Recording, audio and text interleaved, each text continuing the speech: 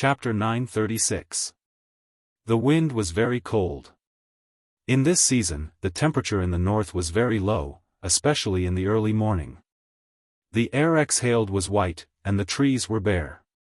As the morning glow rose, Yifan arrived at B City. This city was even more prosperous. Skyscrapers stood tall in the morning glow, as if they were inlaid with a layer of gold. However, Yifan was filled with a sense of unfamiliarity. He could no longer find the familiarity of the past.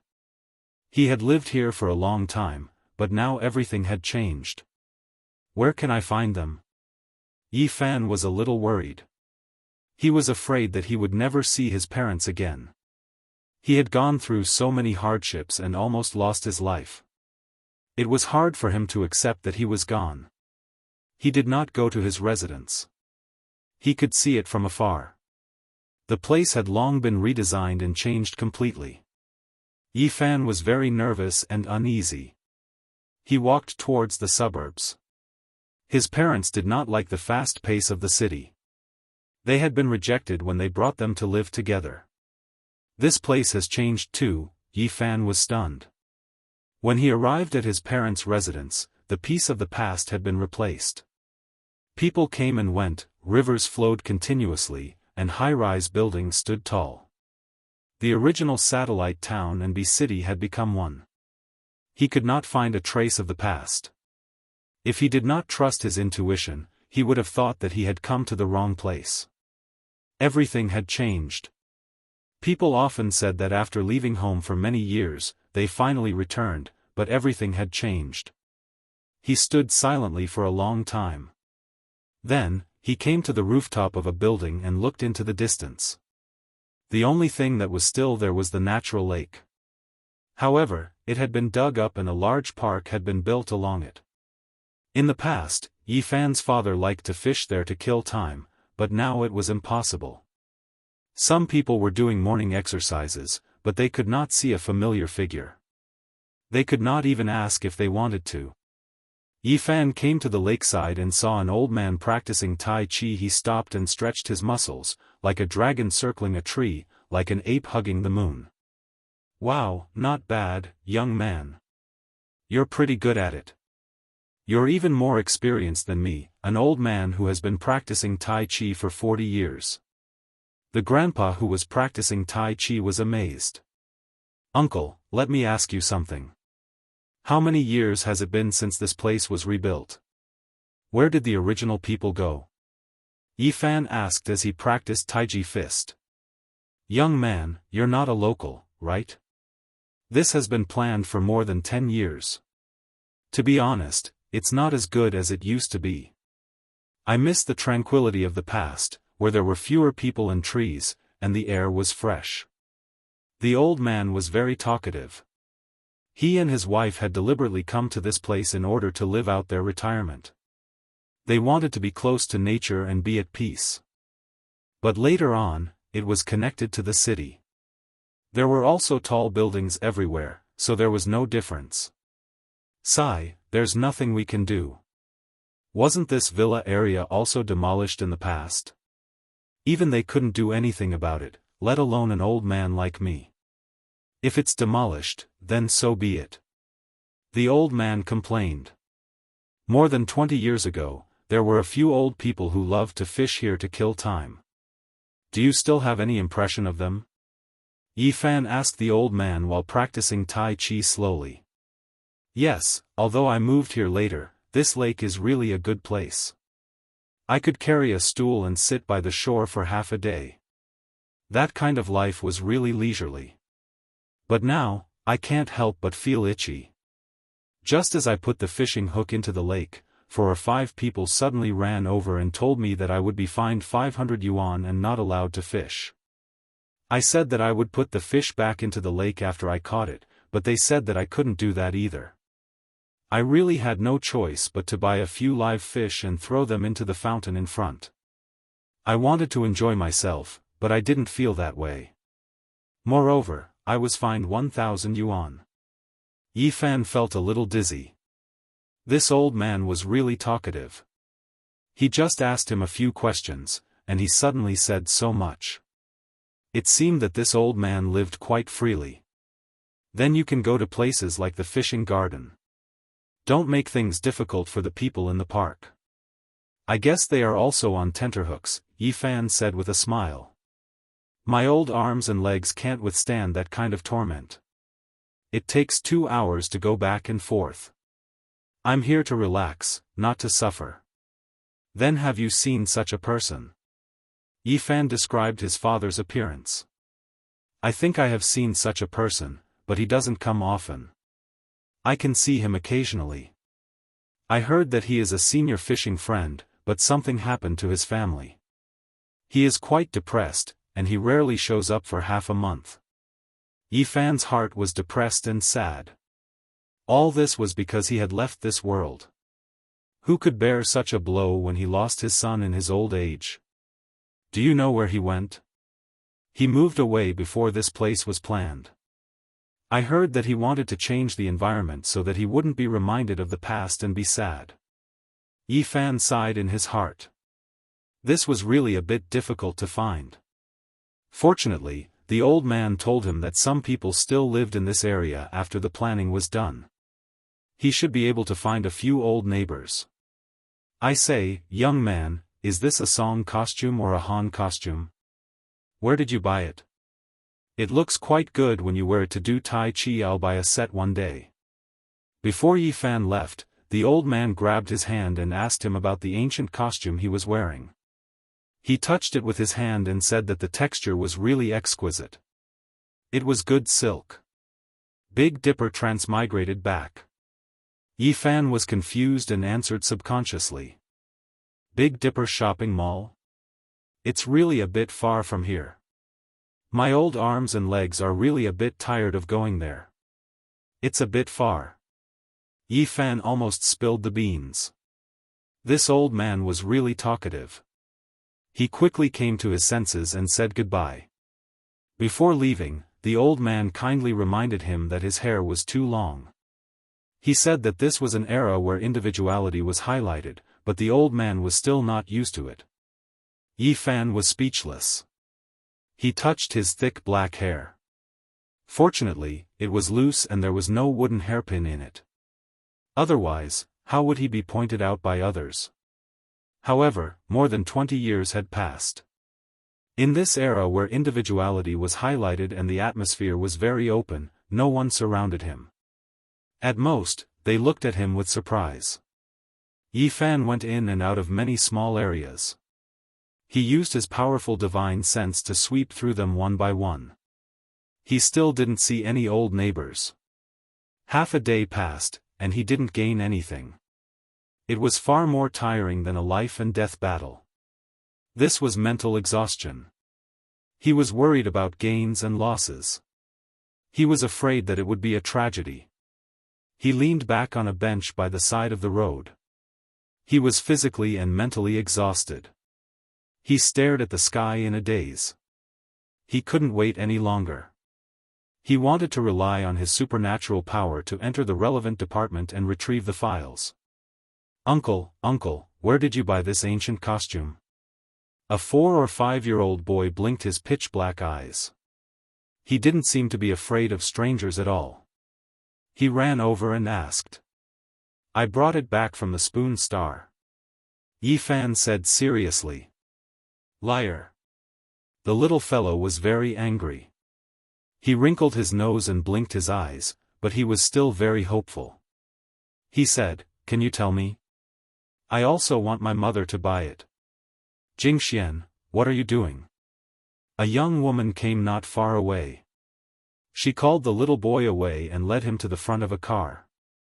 The little fellow was very stubborn. He said unwillingly, Mom, I like that kind of clothes. Don't go home first, okay? It's so old-fashioned. Even the non-mainstream clothes from more than 20 years ago look better than this. The young woman carried the little boy into the car and quickly drove away. Yifan was speechless. Back then, some experts called their generation a lost generation. Some people after the 1990s were called non-mainstream. Now that he thought about it, the children after the 2010s, 200s, and even the 30s should have risen. Hey, that woman looks a little familiar. Who does she look like? Yi Fan was suddenly startled. He tried hard to recall and felt that she looked like someone. Suddenly, he quickly got up and hid his figure. He shrank the ground to an inch and chased after her. On today's earth, his cultivation was suppressed. It seemed that his cultivation had dropped a lot and was far from what it used to be. But after all, Yi Fan was about to cut the Dao and was still very powerful. After leaving the commercial street, he followed the car into a neighborhood with a decent environment. The young woman carried the little boy down. "Mom, I'm not happy. If you don't buy me an ancient costume, I won't be with you anymore." The little boy pouted. "Good boy. What will you look like in that kind of clothes? It's very ugly." The young woman coaxed him upstairs. "Excuse me, are you Uncle Lu's daughter, Lu Qian?" Yi Fan stepped forward. "Wow, Uncle, you live here too." "Mom, I want this ancient costume," the little boy cried. "Who are you?" The young woman was very vigilant. An unfamiliar man following her made her feel a little uneasy. Yi Fan immediately confirmed that this was Lu Qian, the daughter of his old neighbor, Uncle Lu. She still vaguely looked like a child. When he had left, this little girl was only 6 or 7 years old. Now that she had grown up, she looked very much like Aunt Lu. Back then, the old couple had a daughter in their later years and treasured her very much. When he had left, the little girl was still bouncing around and extremely lively. Now, she had become a mother. Yi Fan didn't pester her too much. No matter how one looked at him, he didn't look like a simple, young man dressed like this. He consciously left. Before long, he cut off his long hair and went in and out of the mall. He changed into a set of modern clothes and finally seemed to blend into this world. He was used to wearing Big Dipper's armor. Now that he was wearing the clothes of the past, he felt a little uncomfortable. He felt that his hands and feet were restricted and not suitable for battle. When he returned to the neighborhood, nothing unexpected happened. Not long after, he saw an old man coming out for a walk. As expected, it was Uncle Lu. He was almost 80 years old and much older than before. However, his body was still healthy. Yi Fan changed his appearance slightly. Otherwise, it would be too shocking and frighten the old man. He naturally met up with the old man in the small district and started chatting with him. The old neighbors have all left. There are only a few people of this age left. Uncle Lu sighed as he talked about his past. More than 10 years ago, Yi Fan's parents moved away from this place.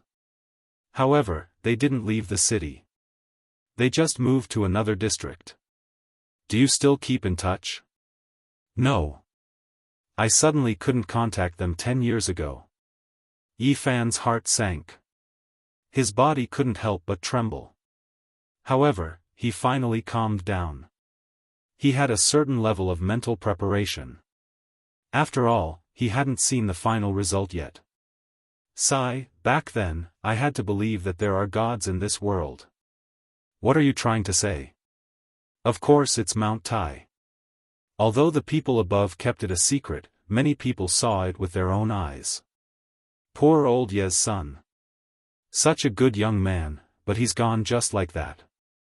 However, it's also possible that he became a god and the 9 dragons took him away. The old man was old and long-winded. He talked about many things in the past. Yi Fan was silent. His heart was filled with mixed feelings. In the end, he left this place and went to District P of B City. He found the new address his parents had moved to. It was a suburban area with a good environment. There were mountains and rivers. In the past, this place was very desolate. Now, many people had fled the city and chose such a place to retire. In front of him, there was an old courtyard house from the last century. It was old but very charming. There was a large piece of forest around it and a man-made lake. No matter how he looked at it, it was very similar to where he used to live in the past. Thinking about it, his parents wanted to change to a new environment and were still nostalgic. Yi Fan found the address and descended from the sky. He landed in a courtyard and shouted, "Mom, Dad, I'm back." However, there was only silence. No one responded to him. Yi Fan trembled. Looking at the tightly locked door, his whole body felt cold. He entered the room.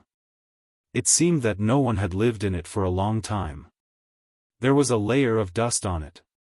This made him even more afraid. This place lacked people. It had been a long time since someone cleaned it or came in. Finally, he found a notebook in the bedroom. He casually flipped it open and saw a sentence that worried him. "I saw Lil Fan again in a daze. I saw him come back. However, when I woke up, I found nothing. There were only some cold tears on my face, Mom, Dad." Yi Fan shouted, tears flowing out of his eyes. Chapter 937. It's rainy again. My joints hurt a little. I'm really old. It's cold at home. Hearing the cries of the neighbors' children, I'm reminded of Lil Fan when he was young. The old man doesn't say anything, but I know he misses Lil Fan more than I do. I often call his name when I sleep at night. Every time I turn on the lights, I see tears on his face. We're really old. The diary had already turned yellow. Every time Yi Fan turned a page, tears rolled down his cheeks. It was filled with longing for him and their love. "Dad, Mom." Yi Fan couldn't help but cry. He had experienced so many hardships in Big Dipper, but he had never cried. Now that he was back, he couldn't hold it in anymore. Tears rolled down his cheeks. The dusty diary felt like it weighed a ton, causing his hands to tremble non-stop. His heart ached. His aged parents, his miserable old age, his dreams were calling his name, but when he woke up, there were only cold tears. It's the new year, and it's still just the two of us. If Lil Fan suddenly came back and appeared by our side, how great would that be? It's the 15th, and the Lantern Festival is here. We should be reunited, but the house is so cold. We went to bed early, but we couldn't sleep until dawn. Our waist and legs hurt, and our bodies can't take it anymore. I don't know how many more years we can wait for Lil Fan. Yi Fan cried and knelt on the ground. He held the diary that was filled with tears and longing. His body was trembling. Every word pierced his heart, making his heart ache. How did the two old people get through all these years? Tears blurred his eyes. The yellowed pages carried too much, heavier than a mountain. The last page of the diary was from 10 years ago. There were only a few sentences. Their bodies couldn't take it anymore, and they were in a trance when they thought about him. The two old people couldn't speak for a few days, and they fell sick from depression. Yi Fan's heart hurt like a knife. He grabbed his hair and knelt on the ground in pain. He wished he could turn back time and go back to that moment, just to see them smile. This was a diary from 10 years ago. What was left of it now? There was only dust. There was no life. Yi Fan's mind rumbled, and he felt as if he had lost his soul. He knew that there were some things that couldn't be changed, but he was still unwilling. He roared like a wild beast, releasing a sorrowful cry of pain. "Dad, Mom." He roared towards the sky, tears pouring down like rain. He forcefully grabbed at the void, wanting to redeem something, but he couldn't do anything. He searched crazily, searching every corner, but everything only made him more sad. The moldy and damp bedroom, the simple furniture, the spoiled instant noodles, all of these showed that the two old people did not have a good life in their later years. Finally, he saw many neatly folded clothes in a relatively new wardrobe. Every single one of them was well preserved. They all belonged to him. Yi Fan choked with sobs, trembling as he rubbed his hands. He knocked his head against the ground and knelt there, unwilling to get up. He hammered the ground with all his might. Even though he was doing his best to control it, cracks were still spreading out. This was an unacceptable result, and he wanted to roar out loud. He had disregarded everything and set off from the Daoist region just to reunite with them today and appear by their side. But it was still too late. Yifan cried and constantly called for his parents like a child. His tears flowed like a river, and he felt as if he had lost the entire world. If his enemies from the Daoist region knew about this, they would definitely be puzzled. How could such a cold-hearted and ruthless person have such a side to him? After an unknown amount of time, Yifan's heart was empty. His eyes were lifeless, and he sat there motionlessly, hugging his knees. After reading the diary and looking at everything in the house, he could already deduce that his parents' bodies couldn't take it anymore 10 years ago. He could guess the ending. Yifan was like a wounded child, curled up in a corner and didn't move for a day and night. His eyes were empty as he stared blankly at every item in the house. It wasn't until the next day that he stood up. He wanted to open the last scar in his heart and face the cruel pain of bloodshed. He slowly walked out and looked at the sky. He felt that everything was gray, and even the sun had lost its luster. Everything was so depressing. Looking at the old courtyard house, he was speechless. He had left a lot of money for his parents back then. After Mount Tai disappeared, the house, car, and savings should all belong to his parents. Why didn't they live a good life? Based on the standard of living at that time, what he had left behind was enough for an ordinary person to live comfortably for several lifetimes. Was the price inflation? The purchasing power of $10 in the 100s was similar to that of $1 in the 90s. But even after more than 20 years, the price of goods was outrageous, and the inflation was even more severe. The property should be enough for them to enjoy their old age in peace. Yifan shook his head. They were already gone, so there was no point in looking into this. He was almost desperate to face the final result. He wanted to find out where his parents had gone during the last days of the diary. He wanted to see their last moments. For this, he decided to show his magical powers and enter some relevant departments. He didn't care if it would shock the world to read everything. First, he released his powerful divine sense and searched through the memories of some people in this courtyard house. He searched carefully and then erased all traces of his actions. He had never thought that he would actually find an extremely valuable clue. Someone had taken away his parents who were already dying 10 years ago. It was a woman. These people didn't know who the woman was. They only knew that her surname was Su because his parents had called her Little Su before they boarded the car. A woman with the surname Su. Yifan's heart moved. In his life, among all the people he knew, she was the only one he had interacted with, and his parents called her that. At the thought of this woman, Yifan was stunned. Then, he sighed softly. More than 20 years had passed. What else could he do? Time was so heartless and had changed many things. Su Qiong, a woman who had left a strong color in his life. It had been more than 20 years since they last met. He didn't know what would happen when they met again. After leaving the suburbs, he used his magical powers and entered some relevant departments. He looked through the files and found some important things. He found out where Su Qiong lived. After graduating from university, his relationship with Li Xiaoman also came to an end. More than a year later, he met a woman named Su Qiong and became friends with her for 2 years. From being as plain as water, to knowing each other for 2 years and becoming very good friends. After that, there was no after. It had all ended before it even started. If he didn't have that gathering, if he didn't go to Mount Tai, if he didn't disappear from this world, perhaps there would be many more stories. In this city where every inch of land was worth its weight in gold, to be able to own a villa was an impossible dream for many people, especially in this place, West Mountain. West Mountain was the general name of the mountains in the west of city. It had a superior geographical location and beautiful scenery. It was especially famous for its ancient temples.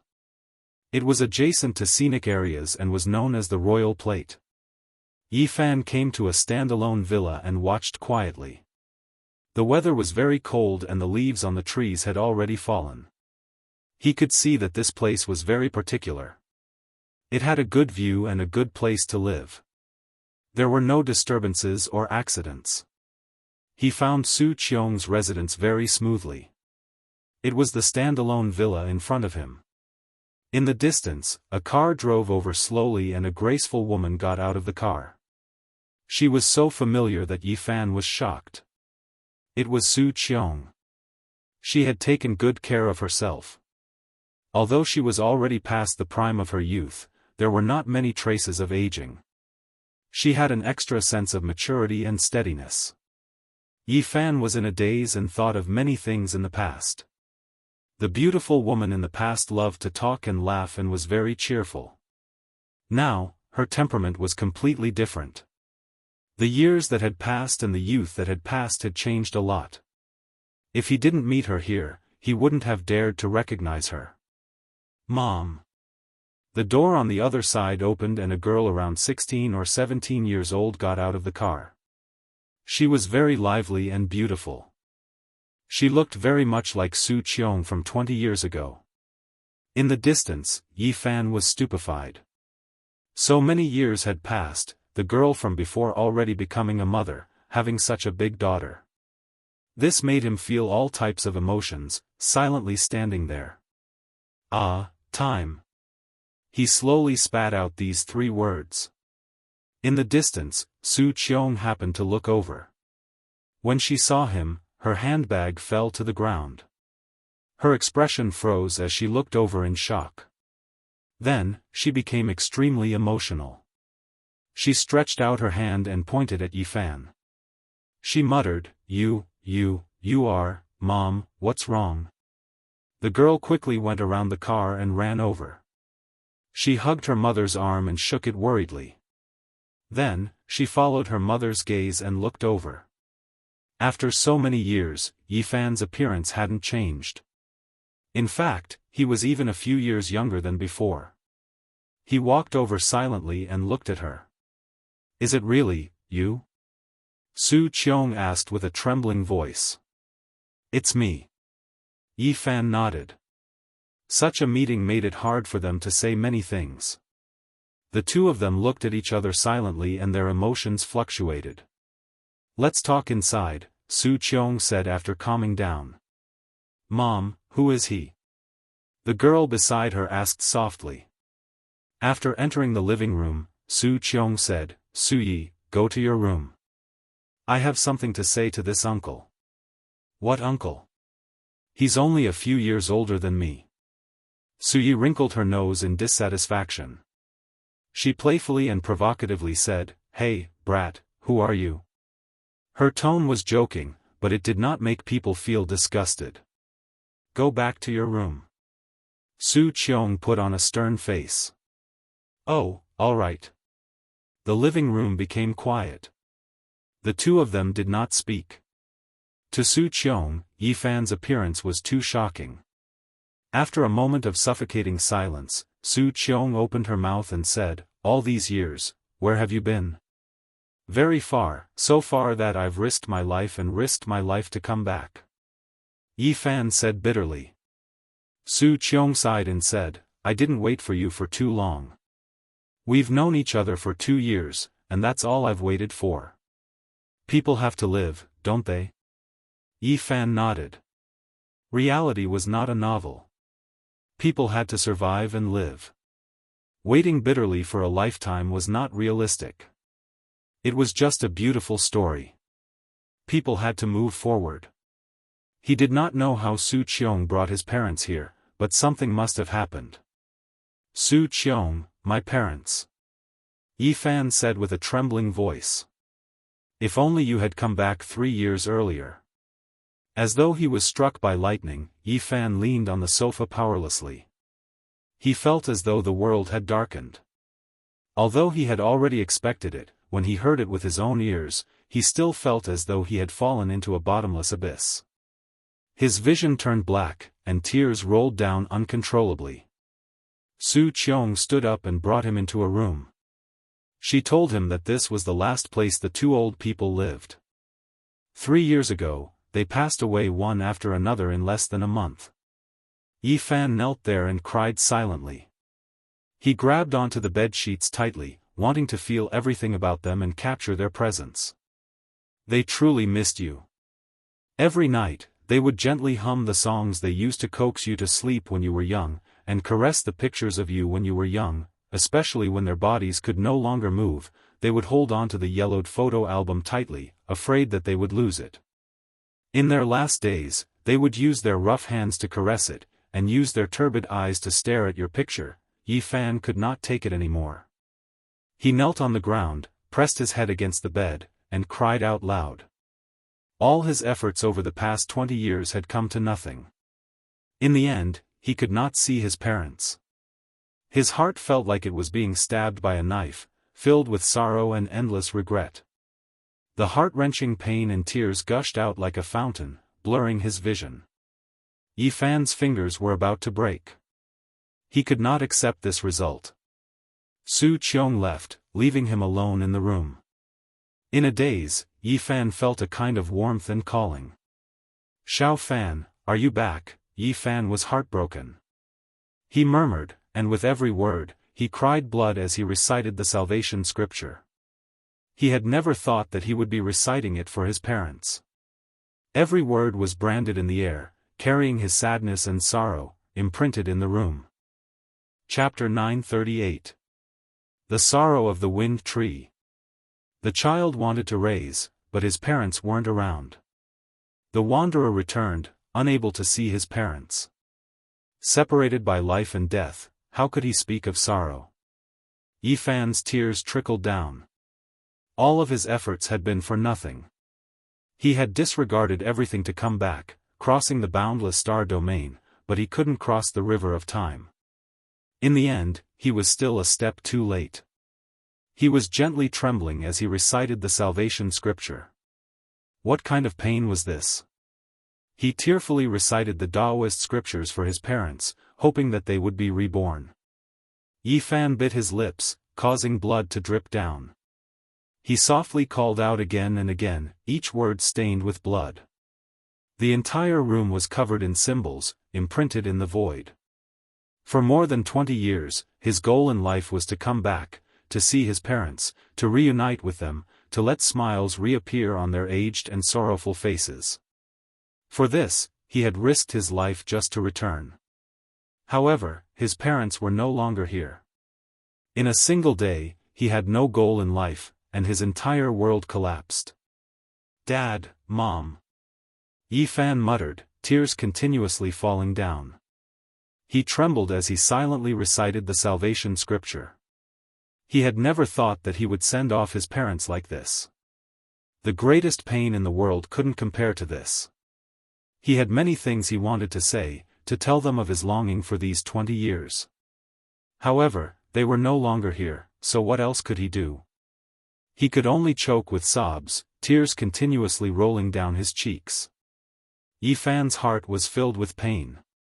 All of his efforts had turned into nothingness in the face of time. Nothing could be done again, nothing could be changed. The paleness of life, the ruthlessness of time. He was so sad and helpless. He stretched his hand into the void, but he couldn't grab anything. He felt how laughable he was, thinking that one day, as long as he was unrivaled in the present world, he could shatter everything and change everything. But now, the heavens directly smacked him in the head, making him feel so sad that he was powerless. He knelt on the ground, not wanting to get up. "Dad, Mom, I'm back to see you guys." Yi Fan knelt there, crying out sorrowfully again and again. "I really missed you guys, but the road was too long, so long that I risked my life to come back. In the end, it was too late. Why did it have to be like this? I would rather die." Yi Fan roared. It was too late to say anything now. He tugged at his hair and sensed the auras left behind by the two elders. Why couldn't he even see them? He was filled with unwillingness and regret. In the end, Yi Fan could only weep silently as he sat on the floor, leaning against the edge of the bed. He suddenly felt as if life had lost all meaning. What cultivation? What Tao cutting? What divine body? What invincibility? Everything was empty. What was the point of not being able to protect his parents? He felt that he was extremely laughable. All of his efforts had been for naught.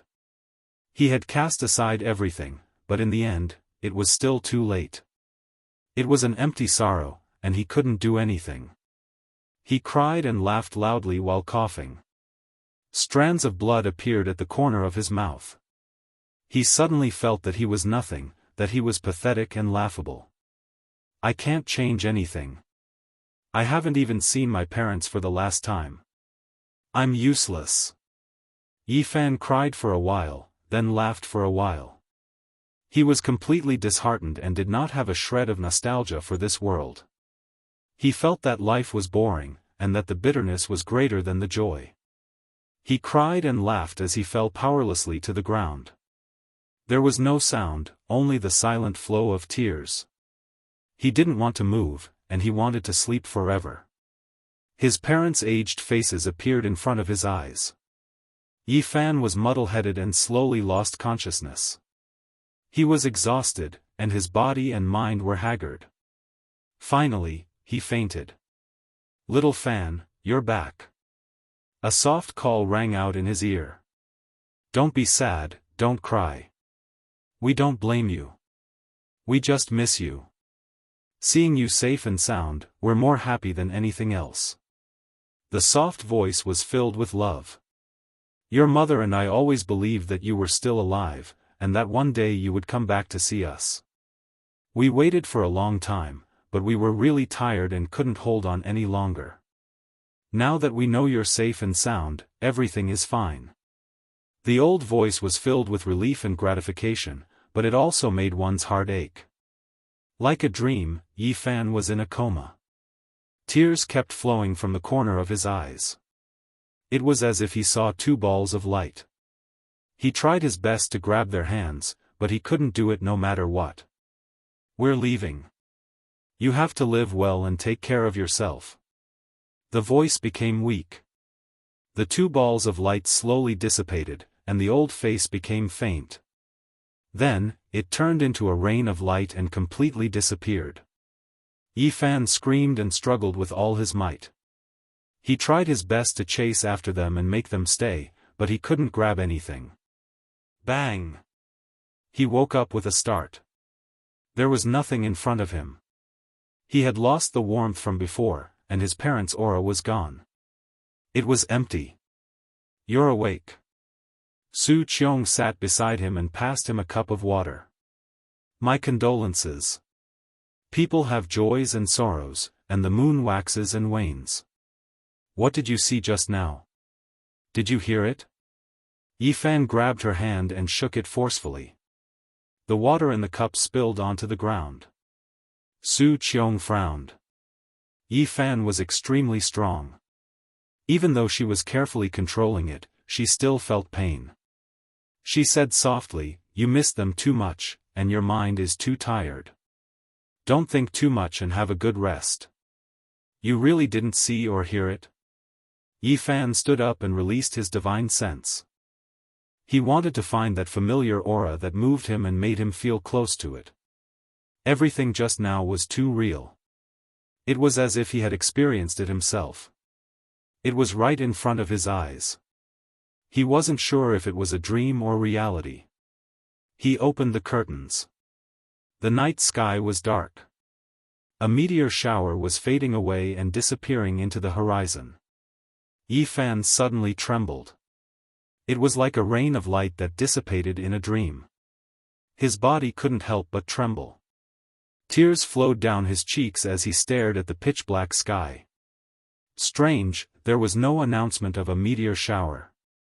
On the other window, Suyi held her chin and blinked her eyes curiously as she looked at the sky. Yi Fan opened the window and soared into the sky. He quickly chased after it and turned into a ray of golden light that disappeared into the distant sky. In the room, Su Qiong's mouth opened wide in shock. The teacup in her hand fell to the ground and released a crisp cracking sound. The water splashed all over the ground. She couldn't believe it. Even though she was mentally prepared, she still couldn't accept the truth. Yi Fan was like a golden peng that streaked across the sky. Was he still human? Seeing Yi Fan suddenly return, in her knowledge, she thought that it was related to an extraterrestrial civilization. The first thing she thought of was a UFO kidnapping. But now, she was petrified. Was that, the god and devil civilization? In the other room, Sui screamed and shouted for her mother. She shouted that a meteor had crashed into her house. The young girl was not afraid of anything. She quickly ran into the room and said, "Mother, did you see that just now? A meteor seemed to have streaked past our house. It's too magical." Su Qiong covered her chest with her hands and stopped trembling. She didn't want to lose her composure in front of her daughter. She tried her best to calm herself down. Everything that had happened was too shocking. Suyi was about 16 or 17 years old. She was very lively and active. She ran to the window and looked out. She kept poking her head out to see where the meteor had landed. "Mom, why is your face a bit pale? Did you get a fright just now? Don't be afraid, with your precious daughter here, no matter what kind of demon or ghost comes, I will beat them away." Ha. She made a Tai Chi fist gesture in a lively manner. But when she saw that her mother's expression was still unnatural, she quickly retracted her playfulness and said, "Mother, what's wrong? I'll go get you a cup of water." Where's that uncle? Why is he gone? Where did he go?" Su Qiong calmed herself down and said, "He had something to do, so he left first." At the end of the horizon, Yi Fan stood alone in the night sky in a daze. He couldn't have caught up to anything. The meteor shower had long since disappeared. Why? Was it you guys? Where did you go? He felt that perhaps there really was a mysterious power in the world. Were his parents saying goodbye to him just now? But then, he shook his head. He was a cultivator, especially when he had reached such a powerful realm. He was very sensitive to primordial spirits and knew their nature. What was gone was gone. It was impossible for it to appear again. There was no way for it to be reborn. This was the nature of the world that couldn't be changed. Everyone would die one day, even the ancient emperors were no exception. Maybe it's my own subconscious that's healing my heart. Yi Fan sighed. He used his hand to grab at the night sky, but he couldn't grab anything. He didn't believe in fate or reincarnation. There was no such thing as reincarnation in the human world. But what he had just experienced was both real and illusory. He thought back to when he went to the western desert and the words of the old monk who transformed into the Tao. In the next life, if you believe in it, then it exists. If you don't believe in it, then it doesn't. The years are long and endless.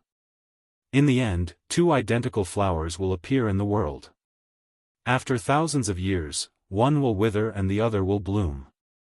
Whether or not they were the same flower, no matter how much later generations thought about it, not even that ancient Buddha could say it clearly. Was it my own subconscious that was lying to me, or were they really saying goodbye to me?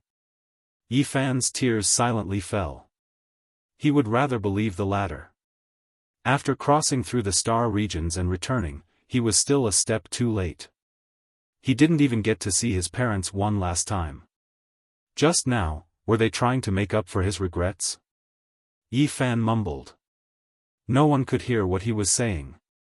He continuously muttered to himself as he stood in the night sky, wanting to stay there forever. He didn't want to continue thinking rationally.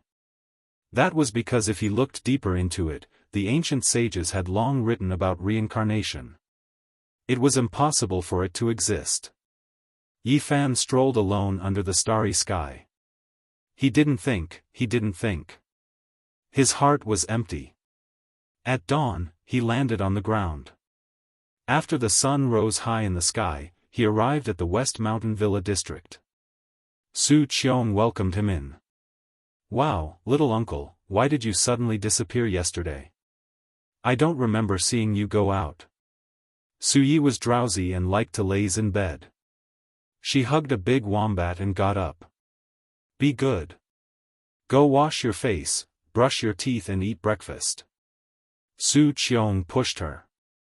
Although Su Yi was only 16 or 17 years old, she was as tall as her mother. She obediently nodded and said, "Oh, all right." This was the biggest blow that Yi Fan had ever suffered in his life. He really wanted to leave this place and avoid this mortal world. Everything that he had seen made him feel sorrow and pain. However, he couldn't just leave like this. He wanted to know the last moments of his parents, and wanted to know everything that had happened in the past. "Eat something first. I'll tell you later." Su Qiong combed her long hair and comforted him softly. "I can't eat anymore. You go eat. I'll wait for you. After that, bring me to their graveyard." Yi Fan felt his entire body become heavy. He fell onto the sofa and didn't want to move. His eyes were dry, but his tears had already dried up. Su Qiong sighed. She didn't have much of an appetite. She brought Yi Fan out and drove far away. After an hour, they arrived at the graveyard. The graveyard was huge. It was filled with evergreen grass. It was built along a small hill. There were even some green pines and cypresses. It made the place look solemn and dignified. "It's here." Suddenly, Su Qiong revealed a strange expression. It was because there was a pure white flower in front of the gravestone. It was swaying in the wind. Its petals rustled and fell, emitting a faint fragrance. "Will anyone else visit the graveyard?" Yi Fan asked. "I don't think anyone else knows. It's strange." Su Qiong was bewildered. Chapter 939. Spring hadn't arrived yet, and it was still the end of winter. It was still extremely cold in the north, and the cold wind felt like knives cutting at one's face. In front of the grave, a pure white flower swayed in the wind. The petals were blown away, and the names of 2 elders were carved on the grave. 3 years had already passed, and Yi Fan was powerless to defy the heavens. He silently knelt down. His lips trembled, and his hoarse words couldn't be heard clearly in the northern wind. He couldn't shed tears, and he could only mutter softly. Su Qiong walked to the side, giving him some time to be alone. She asked the cemetery manager who had just placed the pure white flowers here. Unfortunately, there were no results. There were quite a few people coming and going here every day, and no one would pay special attention to who it was. Yi Fan knelt in front of the grave. He wanted to accompany this place forever, never to rise again. He had lost his life's goal, and his heart was empty. His world was a leaden gray. "Dad, this is a type of divine wine I brought back from Big Dipper. It's very difficult for the great sect masters to drink it. It's a pot of essence extracted from a 1,000-year-old wine cellar." Yi Fan opened a mutton fat jade gourd and poured out the wine. The refreshing fragrance filled the graveyard. Su Qiong was shocked. She turned around, and she just happened to see this scene. The wine fragrance was shockingly strong, and even someone like her who didn't drink white wine was moved by the fragrance. The cemetery manager saw this and quickly walked over, informing him that he had violated the rules. He had to put away the wine bottle, and he had to pay a fine. Su Qiong walked up, took out a stack of money, and handed it over. She didn't let him come closer out of fear of causing trouble. She knew that the current Yi Fan couldn't be measured as of immortal. "Mom, these are some small ornaments I brought back from Big Dipper." Some strange ornaments appeared in Yi Fan's hands. There was a long pearl necklace that had been washed clean, and there was also a protective talisman carved from a heavenly evil relic. They were all things that could prolong one's life. Every one of them was sparkling and glistening, and they released strands of essence energy. Even ordinary people could see that they were extraordinary, and they could relax all their pores, as if they were bathing in a spring breeze. Chi!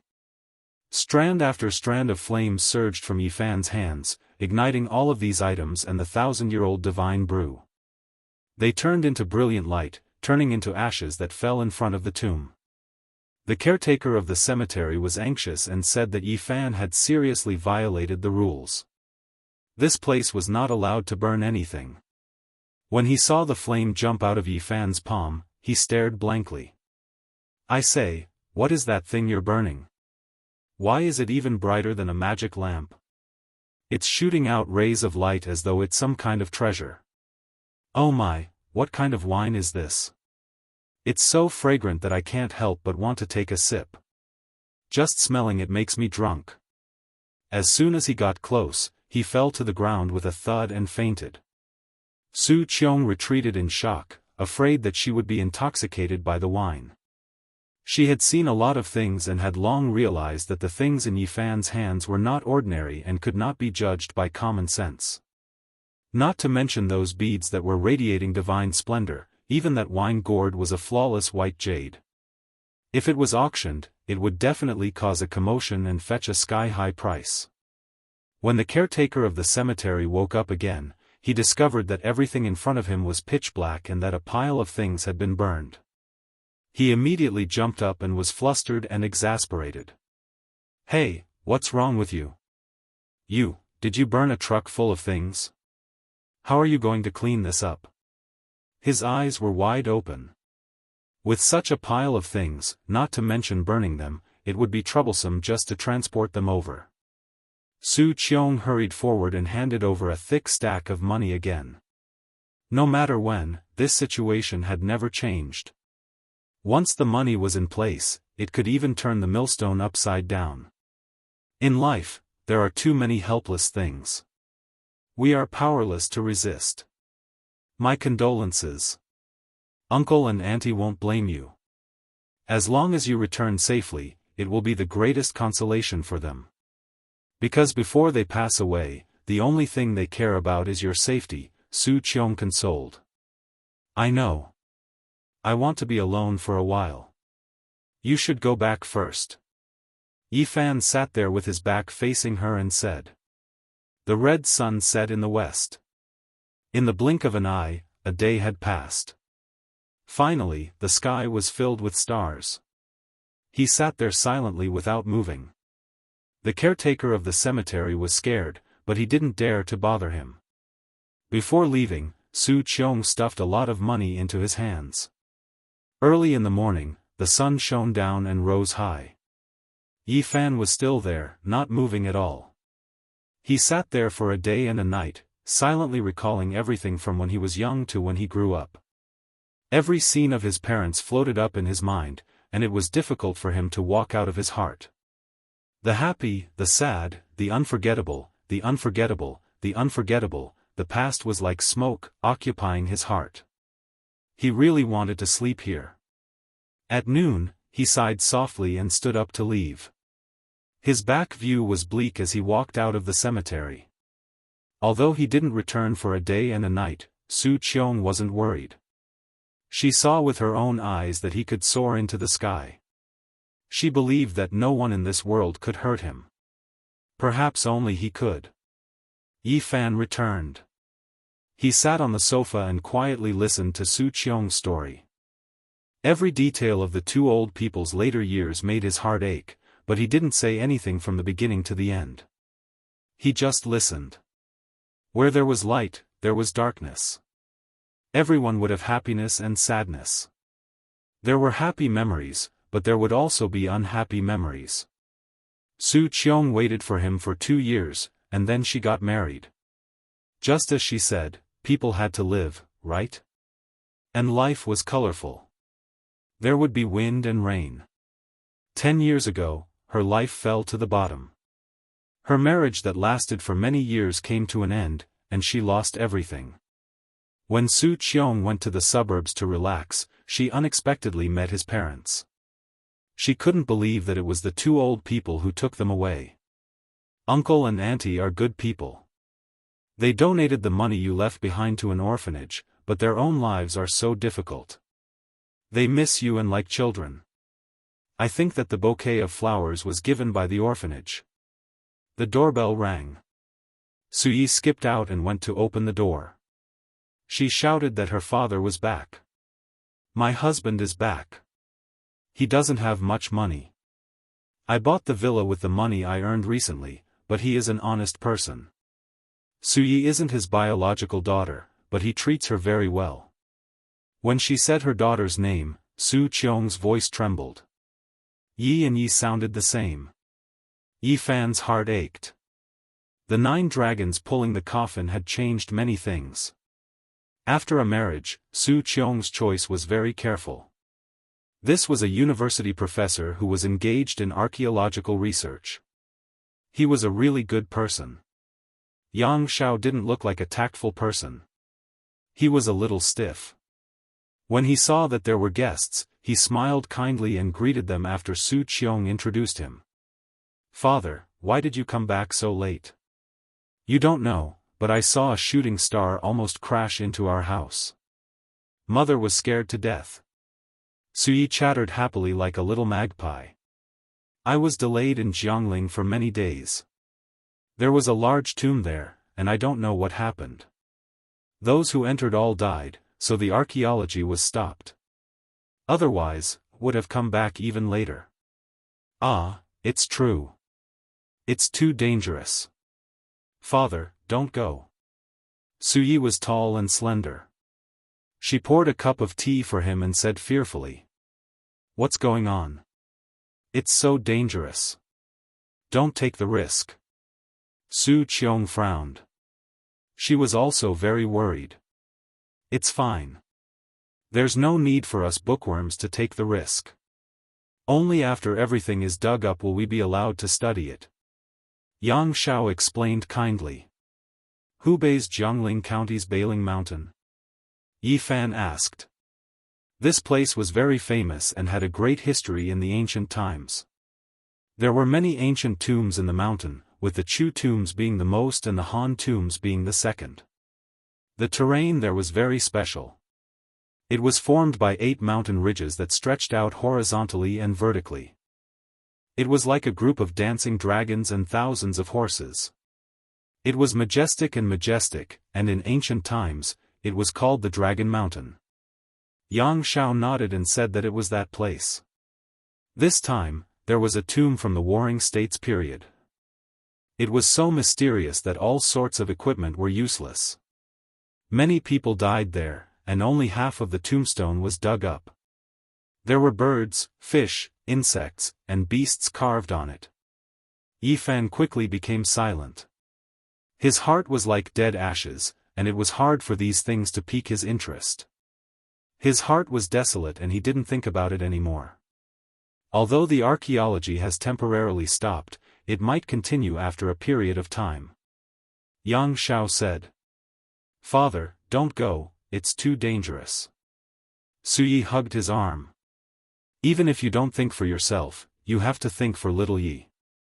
Don't run around and stay in your department. Su Qiong said. Okay, I won't go next time. I'll stay in B City. Yang Xiao smiled sincerely. It could be seen that this family was very harmonious, and Su Qiong had found a good home. Yi Fan finished asking about his parents and memorized every little detail before preparing to leave. Where are you going? Stay at home. Su Qiong looked at him in a daze and tried to persuade him to stay. No, I want to travel around. I'll treat your family to a meal some other day. Before Yi Fan left, he took out some small ornaments and gave them to her. Each of them was sparkling and translucent. Wow, so beautiful. What is this made of? It looks like a crystal, but it's not. How can it be more beautiful than a diamond? Suyi was very lively. She took it on behalf of her mother and looked at it under the sunlight. Yang Xiao's face was full of shock. He stood up and moved closer. He adjusted his spectacles and said, "These have at least 2,000 years of history." Yi Fan thought about it and took out some other small items. He gave a wooden bead bracelet and a protective talisman to Yang Xiao, telling him to bring them with him when he went out for archaeology. Just like the other sparkling ornaments, they were all rare treasures even in Big Dipper. They could extend a mortal's lifespan and had formations inside to protect the wearer. Suyi hugged one of Yi Fan's arms and called him "Little Uncle is the best." Yang Xiao said that they were too precious and could not afford to keep them. They might be national treasures. Only Su Qiong knew the true value of these things. After seeing how Yi Fan could rush into the starry sky, she understood that these were not ordinary items. They might be the so-called celestial items in the eyes of mortals. Yi Fan thought about it and took out 2 jade bottles and placed them in her hands. He used his divine sense to tell her that if anything happened to her body, she could take them. However, 1 pill at a time was enough, and she must not take more than that. Yi Fan left and was about to disappear. When he looked back, Su Qiong was still standing there with tears in her eyes. She muttered to herself, "Time. I missed out on a lifetime. Mom, little uncle has left. Why isn't he coming in?" Suyi called out. Yang Xiao took out a coat and walked out to help her put it on. He said softly, "Go in, it's cold outside." "Amen." Su Qiong nodded. What was there for her to be dissatisfied about? Everything was going according to plan. As long as she did not think about the past, she would undoubtedly be very happy. Yi Fan walked on the streets alone in a daze. His parents were no longer around, and it was a huge blow to him. He felt that life had lost its meaning. He did not know where to go and could only walk aimlessly. He did not want to stop, and wanted to keep walking. He did not know how much time had passed. It might have been 4 days, or it might have been 5. He stopped in front of a park bench and sat there. He was seriously thinking about where he should go next. In his right palm, a huge Sarira appeared. This was left behind by the Western Desert ancient Buddha who had transformed into the Tao. He was loyal and brought it to this side of the starry sky. In his left palm, a palm-sized stone coffin appeared. This was the taboo item that Qi Luo had asked him to throw into the starry sky. It was very likely that it was the ancient coffin of a divine being that was buried in the 9 heavens during the mythological era. Suddenly, specks of light overflowed from his hand and turned into a rain of light. This is Chapter 940. Specks of golden light revolved around his fingertips like golden butterflies. They danced gracefully and then flew into the sky. Yi Fan was startled. The infant fist-sized Sarira became smaller and smaller, turning into a rain of light that scattered in all directions. The scene was magnificent, holy, solemn, and respectful. Transforming into the Tao. This was the first word that came to his mind, but he felt that it wasn't the case. That ancient Buddha had already passed away in meditation back in the Western Desert. Could it be that there really is reincarnation? Yi Fan immediately became excited. He was overwhelmed with emotions and immediately stood up. During these past few days, he was absent-minded and muddle-headed. He walked around aimlessly and almost didn't know where he was. His parents' figures always appeared in his mind, and he was unable to free himself from his grief. Reincarnation, resurrection, these words lingered in his mind from time to time. It was also because of this that he could think of the Sarira and the ancient coffin that should have been buried in the 9 heavens.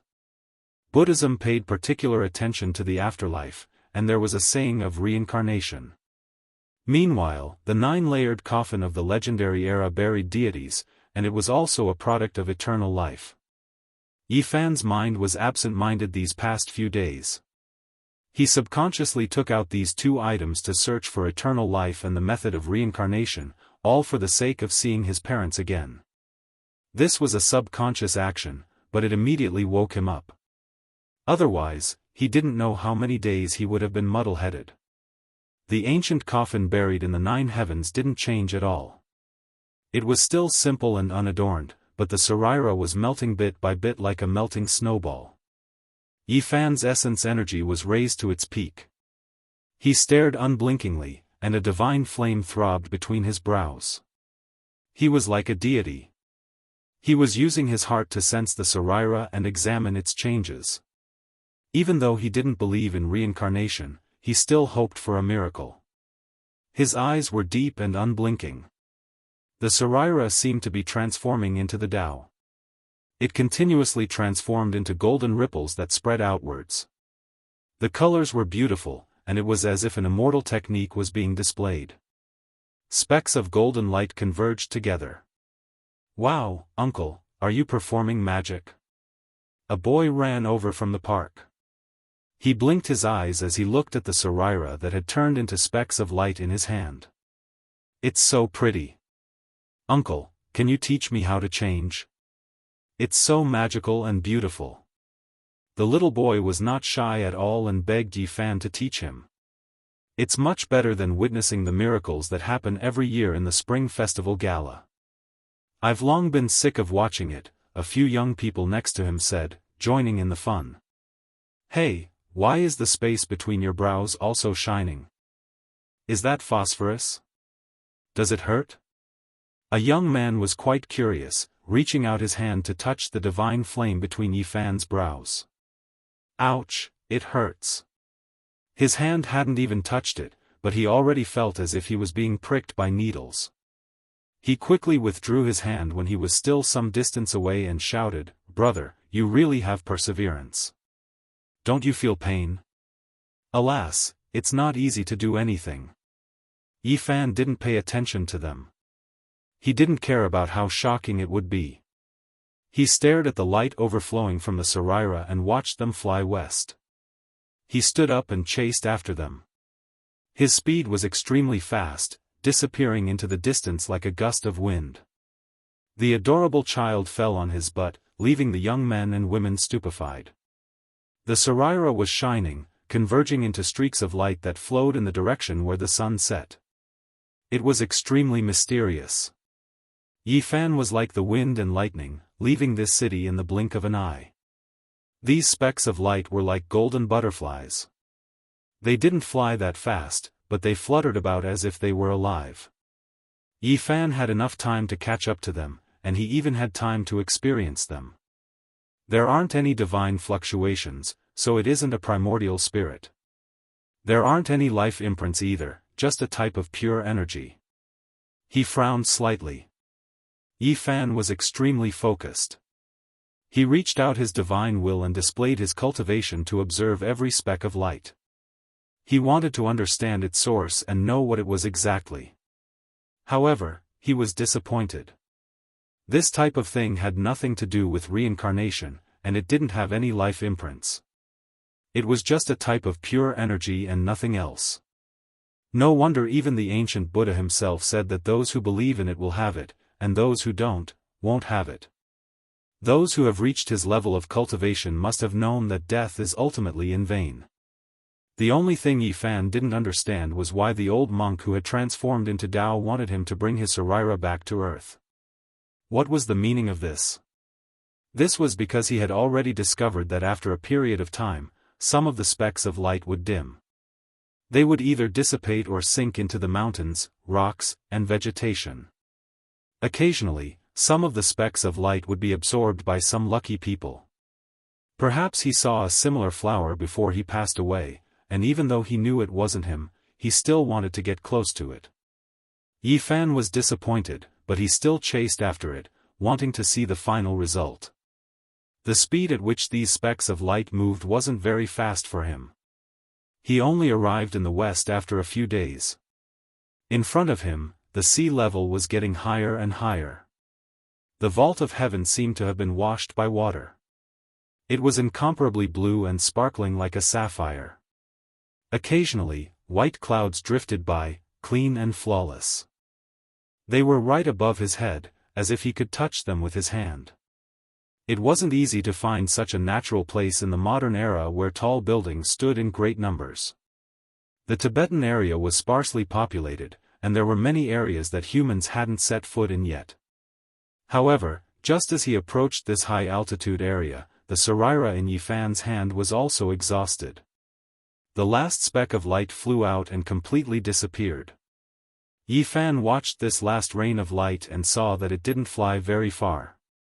In the end, it fell into the mountains, sank into the vegetation, and turned into nothingness. He let out a long sigh. Although he knew that reincarnation was empty and impossible to exist, he still couldn't help but feel sad and disappointed. He had extinguished the last glimmer of hope in his heart. The ancient saints of the western desert had completely disappeared from the world. Buddhas were nothing more than this, let alone mortals. In the end, they couldn't leave any traces behind. Yifan knew that it was impossible for him to see his parents again. They were truly separated forever. Thinking of this, he was dejected and couldn't control himself. He stood there motionless, almost petrified. What should he do?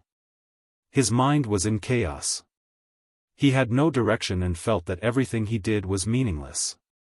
After standing there for an unknown period of time, Yifan suddenly raised his head.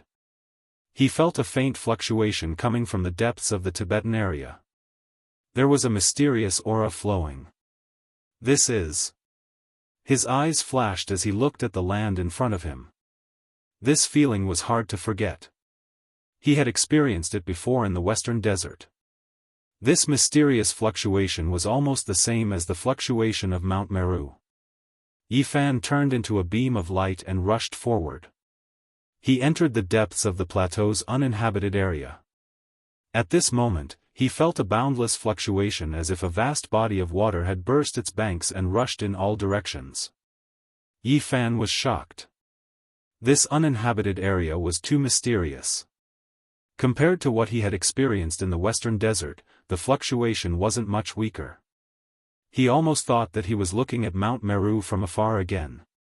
However, it left as quickly as it came. The mysterious fluctuation was like a flood that was cut off by a sluice gate. In the blink of an eye, it stopped and disappeared completely. He couldn't sense it anymore. Where did it originate from? Yifan's powerful divine sense swept through the mountains and rivers, but he couldn't sense anything. This was a very strange experience. The Tibetan area had always been mysterious. There were always some things that couldn't be explained clearly. Yifan chased all the way here but didn't see anything. He was bewildered. There are indeed many unsolved mysteries in the Tibetan area. The birthplace of Gautama Buddha no longer worships Buddha. This place has become a pure land. Could it be that something is hidden here? Yifan stood on a majestic mountain and looked down at the vast and mysterious ancient land. Not only did Buddhism take root here, but even the most mysterious ancient Kunlun of China was also here. He moved forward and passed by many places. He passed through a large uninhabited area and finally arrived at a barrier between Tibet and the Darim Basin, a section of the Kunlun mountain range. Kunlun was the mountain of 10,000 ancestors. It was the #1 sacred mountain in China.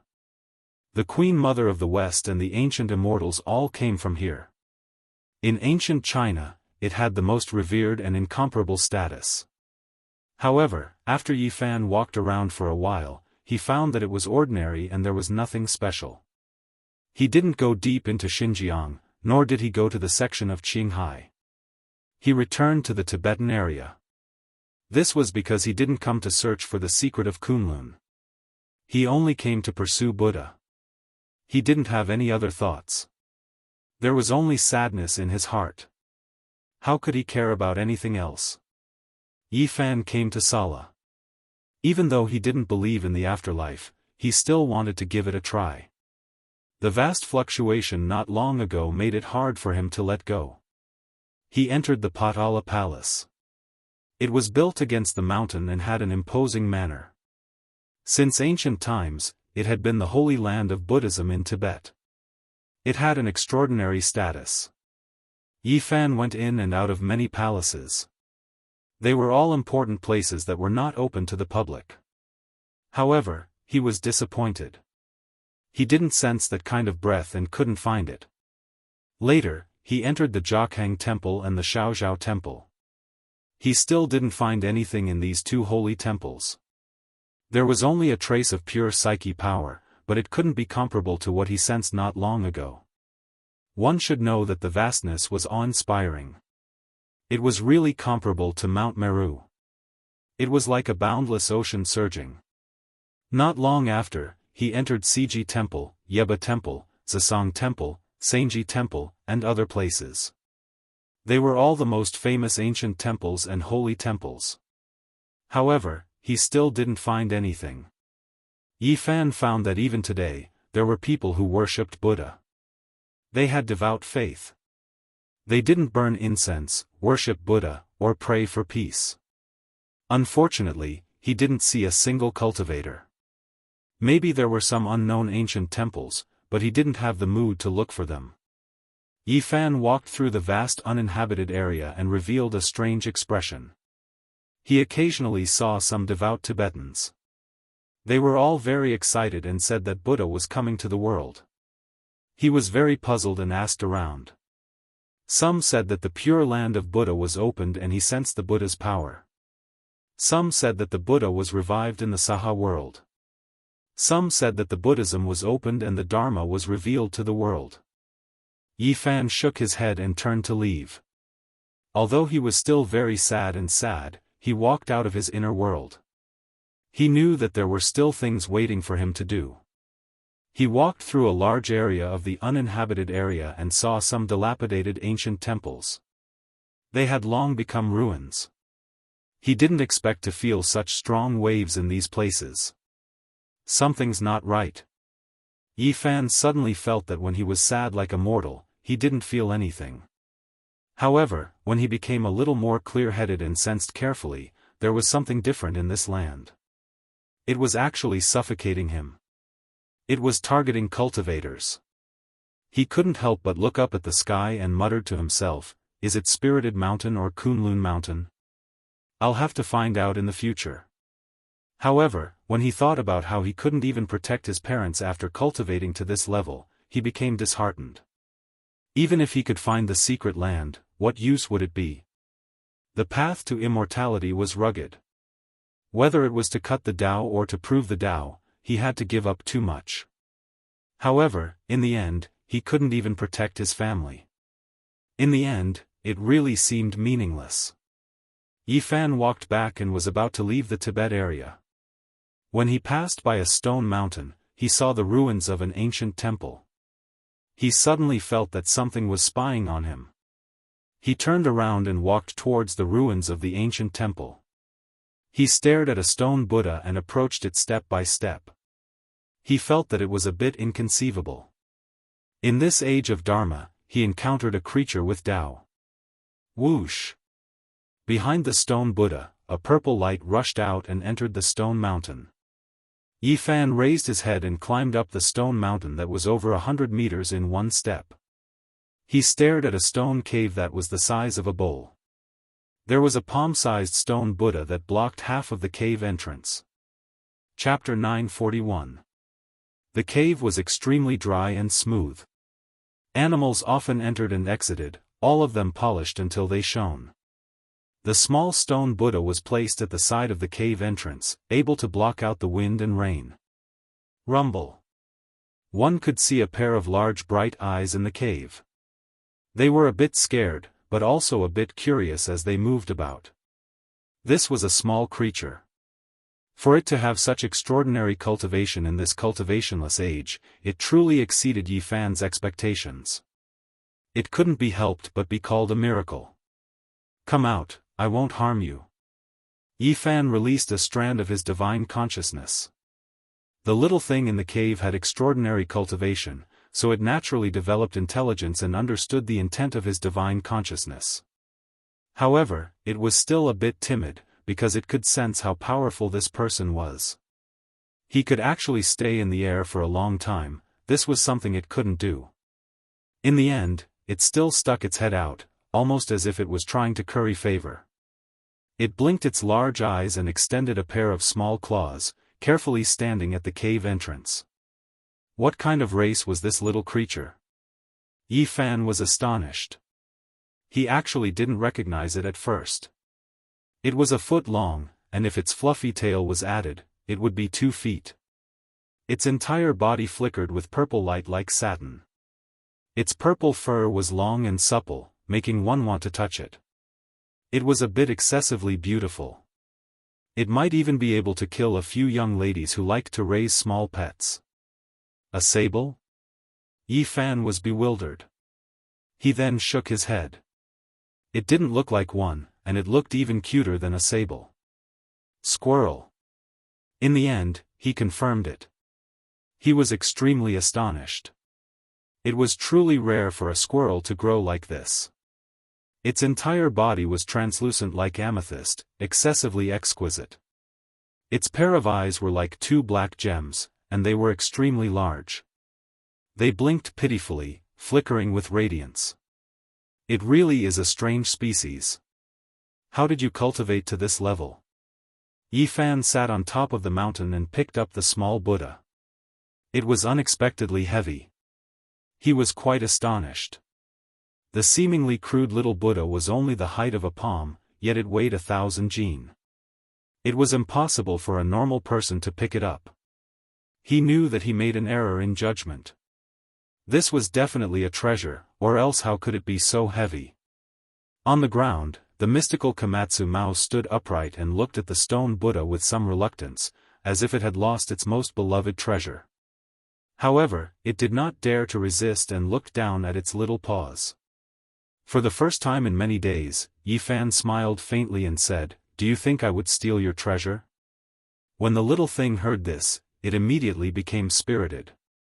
It blinked its big eyes in a flattering manner and bowed with its pair of small claws, as if it was bowing. There were almost no squirrels on Earth that were purple, except for a few mutated ones that had a light color. However, this one was sparkling like an amethyst, and every soft hair on its body was shining with purple light. Since it was so special, if it was sold as a pet, it would definitely attract everyone's attention. Just how powerful are you? Show me. Yi Fan sat on the stone mountain. This little thing's big eyes were sparkling like a child showing off a treasure. It worked hard and waited for him to praise it. Whoosh! It turned into a beam of purple light and rushed into the sky, about 100 meters away. Then, it wobbled and took a dozen steps in the air before it could not hold on any longer and quickly fell down. The first secret plane of the human body was the Sea of Reincarnation. There were 4 small planes, namely the Bitter Sea, Life River, Divine Bridge, and Permitha. As long as one reached the Life River stage, they would be able to fly. In comparison, although the demon clan was different, there was not much difference in comparison. This little thing wobbled around. It was obvious that it had just entered Taoism. Compared to the saints of the demon race, it was like heaven and earth. However, to be able to do this on earth was already not bad. The great path could not be sensed. To be able to cultivate to this level, it could be said to be a shocking anomaly. Moreover, Yi Fan looked at it seriously. This little thing was far more mystical than he had imagined. It was far beyond the Life River stage and had already broken through the Sea of Reincarnation to enter the second secret plane of the palace. Of course, this was according to the human classification system. Earth is really scary. Even the cultivators of the palace are suppressed to the point that they cannot fly for long distances. They can only rush out 100 meters before they can't hold on any longer. At the same time, he could not help but be surprised. This purple squirrel was extraordinary. This was a heaven-defying little demon that had grown up in a situation where the great path did not allow it. Yi Fan tried to sense the essence of heaven and earth, but in a very large area, he could only capture a few strands. It was too thin. To be able to cultivate to this level under such circumstances, was it the son of the demon emperor? He immediately revealed a strange expression, wanting to see through this little thing. The purple Komatsu squirrel was immediately afraid. It held up the stone Buddha with its little paws, and with a pitiful expression, it handed it over to him, trying to please him. "I will not steal your things. I just want to know, how do you cultivate?" The purple squirrel shook its fluffy tail and put down the stone Buddha. It pointed at the head of the Buddha and then at the sky. This puzzled Yi Fan. He had already seen the stone Buddha. Other than its sturdiness and weight, he did not find anything else. Not long after, the sky darkened and stars dotted the sky. A silver plate appeared.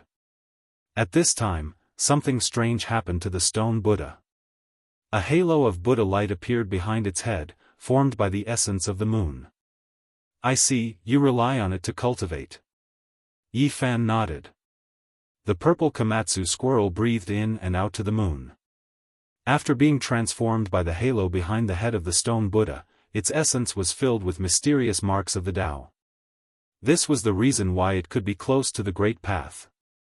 The moonlight was originally very scattered, but after being guided by the stone Buddha, the light spots in this area multiplied countless times and were all absorbed by this little thing. This is really a strange treasure. I can't believe I couldn't see through it.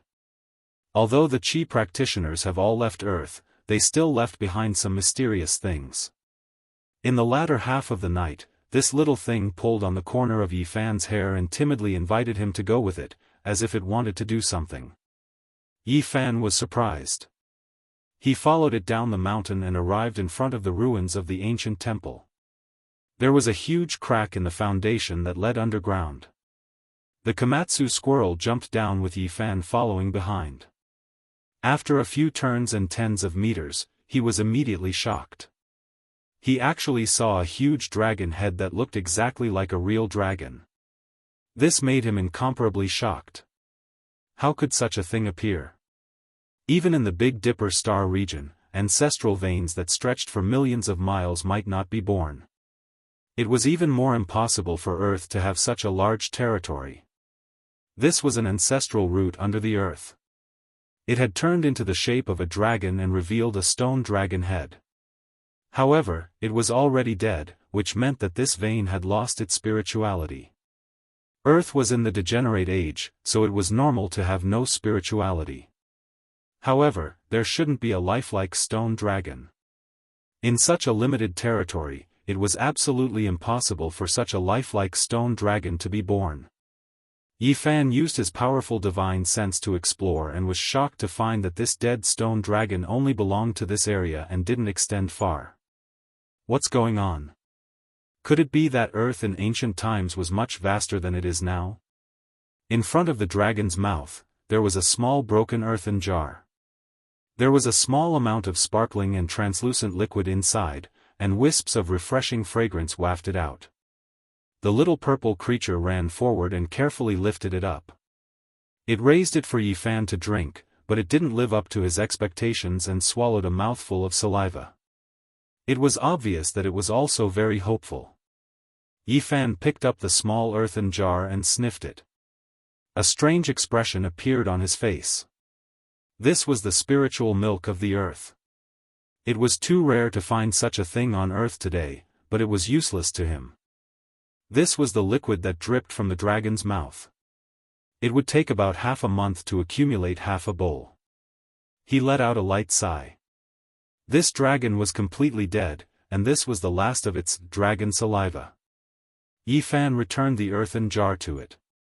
The little creature was a little confused, but then it blinked its large black gem-like eyes and still sincerely offered it to him to drink.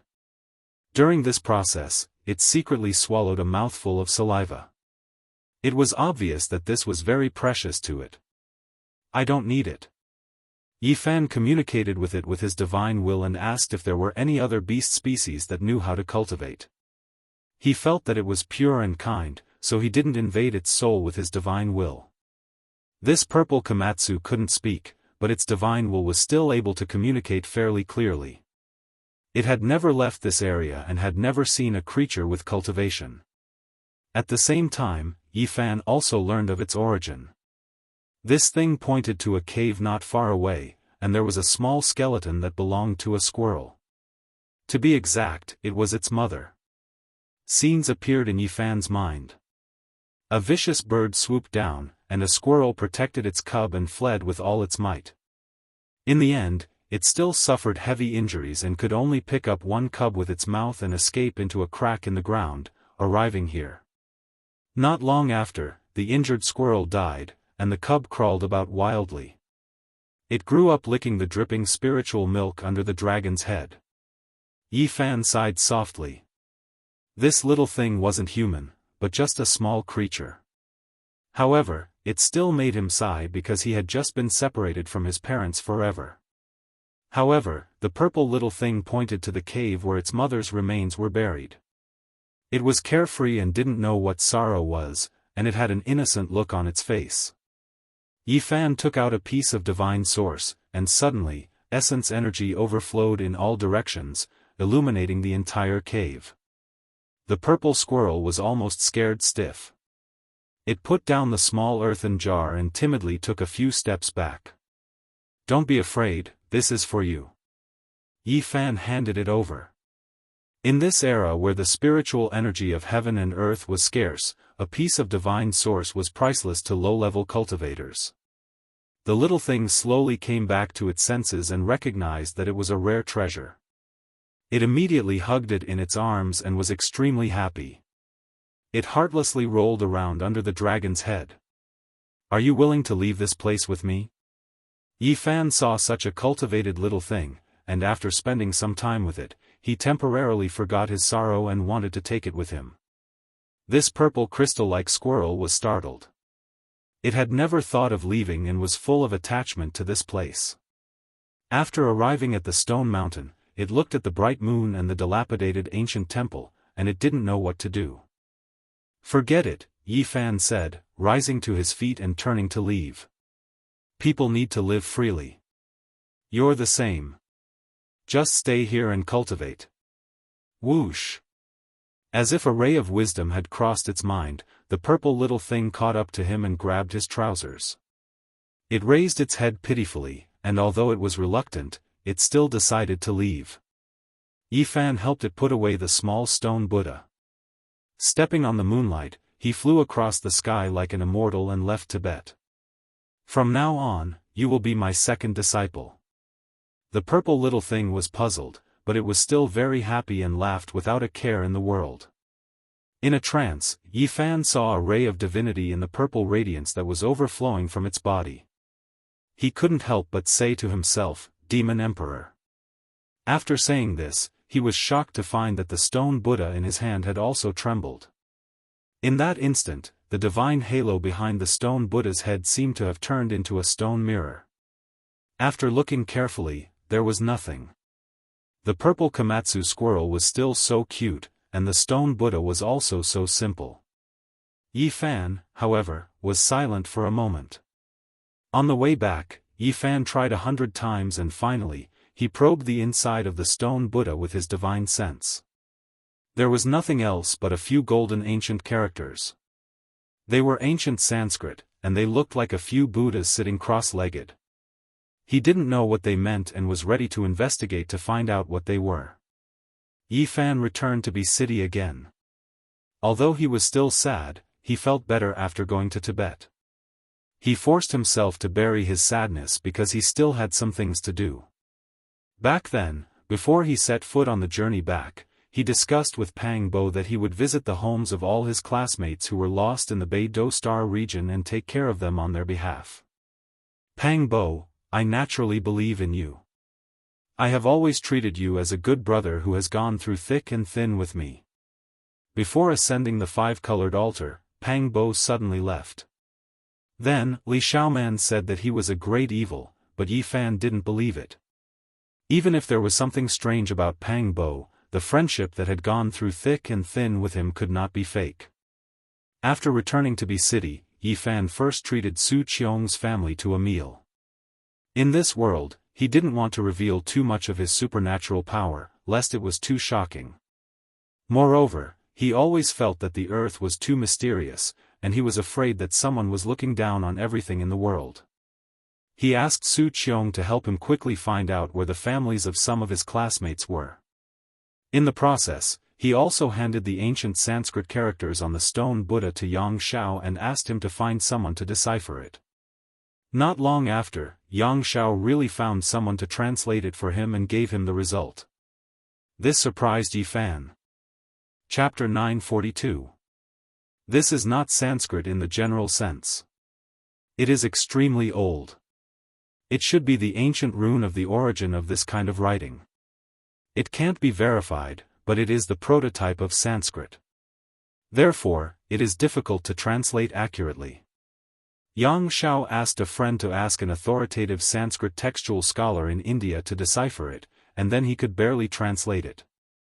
This is the prototype of Sanskrit, but it also gives birth to several meanings because it is too different from the Sanskrit of later generations. A few words contain many meanings, which makes people have a headache. Consummation of enlightenment and movement was one of the translations. The gate of wisdom is the second possible meaning.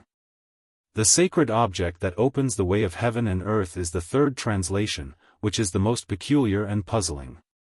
Yi Fan was in a daze. He couldn't help but be shocked. This unremarkable little stone Buddha seemed to have a great background, and it was beyond his imagination. The first meaning, perfect enlightenment, obviously refers to Buddha. Self-awareness, other awareness, and enlightenment are three realms. Mortals have no three realms. Bodhisattva reaches the second realm, self-awakening and enlightening all living beings. Only when Buddha reaches perfection, he can cut off all worldly thoughts and ignorance. The second meaning, gate of wisdom, this is a general statement, and there is a line of translation annotation, but it is really to open a door. It is suspected to lead to Spirited Mountain. This annotation is more surprising than the original translation. Yi Fan is moved. He just came back from Tibet, and for a moment, he felt a vast wave, no weaker than Mount Meru. From the whirling world to Spirited Mountain, this is a kind of annotation that makes people shudder. It is very mysterious. Can this little stone Buddha really lead to a secret place? It is thought-provoking. The third meaning, the sacred object that opens the way of heaven and earth. This is a very mysterious statement, just a vague translation, and even the translator himself is not sure, so there is not much elaboration. Yi Fan is surprised.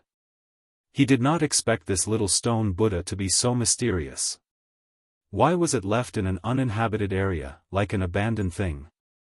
Yang Shao looks strange. Ordinary Sanskrit is fine, but this kind of ancient rune is rarely seen in India. Only 1 or 2 national treasures are engraved with it. He asks him how he got it, and reminds him kindly and carefully that the country is very strict with the supervision of cultural relics. Yi Fan was helpless. Since he gave out a few small gifts, Yang Shao judged that it had a history of more than 2,000 years.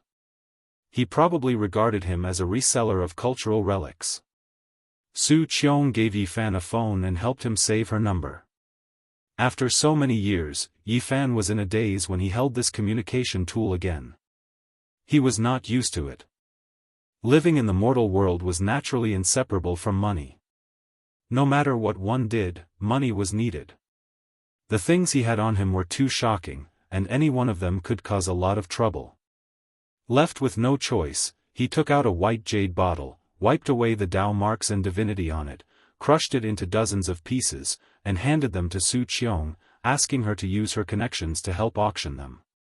Although Su Qiong was already mentally prepared, she was still shocked to see such a flawless psychic jade destroyed just like that. When she entrusted it to be auctioned off, during the appraisal process, the old master beat his chest and stamped his feet. He was incomparably pained, and said that this was a sin. Such a precious treasure was actually broken, and this was an immeasurable loss for the jade shop. This was a crime. Su Qiong was numb. She had seen Yi Fan burn a pile of treasures even more mysterious than this in the cemetery. It was almost like a dream. And the few ornaments she wore on her body were even more bizarre. Her flesh, blood, organs, and bones seemed to be undergoing a baptism every day. Yi Fan put away his sorrow and went to do some things that he should do. He visited the families of his former classmates, and if they needed help, he would definitely lend a hand. Half of his classmates had been buried on Mars star more than 20 years ago, and the rest were lost in the Big Dipper star region. After so many years, he was the only one who came back alive. Parents in the world were pitiful. It was a great sorrow when the old sent the young off. Even after so many years, some families still could not walk out of the shadow. In that era, most families only had one child, and losing a child was equivalent to losing everything. Yi Fan sighed softly. The tragedy was not only in his family, but in the 11 families he found. Several elderly people had already passed away. More than 20 years had passed, and most of these elderly people were in their 70s or 80s. In this era, medical science had made considerable progress, so this could not be considered a long life. There was no other reason for this. Back in Big Dipper, Yi Fan and Lu Yunji were mortal enemies, but this matter concerned his family. After returning, he also went to visit Lu Yunji, Wang Yan, and Li Chongqing's families. If they needed care, he would not stand by and watch. Most of the families had decent living conditions, and only a few had some difficulties. What really troubled them was the scar in their hearts, especially in their later years. But Yi Fan could not help them. He had no way to resurrect those people, and he had no way to bring back the few who were still alive. All he could do was secretly put spirit medicine in their food and drink to strengthen their muscles and bones, cleanse their flesh, and extend their lifespan. Then, he would think of a way to change their living conditions. However, he did not know if this was the right thing to do. Even if their lifespans had increased, there was no joy in their hearts. Was this good or bad? There are still a few people who can come back. Yi Fan muttered to himself, and then he sighed softly. The 5-colored altar was in the depths of the Yuhua God dynasty's ancestral temple.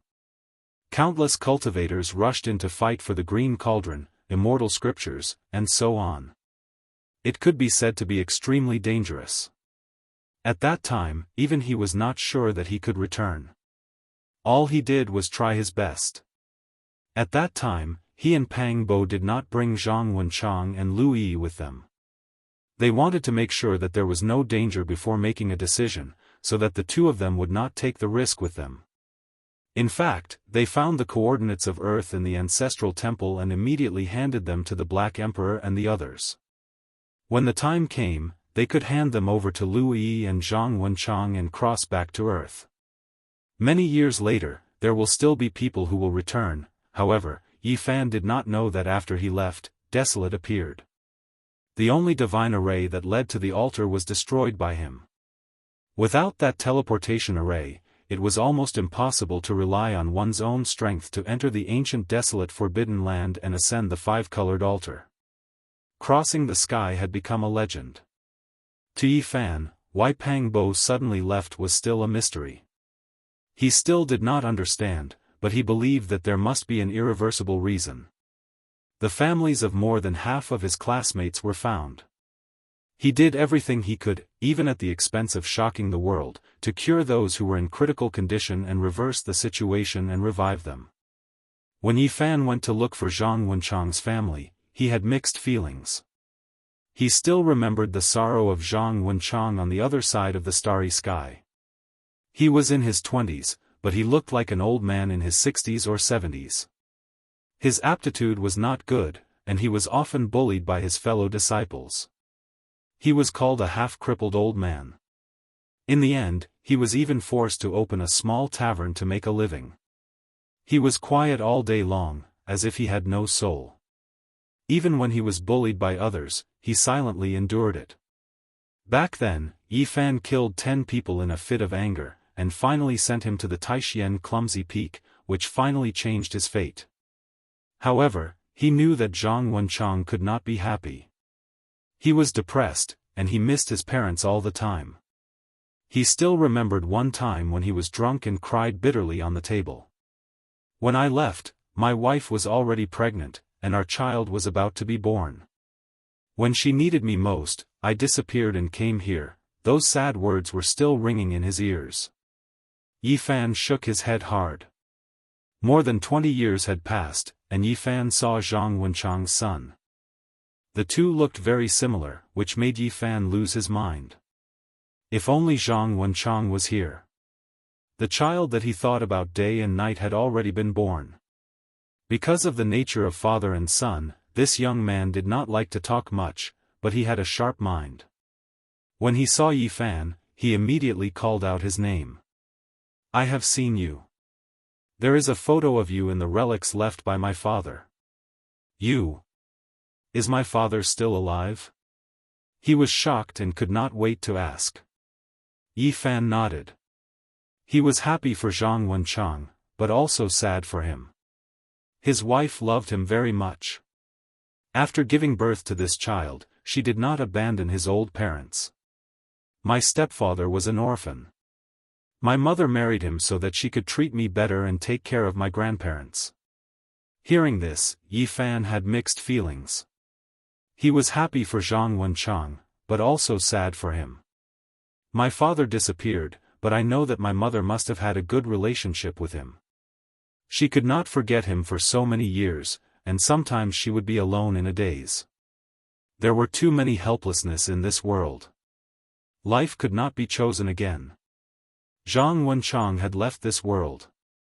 These could only make people feel sorry and helpless. My stepfather was a good person. He treated me, my grandparents, and me very well. Our family could be considered happy. Zhang Yi cried, but he was very rational. He did not cry or scream. He asked about every detail of his father in that world again and again. When Zhang Yi heard Yi Fan talk about how his father was unhappy and how he cried after getting drunk, saying that he missed his wife and son and felt that he had let them down, Zhang Yi cried and choked.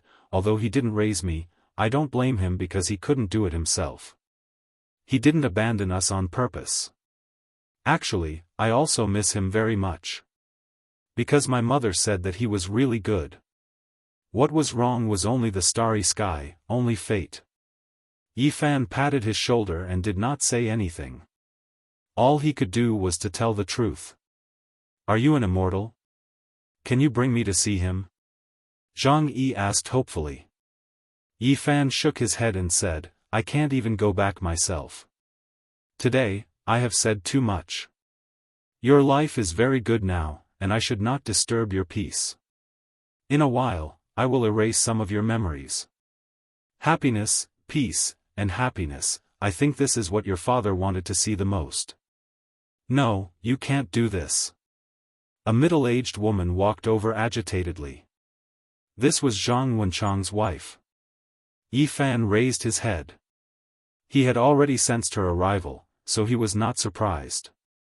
You have no right to erase our right to know.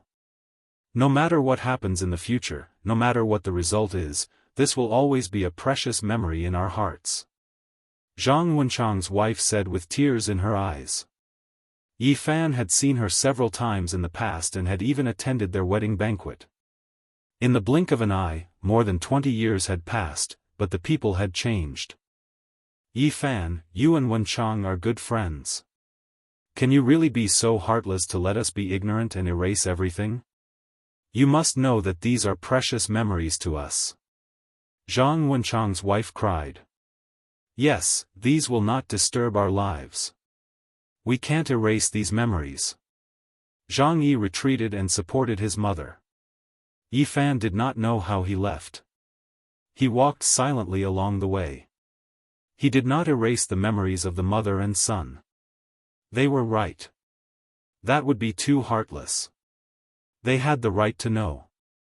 When he left behind some small tools and 2 bottles of spirit medicine. He did not know what else he could do. A melodious ringtone sounded. It was Su Qiong calling.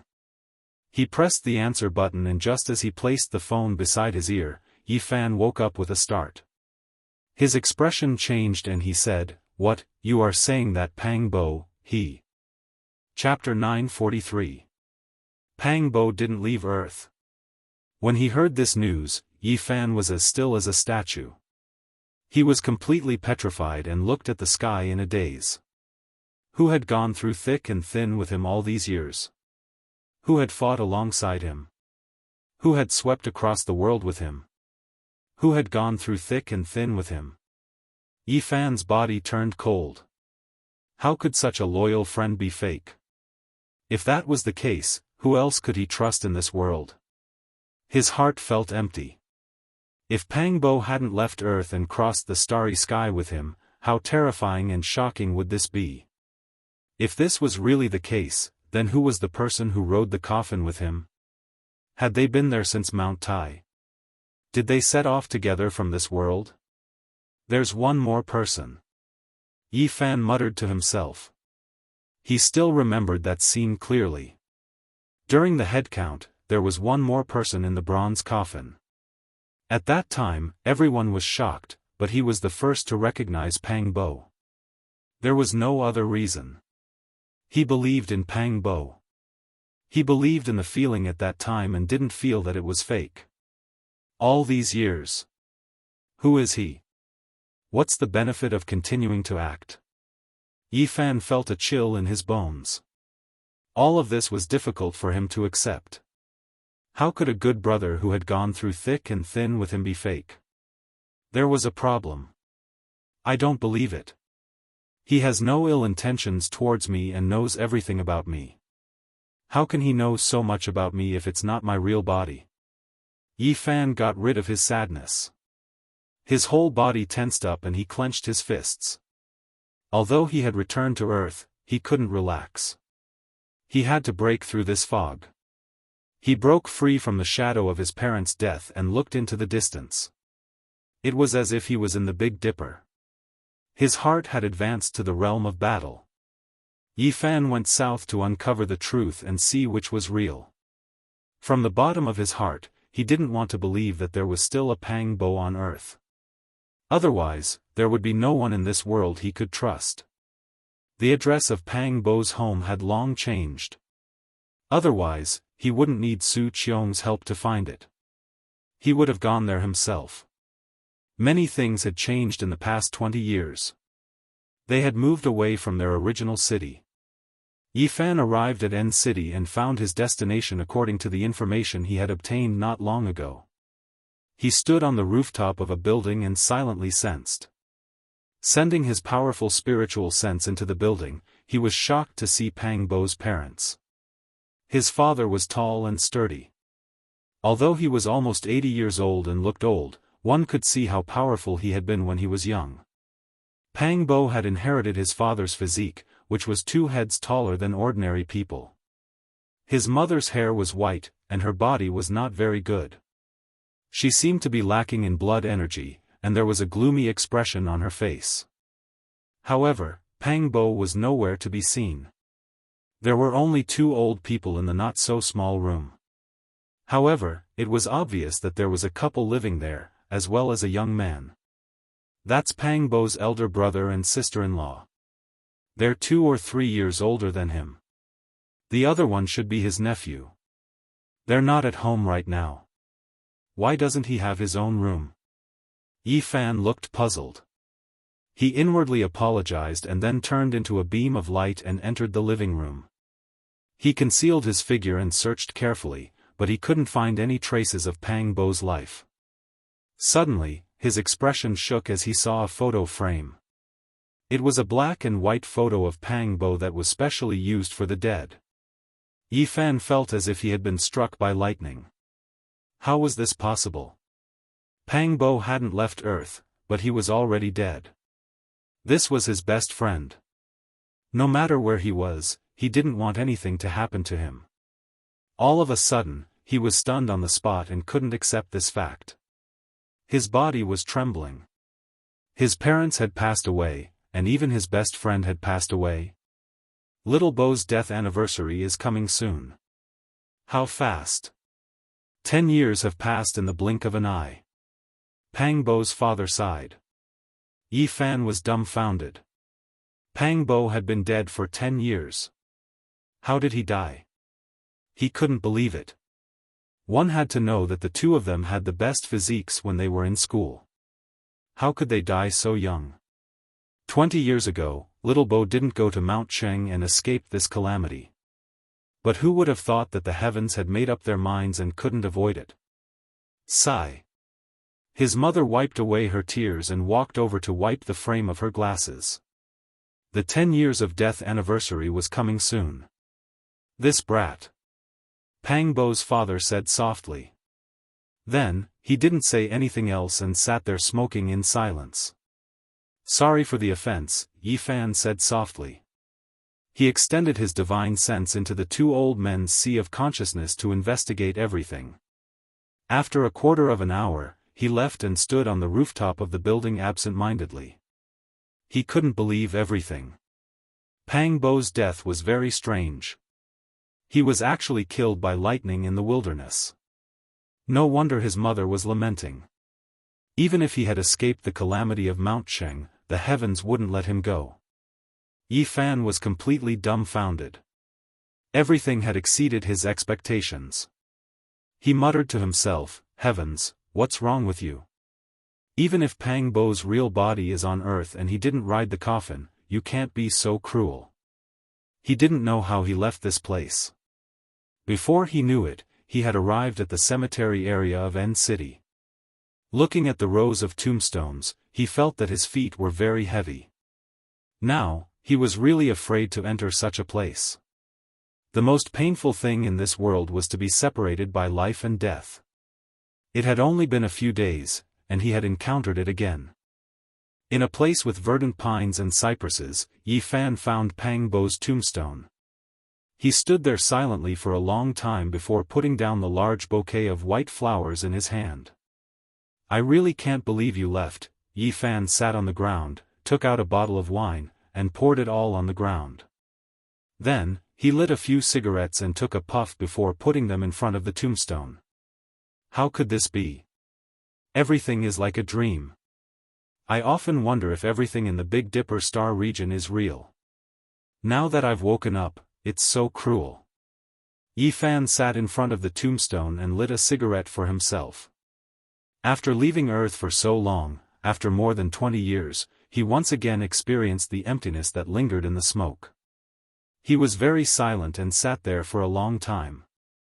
After smoking an entire pack of cigarettes, he said to himself, "To be honest, I can't believe you're dead." Then, there was another period of silence. He was thinking very seriously. As if he had suddenly thought it through, he suddenly stood up and threw a cigarette butt on the ground. "To be exact, I don't believe that you're the real Pang Bo. My friend is still alive and hasn't returned." Yi Fan's eyes were sharp, and his spirit, qi, and spirit were boiling. It was as if he was preparing for a big battle. He was showing off his abilities, which was a world of difference from his decadent self these days. "This is a battle, and I'll drag you out." Putting aside the true nature of that Pang Bo from the Big Dipper star region and how they treated each other with sincerity, Chu Feng could see a few suspicious points from what he had seen in his parents' minds. First, his death was too strange. How could he have been struck by lightning? Moreover, his face was ferocious when he died, and he was completely out of shape. 10 years ago, it scared many people. Second, his temperament was different. According to what he had seen in his parents' minds, this Pang Bo's behavior was somewhat strange. Even the two old men had been confused.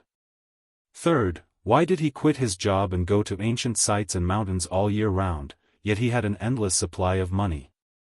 Fourth, why was he so persistent, asking the two old men about their blood relatives and visiting them one by one? Even though they hadn't contacted each other for many years, he still visited them. In short, many of his words and actions made the two old men suspicious. They didn't understand why. They only remembered that he seemed to be drunk once and said that their family had demonic god blood in their bodies. Of course, that time, the old man slapped him and woke him up, scolding him for spouting nonsense. "Earth is far more complicated than I thought." Yi Fan returned to Pang Bo's home and sensed carefully. As expected, he found that this tall and sturdy old man's vitality was very vigorous, surpassing that of ordinary people. No wonder Pang Bo is so tall and strong. His arms are thicker than other people's legs. Could it be that he really has ancient demonic blood in his body? No wonder the descendants of the Qing the Arch wanted to take over his body. Yi Fan muttered to himself. Pang Bo's father and brother's vitality was a little strong, but it wasn't enough to surprise him. It seemed that this also depended on the person. Perhaps only a few people could return to their ancestors. Pang Bo can cultivate the Qing Thearka's ancient scripture. Could it be that the blood in his body has recovered? Yi Fan stayed in N City for a few days and understood enough about the situation. He helped Pang Bo's parents improve their physique and washed their flesh and bones with spirit medicine many times, but he didn't show himself. This time, he didn't collect enough evidence and couldn't be 100% sure that the person who died was a fake Pang Bo. Hence, after leaving, he began to use all his power to investigate. Did he go to Mount Tai back then? It was undoubtedly impossible to go to Mount Tai to verify it. After so many years, who could remember? He investigated and found the company where Pang Bo had worked in back then. He wanted to find some of his colleagues back then and ask for some clues. Unfortunately, the relevant people had already left. It had to be said that if an ordinary person couldn't find it at all, it would be like looking for a needle in a haystack. However, Yi Fan wasn't an ordinary person. Although it took a lot of effort, he finally found it. He secretly looked through their dusty memories and finally found out that Pang Bo went to Mount Tai back then. It was a colleague who helped him book the plane ticket. Back then, something happened to Pang Bo's family. The real and fake Pang Bo had said so. However, the dead Pang Bo returned home on the day of the incident and said that he didn't go. However, the colleague who helped Pang Bo book the plane ticket had a different memory. When Pang Bo got off the plane and took a long-distance bus to the foot of Mount Tai, he had called him to express his gratitude. Yi Fan smiled.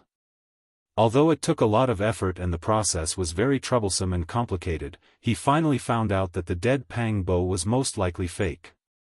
This was very meaningful to him. It was great news. Is there an ancient demon clan in this world? I want to see what you guys are up to. Not long after Yi Fan returned to B City, he received a call from Yang Shao. He said something over there, and it turned out to be related to the small stone Buddha.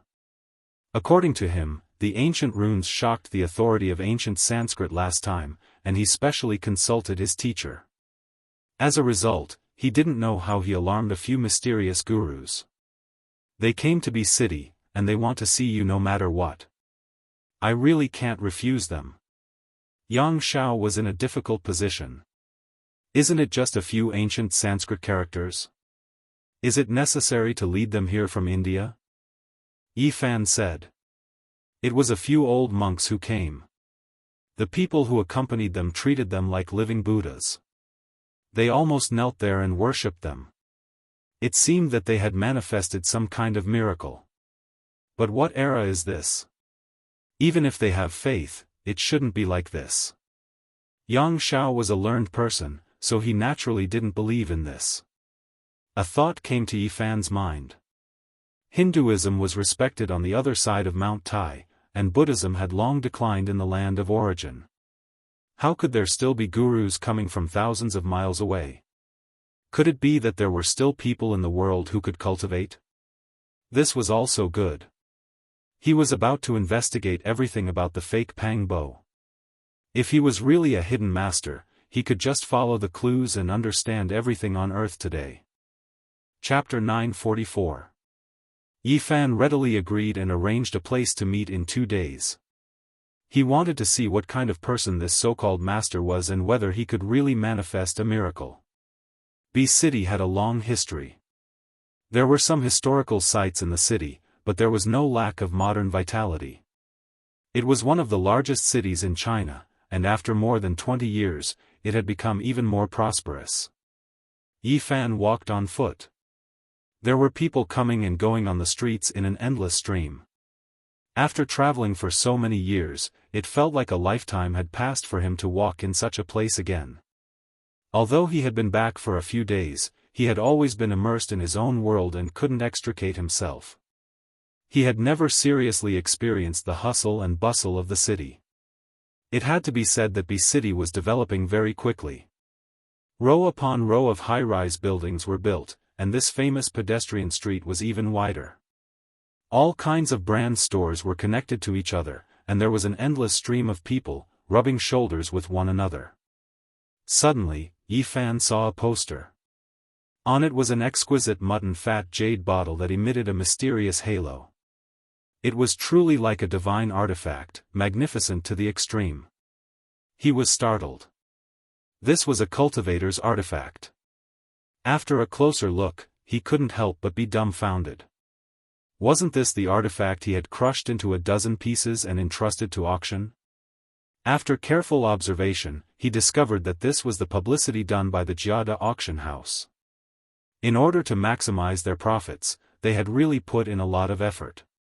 They had assembled the pristine jade bottle, but Yi Fan didn't allow it to be auctioned as a whole and could only be auctioned off piece by piece.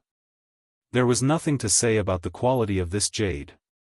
Each piece was very expensive, but after two were auctioned off, they were very unwilling to give up. They made this kind of publicity, telling people that if they collected all of them, they could reassemble them into a pristine jade bottle. It had to be said that the effect was excellent. These days, it caused a great sensation in the city and quickly spread to other places. Now, it was hyped up like crazy, and there were posters everywhere. During these days, with the third and fourth pieces of mutton fat jade being auctioned off, the entire collection world was boiling over. This was a rare treasure. An astronomical price. Each piece of jade was auctioned off for a sky-high price, and the transaction amount was frighteningly high. All the major media outlets were reporting about it, and all the web portals were competing to expose it. This was indeed a rare mutton fat jade. Because Yi Fan had meticulously refined it in the past, there was not a single flaw in it. Just from an aesthetic point of view, it was indeed a rare fine product. However, this was not the main reason why it was auctioned off at such a high price. Everything was due to the power of hype.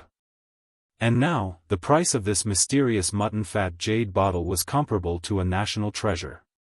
The methods of the Guardian auction house were very sophisticated.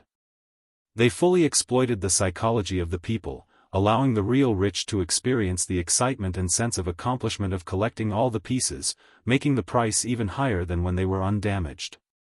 At the same time, they displayed all kinds of information, such as Buddhist stone carvings, and atop pictures from ancient books, to explain that this vase was exactly the same as the legendary Guanyin jade vase. This kind of explanation was undoubtedly very attractive.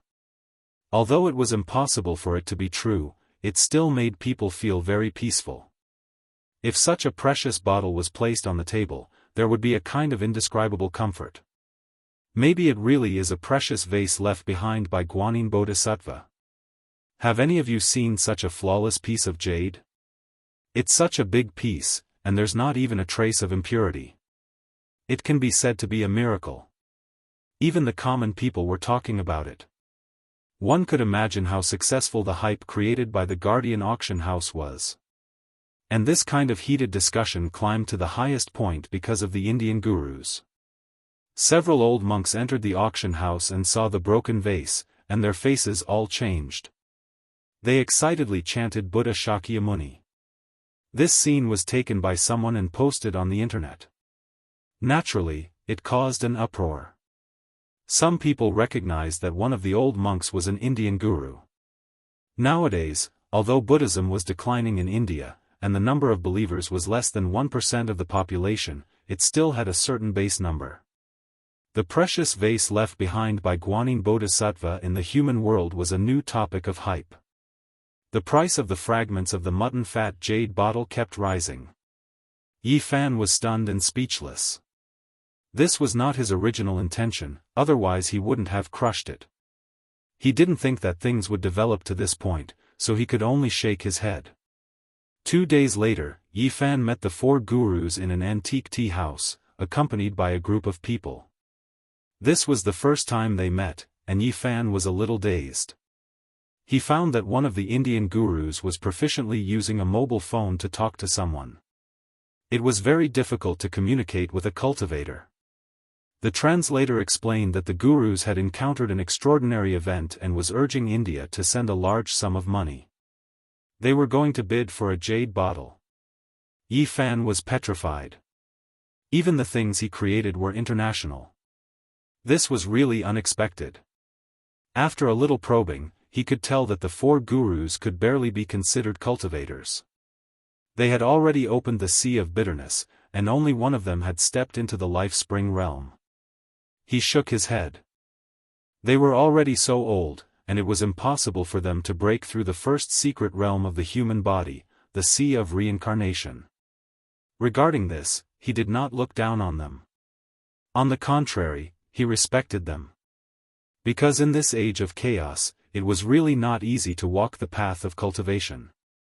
It was amazing to have such achievements. If it was in the Big Dipper star region, these people would most likely have great achievements. They would be gurus in name and be respected by the people. Gurus, why are you interested in the jade bottle? Yi Fan asked casually. That is an enchanted item. Even though it is damaged and the technique is no longer there, it still makes us yearn for it, an old monk answered, and someone translated from the side. Yi Fan nodded.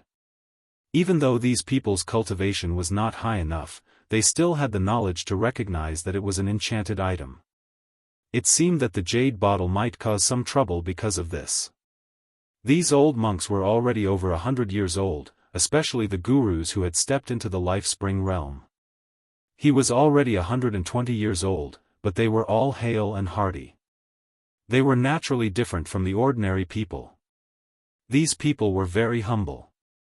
They were monks in name and in reality. They did not talk about magical powers, but rather about Buddhist scriptures. The so-called miracle was said by the translator. He said that when he was in India, he once saw a guru single-handedly stop an elephant's leg and save a child. He also saw an old monk sitting cross-legged in the air, not moving at all, even though it was only for a short moment. Other than that, he once saw an old monk's mouth and nose emitting white light that penetrated a steel plate. Yi Fan nodded and did not say anything. The age of chaos was a sorrowful one for cultivators. These people could be said to be a few ascetic cultivators among millions of people. They had reached this step completely through great perseverance. He sighed lightly. It seemed that it was too difficult to find a true cultivator on earth. Not long after, the old monks directly talked about the ancient Sanskrit words. Their expressions were solemn and serious, and there was even a hint of piety. The authority of ancient Sanskrit also came. He turned out to be a disciple of a guru. He was very famous in the field of ancient literature, but he was very respectful in front of the gurus. The gurus verified and asked Yi Fan where he obtained the ancient Sanskrit words. This was of great significance to them. You guys recognize these words, what do they mean? Yi Fan asked. The gurus did not speak, remembering that monks did not lie. They did not want to deceive Yi Fan, but they felt that this matter was of great importance and did not dare to say too much. In the end, a guru asked the group of followers to leave, leaving only the authority of ancient language behind. He was also proficient in Chinese and could act as an interpreter. My teacher said that their true meaning is that they can open the road to Spirited Mountain. The Spirited Mountain where the ancient bodhisattvas and Buddhas lived? Yi Fan's eyes lit up. Yes. The old monks nodded. Do you believe that such a place exists? Yi Fan asked seriously. Yes, it is in the Western land, but after the last bodhisattvas and Buddhas passed away, that place could not be opened. A guru said that this was a secret passed down by the senior monks of the past generations. Is it the primitive Taoist field of Buddhism? It seems that there may really be a mysterious place, vast and not inferior to Mount Meru. I felt it last time in Tibet. Yi Fan thought to himself. The old monks begged bitterly, wanting to see the sacred object inscribed with the ancient words.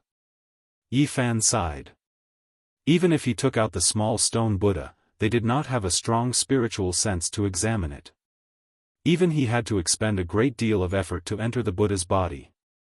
He did not agree immediately, but asked a few questions. He wanted to know if there were any ancient cultivation sects on earth today.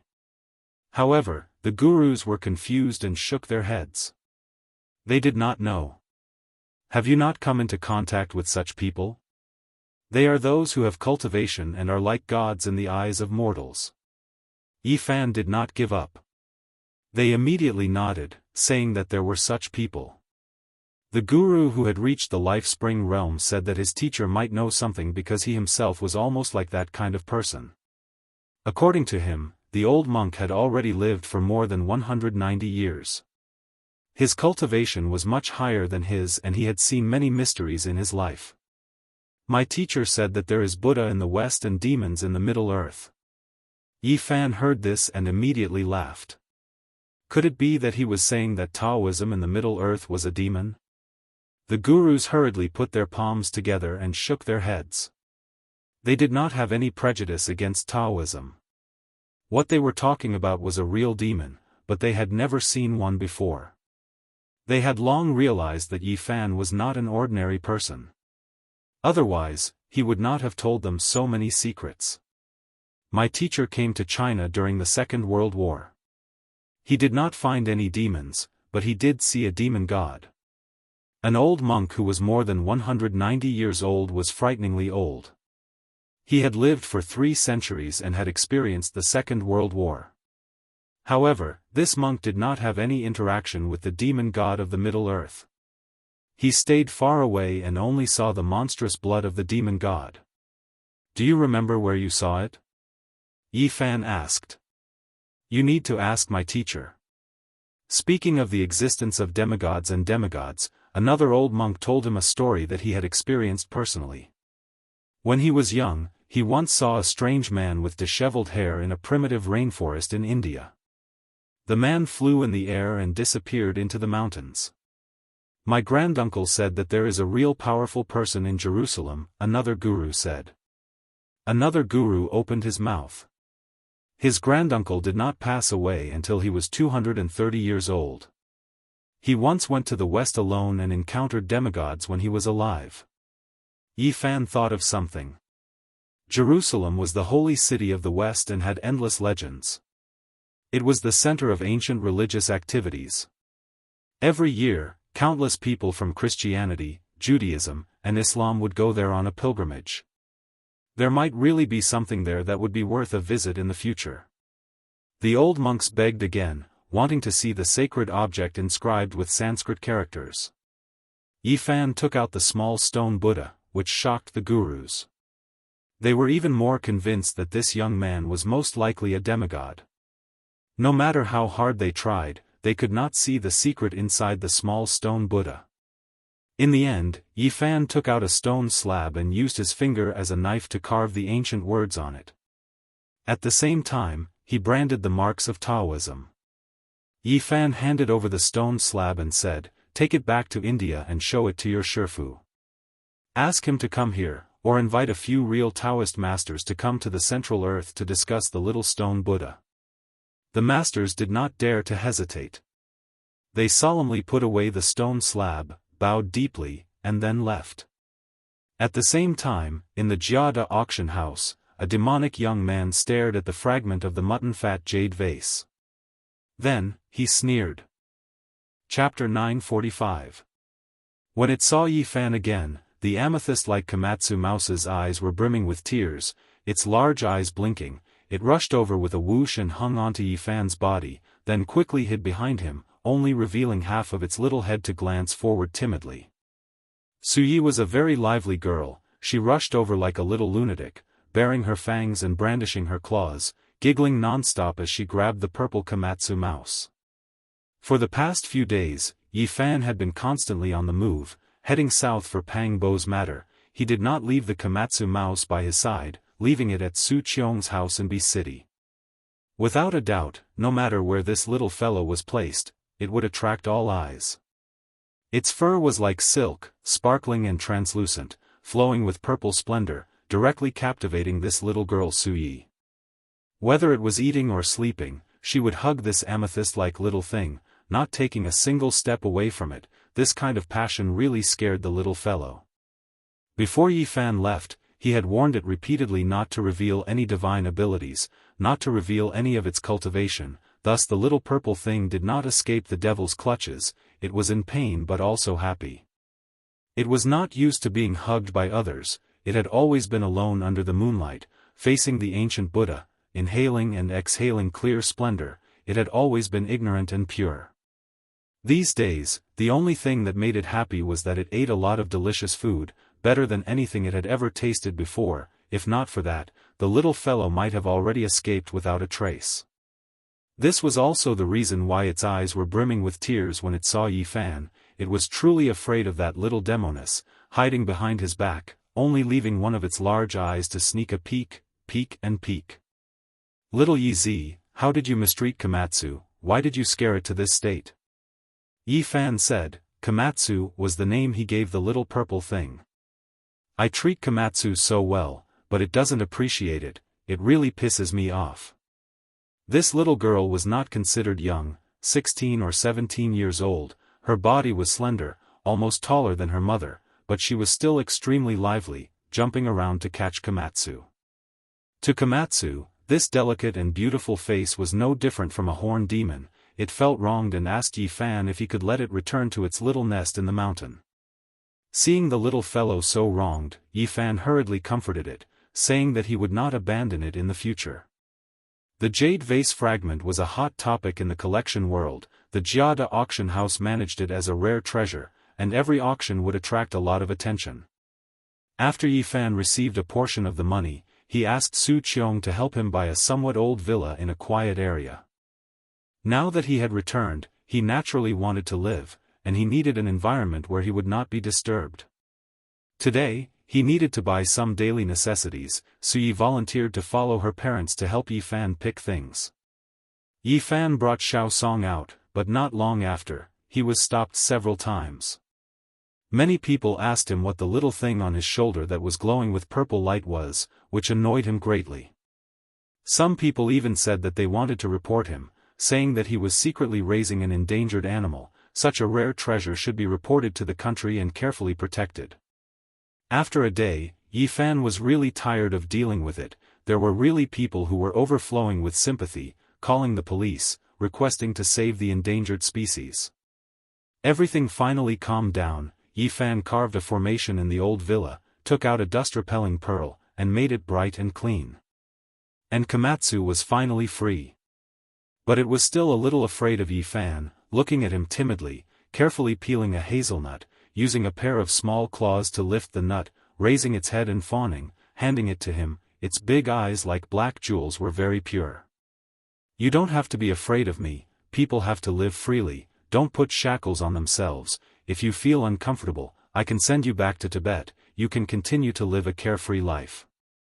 Yi Fan patted its head. He did not know why, but sometimes he felt that the little guy was very pitiful. Its innocence, ignorance, and timidity were the reflection of something in the deepest part of its heart. It was full of reverence for fate. Komatsu did not understand, but it finally relaxed a little, sneaking glances at Yi Fan while sitting there obediently peeling the hazelnuts, placing them on a small porcelain plate. You are still the same as before, don't be afraid. Here, this is for you. Yi Fan took out a scarlet moon fruit, shaped like a crescent moon. Its whole body was red and crystal clear, its fragrance wafting into the nose. Rumble, the purple little thing's big eyes immediately lit up, turning non-stop. It carefully asked, "Is this really for me?" "Of course, don't be reserved in the future. I am your master, you can treat me as family," comforted Yi Fan. The uneasiness in the depths of its heart finally disappeared. It suddenly became lively, hugging the scarlet moon fruit and rolling around, laughing foolishly, its innocent appearance somewhat making people feel sorry for it. Clang! Yi Fan chopped off a small piece of Daoist silver essence, hammered it over and over again, using his own cultivation to forge it, finally casting it into a silver bell. It was not large in size, shaped like a small bell, the only difference was that there was something hanging inside, used to make the sound. He was very attentive, using the Daoist silver essence to make the silver bell wall, only the size of a knuckle. Then he shrunk the small stone Buddha, refining it into a pendulum, and placed it inside. The purple little thing had accompanied the small stone Buddha since it was young. It had long developed feelings for it. Now that Yi Fan had refined such a treasure for it and taught it how to put it into its body, it was naturally very happy. Not to mention Earth, even in the northern Dipper star region, this treasure was a world-shocking divine treasure. Using the Daoist silver essence to forge the bell and the mysterious small stone Buddha as the clang, it was unparalleled in the world. Moonlight sprinkled down like water. The Komatsu spat out the treasure and stood in front of the window, borrowing the Buddha's light from the bell to guide the moonlight to cultivate. It was very intelligent, although simple, but it knew the benefits of this kind of cultivation. It was very persistent, not wasting time every night. Yi Fan did not spoil it by pulling it up. With his current cultivation, it was not difficult to make it advance by leaps and bounds, but he did not do so. The path of cultivation needed to be walked step by step. The foundation must be solid. This was the foundation, otherwise, there would be big problems in the later stages. A 10,000-meter tall building might collapse overnight because of its foundation. All he could do was guide the way and pass on the method. The cultivation still depended on the little fellow itself. Tonight, I will pass on to you a section of the demon monarch's ancient scriptures. Yi Fan had once discussed with Pang Bo, comparing ancient scriptures, so he knew a lot about the Qing Emperor's scriptures. He combined the Tao scriptures and the demon monarch scriptures to create a targeted method for the little fellow. It could be said that once the method was completed, it immediately triggered the sound of thunder. The great Tao felt it. This method is not weaker than any demon scriptures. The starting point is very high, the future depends on you. It had to be said that the little purple thing was extremely intelligent. It firmly remembered the method in its heart, and soon it was able to use this method to mobilize its own cultivation. Soon, there was news from India. A few masters went back to report in detail. The 190-year-old old monk was moved, and 2 other people of the same generation agreed to come east together. The bidding for the mutton-fat jade vase reached a climax. The Indian master won 2 pieces, and then the 3 fragments were won by a young man. Naturally, the mutton-fat jade vase became even more mysterious. Many collectors didn't have such extravagant thoughts. It was simply impossible to collect all of them. It was too expensive. It was difficult to form a perfect vase, and now they were proud to have one. Fine, I'll try with the vase fragments, see if I can draw out some people, Yi Fan said to himself. Time could make everything fade away. So many days had passed. Yi Fan's heart was still sad, but he was not as immersed in it as before, unable to extricate himself. These days, he would often make a cup of green tea, recite Huangting when he was free, and read Nanhua when he was lonely. His heart gradually became empty. He often looked up at the starry sky at night. Severing the Tao.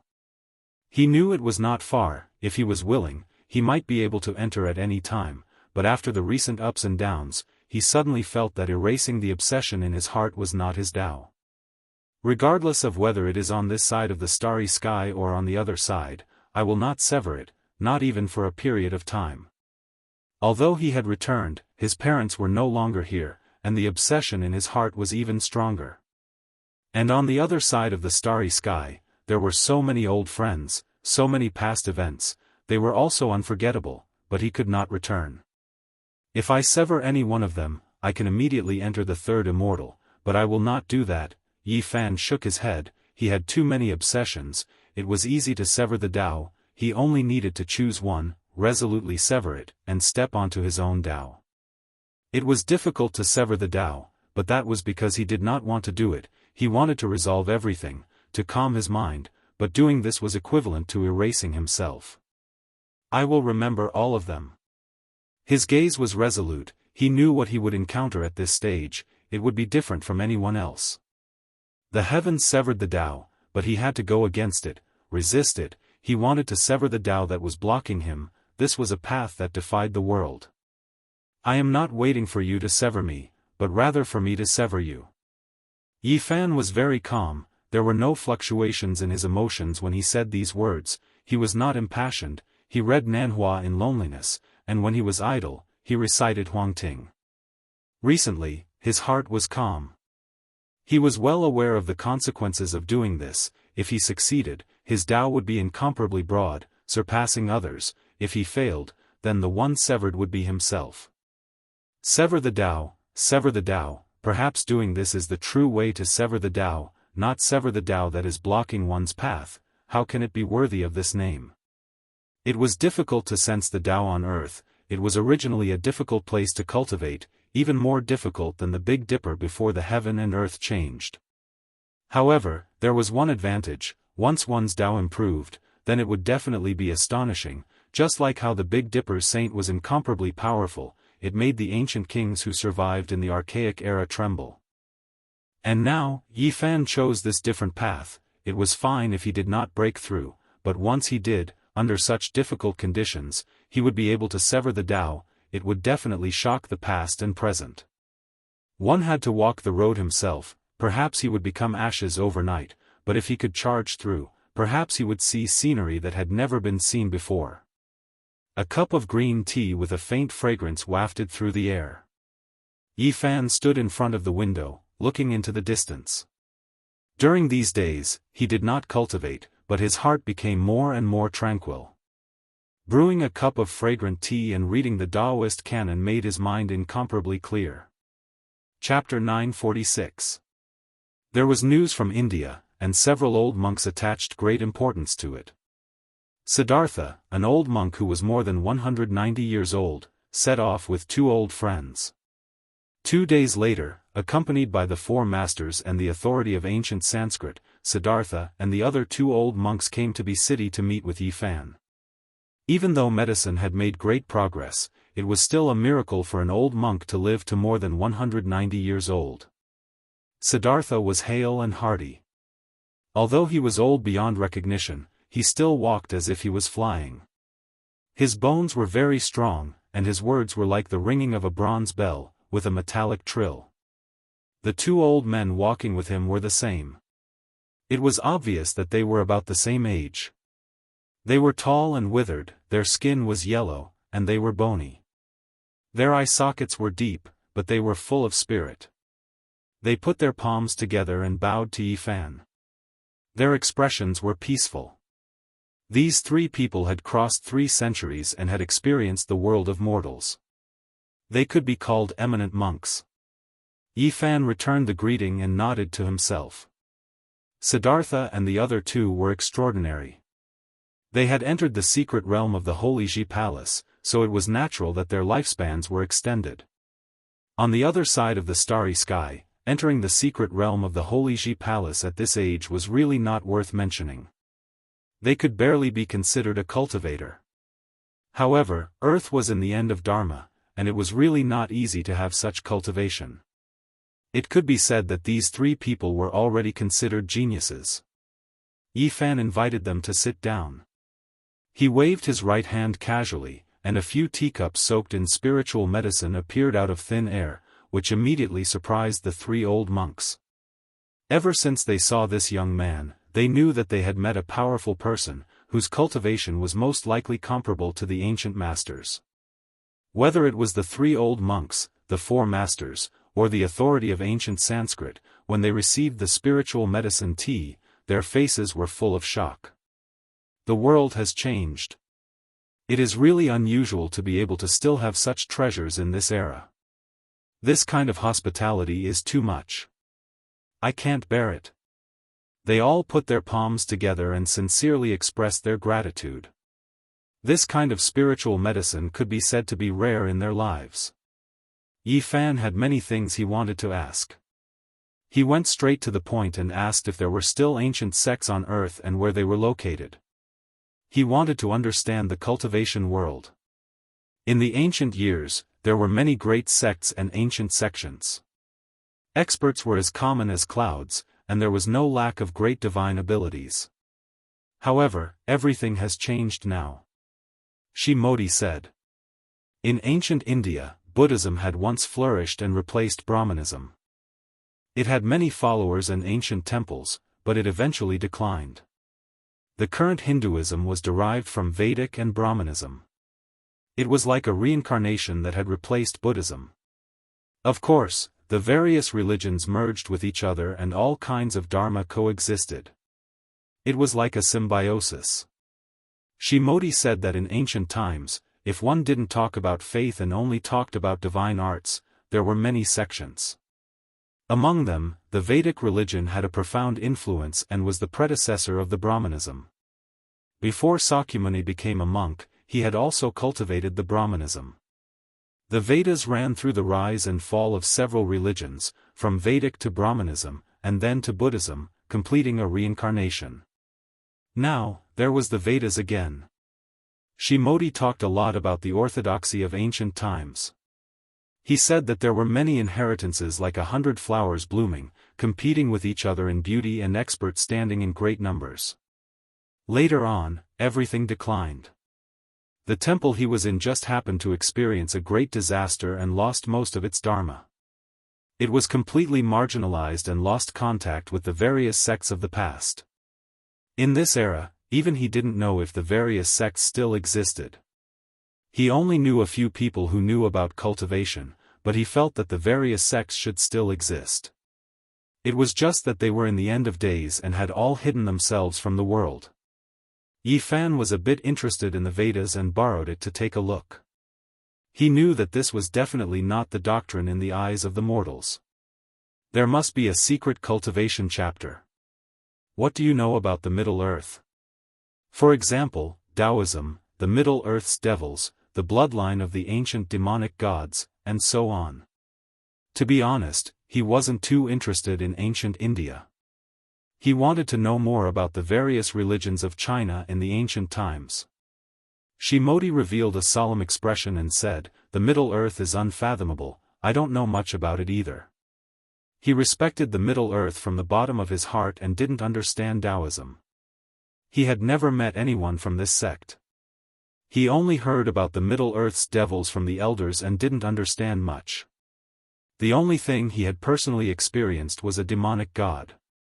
It made him tremble and he only glanced at it from afar. He didn't dare to get close and quickly retreated. "Where did you see it?" Shimoti said a place, and Yi Fan revealed a strange expression. It was actually a battlefield in the past and many people died there. During World War II, Shimoti traveled to the east and saw a bloody light piercing through the sky. It was extremely terrifying, and then it spread out like a vast ocean. This demon really knows how to pick the right time. Yi Fan muttered to himself. In the past, who knew how many heroic souls passed away? The entire land was covered in blood and gloomy clouds. In this cultivationless age, this might be a rare chance for a great demon to advance. It was forged with blood and spirit. Did he make a move? Yi Fan asked. No, cultivators can't interfere with the affairs of the human world. This is a rule set in ancient times.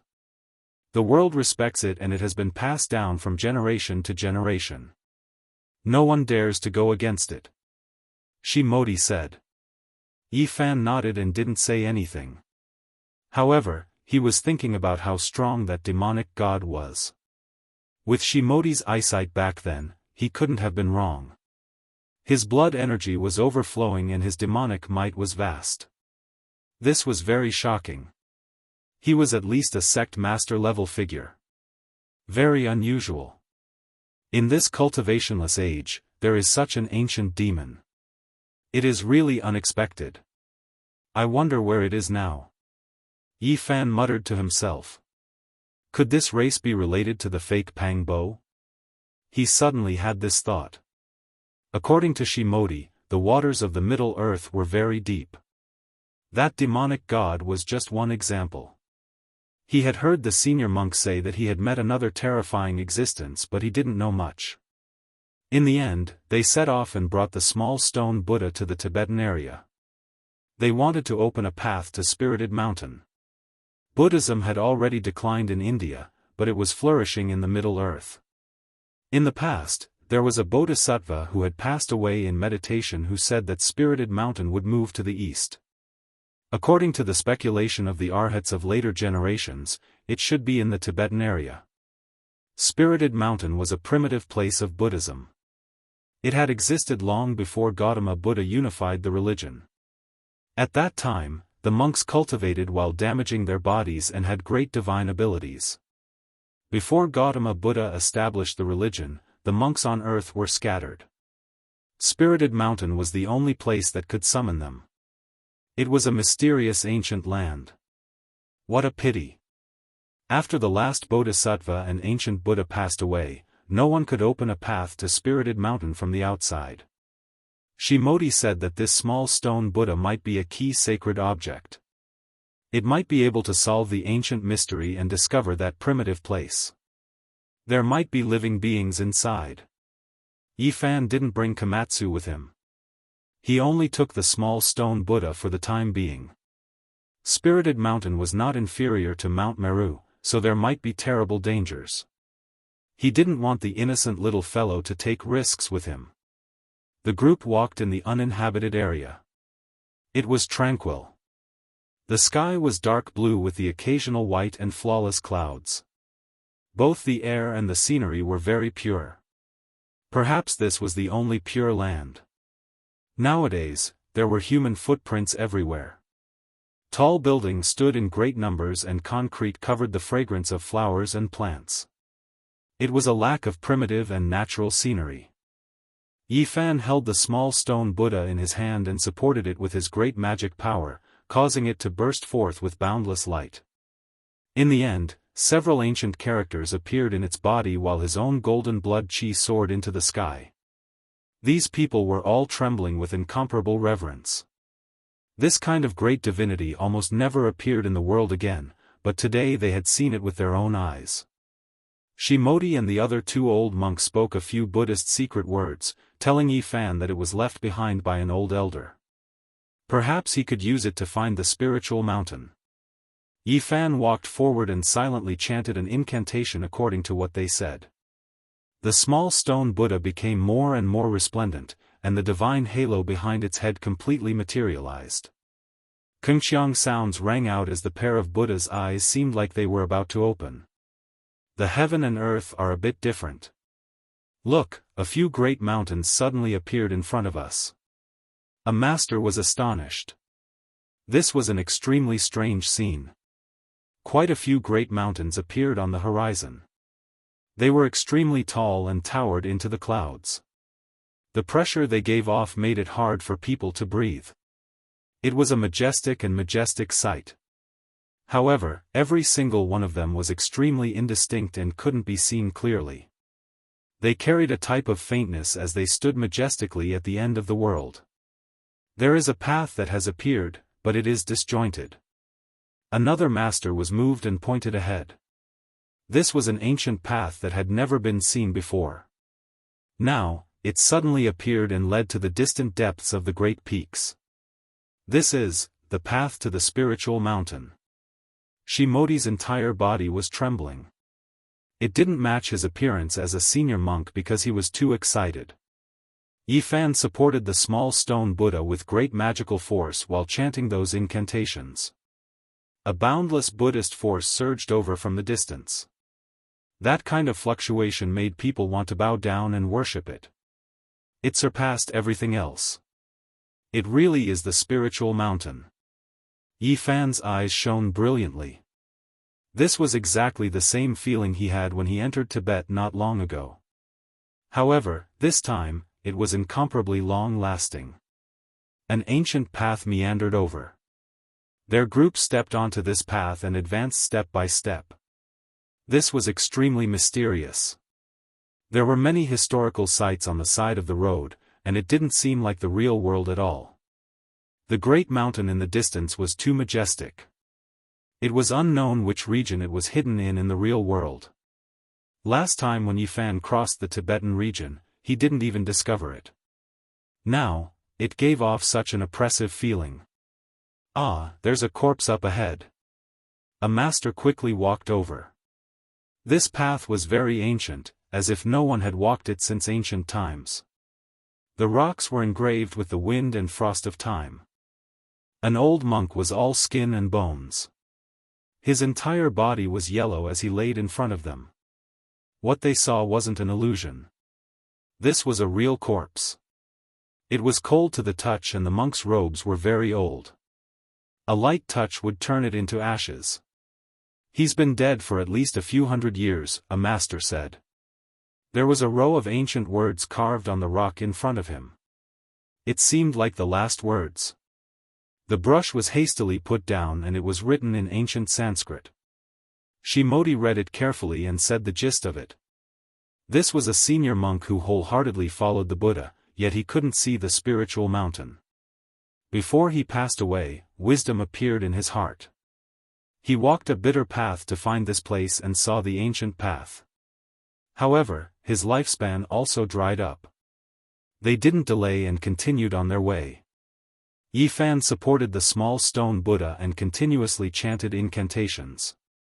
The ancient path extended, passing through huge mountains that couldn't even be seen in the mortal world. A dilapidated palace hall. Not long after, they saw an ancient temple. It wasn't very big and only had a stone hall. An old monk passed away in a sitting posture. He also left behind his last words. The spiritual mountain path ended here. The road ahead was boundless and there was no longer any hope. This was a great divine being. Even his skin was faintly golden. He almost became an arhat. A few masters put their palms together and chanted Sakyamuni Buddha. Yifan stopped. The ancient path ahead was getting more and more serene. It seemed like it was endless and he didn't know where it led to. Was this still Earth? He pondered in his heart. The vast and boundless Buddhist nature surged. Was the spiritual mountain comparable to Mount Meru really in front of him? He didn't know if he could enter the ancient Taoist rite. Chapter 947. A wave of desolate aura rushed over from the ancient mountain. Yifan and the others felt as if they had returned to the ancient era, returning to the uncivilized land. In the distance, there were mountains tens of thousands of zhang tall. They stood majestically with old trees that covered the sun. There were some unknown creatures. When they got closer, the cries of eagles filled the sky and beasts roared across the rivers and mountains. It was like thunder, rumbling and terrifying. They didn't know where they were. When they looked around, it was a completely new environment. It was as if they had left Earth and entered a primordial great world. Where exactly have we come to? The ancient Sanskrit authority was a bit short of breath. He still couldn't be considered a cultivator and hadn't even truly activated his sea of suffering. He was only a bit stronger than ordinary people and felt anxious. We are most likely close to the spiritual mountain. Perhaps we can see the ancient bodhisattvas and the victorious Buddhas, a master said. An ancient path was beneath their feet. This was the only thing that made them feel at ease. Every once in a while, they would see some Buddhist traces along the way. There were even some ancient Sanskrit characters that were carved by those with great magical power. They released brilliance and condensed the rhythm of the Tao. When one calmed down and studied them, they could understand the Tao laws within. Yifan was very calm and didn't express anything. However, the masters were different. They were all incomparably excited and carefully observed, hoping to comprehend the Buddhist laws. In order to advance faster, they wanted to use magical techniques to speed up the process. However, they discovered that this wasn't right. The ancient path became indistinct and was about to disappear. In order to find the spiritual mountain, one must worship it with a devout heart. Otherwise, one will never be able to approach it. We can only advance step by step, Sita T said. He chanted Buddhist names and asked for the Buddha's forgiveness. Yifan frowned. Could it be that there really were ancient Buddhas and bodhisattvas up ahead? Once they advanced on foot, the ancient path appeared on its own. It was extremely strange. This is the work of a great technique. It is vast and unfathomable. The spiritual mountain really is an extraordinary place. In the end, after walking for a long time, he discovered some clues. There were mysterious Tao patterns and laws circulating. After advancing for over 100 li, a dilapidated land appeared in front of them. Beside the ancient path was an expanse of ruins. Waves of crying and wailing could be heard, giving people goosebumps. It was extremely terrifying. The temple had become a desolate place with broken walls and overgrown weeds. The Buddha nature of this place had been completely lost, and there were only waves of yin qi blowing over. His cries didn't stop, and he rapidly approached like a bolt of lightning. In the blink of an eye, he pounced over like a malicious spirit demanding his life. However, the small stone Buddha in Yifan's hand was emitting Buddha's light, so the evil shadow didn't dare to get too close. It flashed left and right, appearing and disappearing in the wilderness at an incredible speed. The expressions of Siddhartha, the 2 old monks, and the 4 gurus changed. This speed was much faster than theirs and was not something they could fight against. Fortunately, they saw that Yifan's expression did not change and was calm. Only then did they feel relieved. Wow! A loud cry that sounded like a baby's cry exploded in their ears. A gray figure finally appeared. It was an old monk wearing a gray monk robe. His body was tall and sturdy and was surrounded by black gas. His face was fierce and his eyes were scarlet red. Moreover, there were some fine scales on his face that were as red as blood. They spread to his neck, arms, and other parts of his body. He was somewhat fierce and did not look like a human. "Master, why are you in such an evil state?" the authority of ancient Sanskrit asked. He had not truly stepped into the world of cultivation and could not see the depth of this person. This person's Buddha nature has disappeared and he has long lost his true self. Now, only an evil thought is supporting his body, or perhaps he is already dead, an old monk said. What a pity. This person's realm is far higher than ours. Why is he lost here? A guru was bewildered. Are you also looking for Spirited Mountain? I hate. The old monk with scarlet red eyes was awe-inspiring. Black gas curled around him, making him look like a malicious spirit. He said in a mournful voice, "You wholeheartedly seek Buddhism, but you can't see Spirited Mountain. You have searched for it 9 times out of 10, but in the end, there is no result. What is the point of worshipping Buddha?" Everyone immediately understood. He carried endless resentment, which was why he had such a demonic body. It was pitiful and lamentable. He had already abandoned Buddhism. Even Buddha is dead. What are you all still searching for? It's an illusory spirited mountain. So what if you go up? I will enlighten you all. The gray-clothed old monk was dripping tears of blood. He shouted loudly as he rushed over. Everyone sighed inwardly. This person worshipped Buddha his entire life, yet in the end, it was all for naught. He died on the path of seeking Buddha, and only then did he turn into endless resentment. When he raised his hand, an alms bowl appeared. It was as if a purple gold dome of heaven was pressing down, illuminating everyone below. Astral radiance burst forth, and apart from the ancient path beneath their feet, the great earth in all directions quickly collapsed. Chilly winds roared angrily, and great trees were uprooted. The expressions of several gurus changed. This type of power far surpassed theirs, and they could not block it at all. If Yifan was not here, they believed that this attack would definitely turn everyone into ashes. Ding! Yifan raised his hand and pointed out.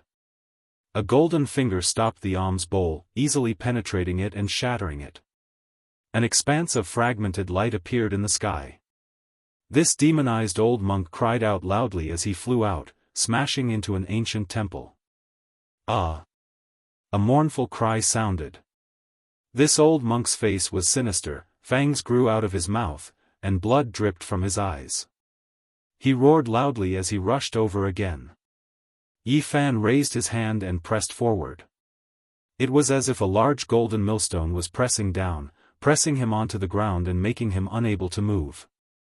This was the embodiment of a great divine ability. On the side, the gurus' faces were all filled with shock.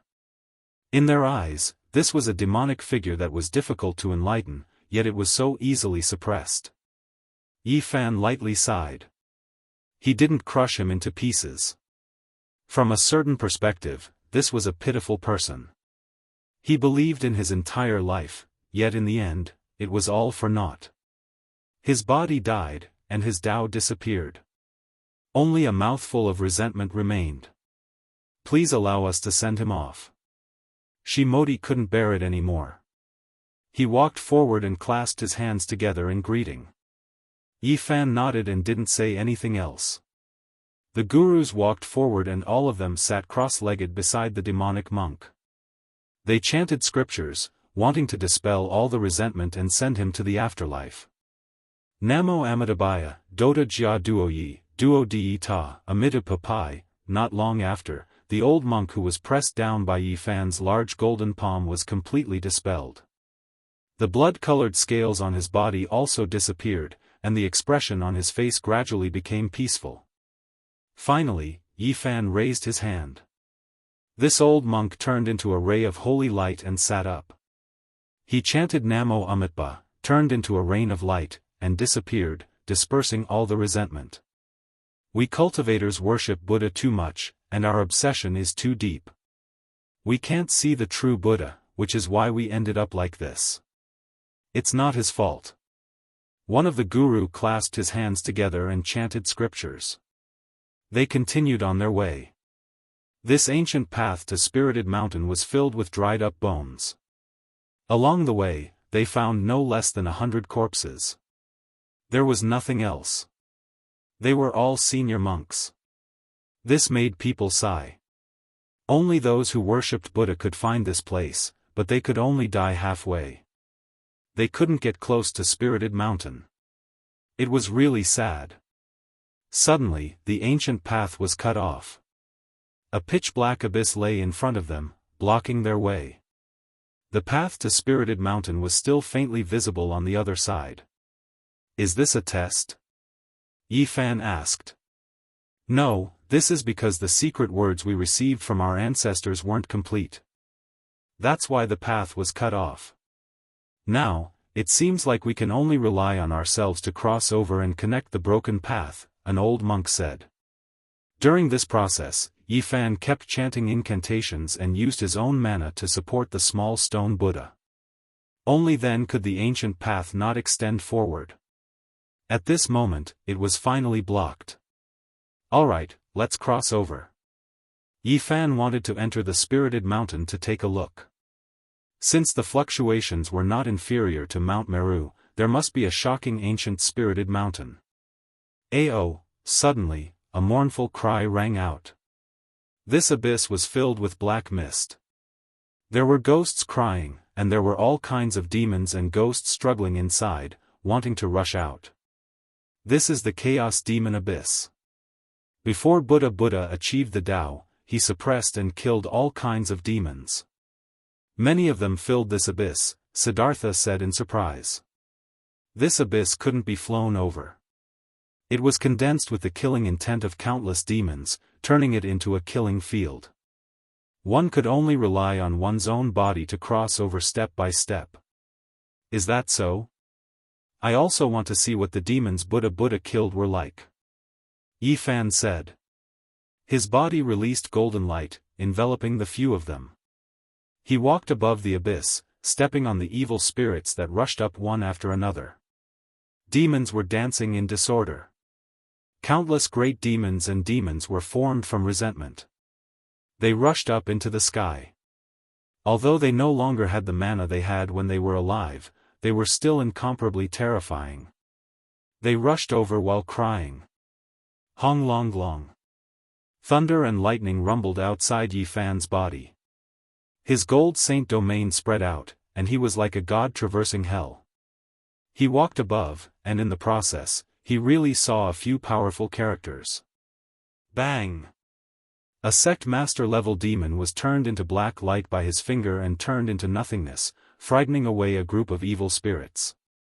Then, when a huge white skeleton appeared, the entire chaos demon abyss was thrown into chaos. A demon with a skeleton. Yi Fan's eyes lit up. This was too rare. He was extremely powerful, and the skeleton didn't shatter after taking a blow from him. He fought a great battle with him. He was as fast as lightning, leaping like a dragon, jumping like a tiger, leaping like a monkey and striking like a snake. He struck out a total of 18 times, and with a boom, that snow-white skeleton was shattered. At the side, a few Indian monks were all alarmed. After a long time, one of them said, "If I'm not wrong, this skeleton belongs to a guardian Vajra of our Buddhist sect. He fell into the demonic path, and his bones are immortal. How could he be shattered like this?" They couldn't understand. The guardian Vajra of Buddhism had an indestructible body, and even death couldn't injure it. Just how powerful was this young man in front of them? His corporeal body surpassed Buddha's. The chaos demon abyss was really a dangerous place. Demons, devils, and ghosts would rush out from time to time. They were bound here and wanted to drag the living down with them. It was difficult for ordinary people to pass through. The few masters all knew that no matter how many people came, they would die. It was impossible to pass through. The evil spirits inside were all formed after the death of ancient divine beings. However, Yi Fan's battle strength was astonishing. Although he encountered a few fierce battles, he won all of them and killed his way through. The strength he displayed was close to that of a god in the eyes of these people. He kept suppressing all kinds of demons and was invincible. Not a single person could stop him. In the end, Yi Fan killed his way through the chaos demon abyss and smoothly stepped onto the broken road. Boom! Waves surged into the sky, hitting high into the sky. It was a vast expanse. This was a vast and boundless ocean, blocking their way. The sound of waves was deafening, making people feel like they were in a dream. They didn't know how many miles they had walked, but they actually came to such a place. The ancient road was blocked, and in front of them was a boundless ocean. How is this possible? Have we walked out of the Tibetan area? The ancient Sanskrit monk was stunned. This is the Sea of Bitterness. If we want to get close to the spiritual mountain, we have to cross it. This might be the real earth. What we see on a daily basis might only be a part of it, an old monk said. The Sea of Bitterness is boundless. Turn back to the shore before it's too late. Do we still want to cross it? Another old monk said. We won't turn back until we see the spiritual mountain, Yi Fan said softly. The few of them had seen his great divine ability. Hearing him speak like this, it naturally represented their unanimous decision to continue forward. Yi Fan stretched out his hand and pointed. A purple copper warship appeared in the void, allowing them to board it. It slowly rode across the boundless Sea of Bitterness, advancing towards the shore. Boom! Raging waves beat against the shore and raging waves washed the sky. That black ocean was terrifying. Every time it surged, it seemed like the world was going to be turned upside down. There were actually living creatures in the sea, whistling over. They were shocked. After traveling for hundreds of miles, densely packed white bone claws stretched out from the sea. There were even terrifying demons rushing up to attack the warship in the sky. It was much more terrifying than the chaotic demonic abyss. There were unfathomable evil spirits inside, emitting a monstrous aura. Yi Fan took out a copper lamp. He had a human body and a ghost face as he hung on the bow of the ship. In an instant, the wind and waves calmed down. All the demons and ghosts disappeared, no longer stirring up trouble. This was the copper lamp he picked from the ancient Mars. It was left behind by the Gautama Buddha in order to suppress the vengeful spirits with great divine physiques. It was a strange secret treasure that burned the oil of ancient saints. Everyone was shocked. This Sea of Bitterness was definitely incomparably terrifying. If they traveled normally, perhaps even the golden Arhat would fall. They never thought that because of the existence of a copper lamp, everything would be smooth sailing. The black sea of bitterness surged, and there was no longer a trace of danger. However, they could feel that there were extremely terrifying demons swimming under the sea. They would peep above from time to time, but they didn't dare to approach. This copper lamp emitted a long green light, and its shape was vivid and lifelike. It had a human body close to the Tao, a sinister ghost face, and a tongue as the wick. The flame danced, and it actually burned out ancient talismans that surrounded the entire copper ship. Moreover, a skinny little old man appeared. He squatted at the bow of the ship and smiled strangely at them. It was indescribably evil, causing the Indian gurus to feel a burst of fear. This wasn't the first time Yi Fan saw him, so his expression didn't change. It had to be said that this copper lamp possessed divine might that could suppress all evil spirits. An entire 9 days passed, and not a single demon jumped out along the way. Even the entire sea of bitterness had calmed down, intimidated by it. 9 days later, they reached the other shore. When they looked forward again, a great mountain that was tens of thousands of zhang tall towered into the clouds. It was incomparably majestic. Spiritual mountain, we're about to reach the ancient spiritual mountain Dao, right? The old monks were all incomparably excited. Yi Fan didn't say anything. He felt a boundless, undulating fluctuation of Buddhist nature. He knew that they were truly approaching the legendary spiritual mountain.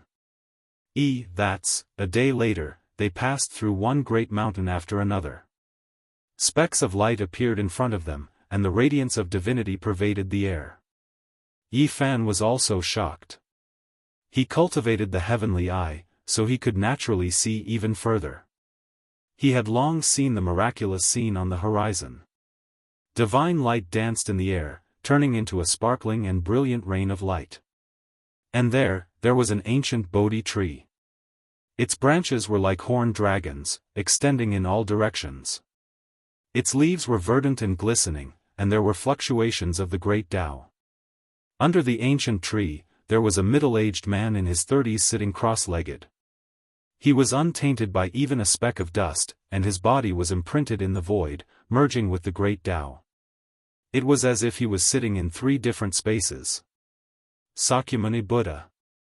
After Samodhi and the others saw clearly, their heads immediately swelled and they almost exploded. They all knelt down at the first moment. Yi Fan was also shocked. This person's appearance was truly special. It was exactly the same as the Sakyamuni Buddha statue in the temple, and at this moment, it merged with the great Tao. Chapter 948. Sakyamuni at the end of the road. This was beyond everyone's expectations. Even Yi Fan was stunned. The old monks kowtowed with great sincerity. They chanted the name of Buddha and touched their heads to the ground. Sparkling flowers floated down one after another, producing rustling sounds. However, this only served to make the world even more tranquil. An ancient Bodhi tree was rooted there. An otherworldly man sat cross-legged under it, merging with all living things and coexisting with the great Tao. His eyes were closed as the sparkling flowers fell on his body. It was as if he hadn't moved for thousands of years. He was peaceful and transcendent. If a person was exactly the same as the Buddha in the temple, it would undoubtedly be an abnormal sign that would make people respect and fear him. Siddhartha and the others kowtowed with each step. They were extremely excited to see Sakyamuni. Even if he died immediately, they would have no other regrets. This was their life's greatest wish. They only wanted to see the true Buddha and kowtow to the Tathagata. On the ancient road to Spirited Mountain, their wish came true. They saw the Buddha with their own eyes. Quasi-Emperor Sakyamuni. Yi Fan's heart trembled. This was a character that only appeared in legends. Now that he had actually seen him, it was beyond his expectations. Sakyamuni was an ancient person from 2,500 years ago. He possessed great wisdom. He studied the Vedas and the teachings of the Brahmins. In the end, he unified Spirited Mountain and created Buddhism. He left behind an illustrious name in history and was famous throughout the world. The guru from India kowtowed with each step. He moved forward amidst the falling flowers while mumbling. He gradually arrived near the ancient Bodhi tree. Yifan also moved forward. He didn't kneel and only stared unblinkingly at the quasi-emperor under the tree. His extraordinary temperament made people follow him, as if he could transcend all the worries of the world. Dong, in the distant mountains, the Brahma bell rang out from tens of hundreds of miles away. It was so deafening that it made people feel like they were being baptized and enlightened. Deep in the mountains, the ancient temple bell, the Buddha under the Bodhi tree. All of this was like a dream. There wasn't a speck of dust here. Sakyamuni didn't move and didn't speak, but his dharma spread throughout the world. You came too late. Spirited Mountain has already closed. Only when the seas dry up can it reappear in this world. A wave passed over. The figure under the Bodhi tree with his eyes closed spoke softly as if he was talking to them across time and space. Buddha. Siddhartha and the others cheered loudly, continuously kowtowing. They heard the true Buddha talking to them and were extremely excited. Why are we late? We came here with the sacred object to open the ancient path of Spirited Mountain.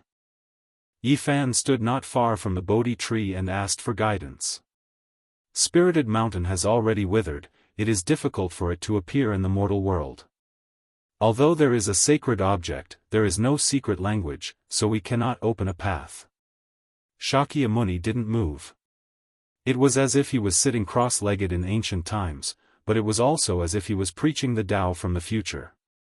Strands of great Tao sacred ripples seeped out, forming a divine will that made him seem extraordinary. Yifan was endlessly bewildered. Was this really the Sakyamuni? Didn't he already cross the heavens and enter the depths of the starry sky? How could he possibly see him here? Back then, he had seen the back of great Emperor Wuxia in the Purple Mountain.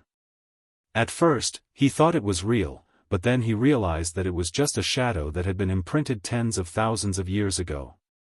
Could it be that what he saw was the same? However, why was he able to converse with them? Moreover, he was able to merge with the great Tao of heaven and earth.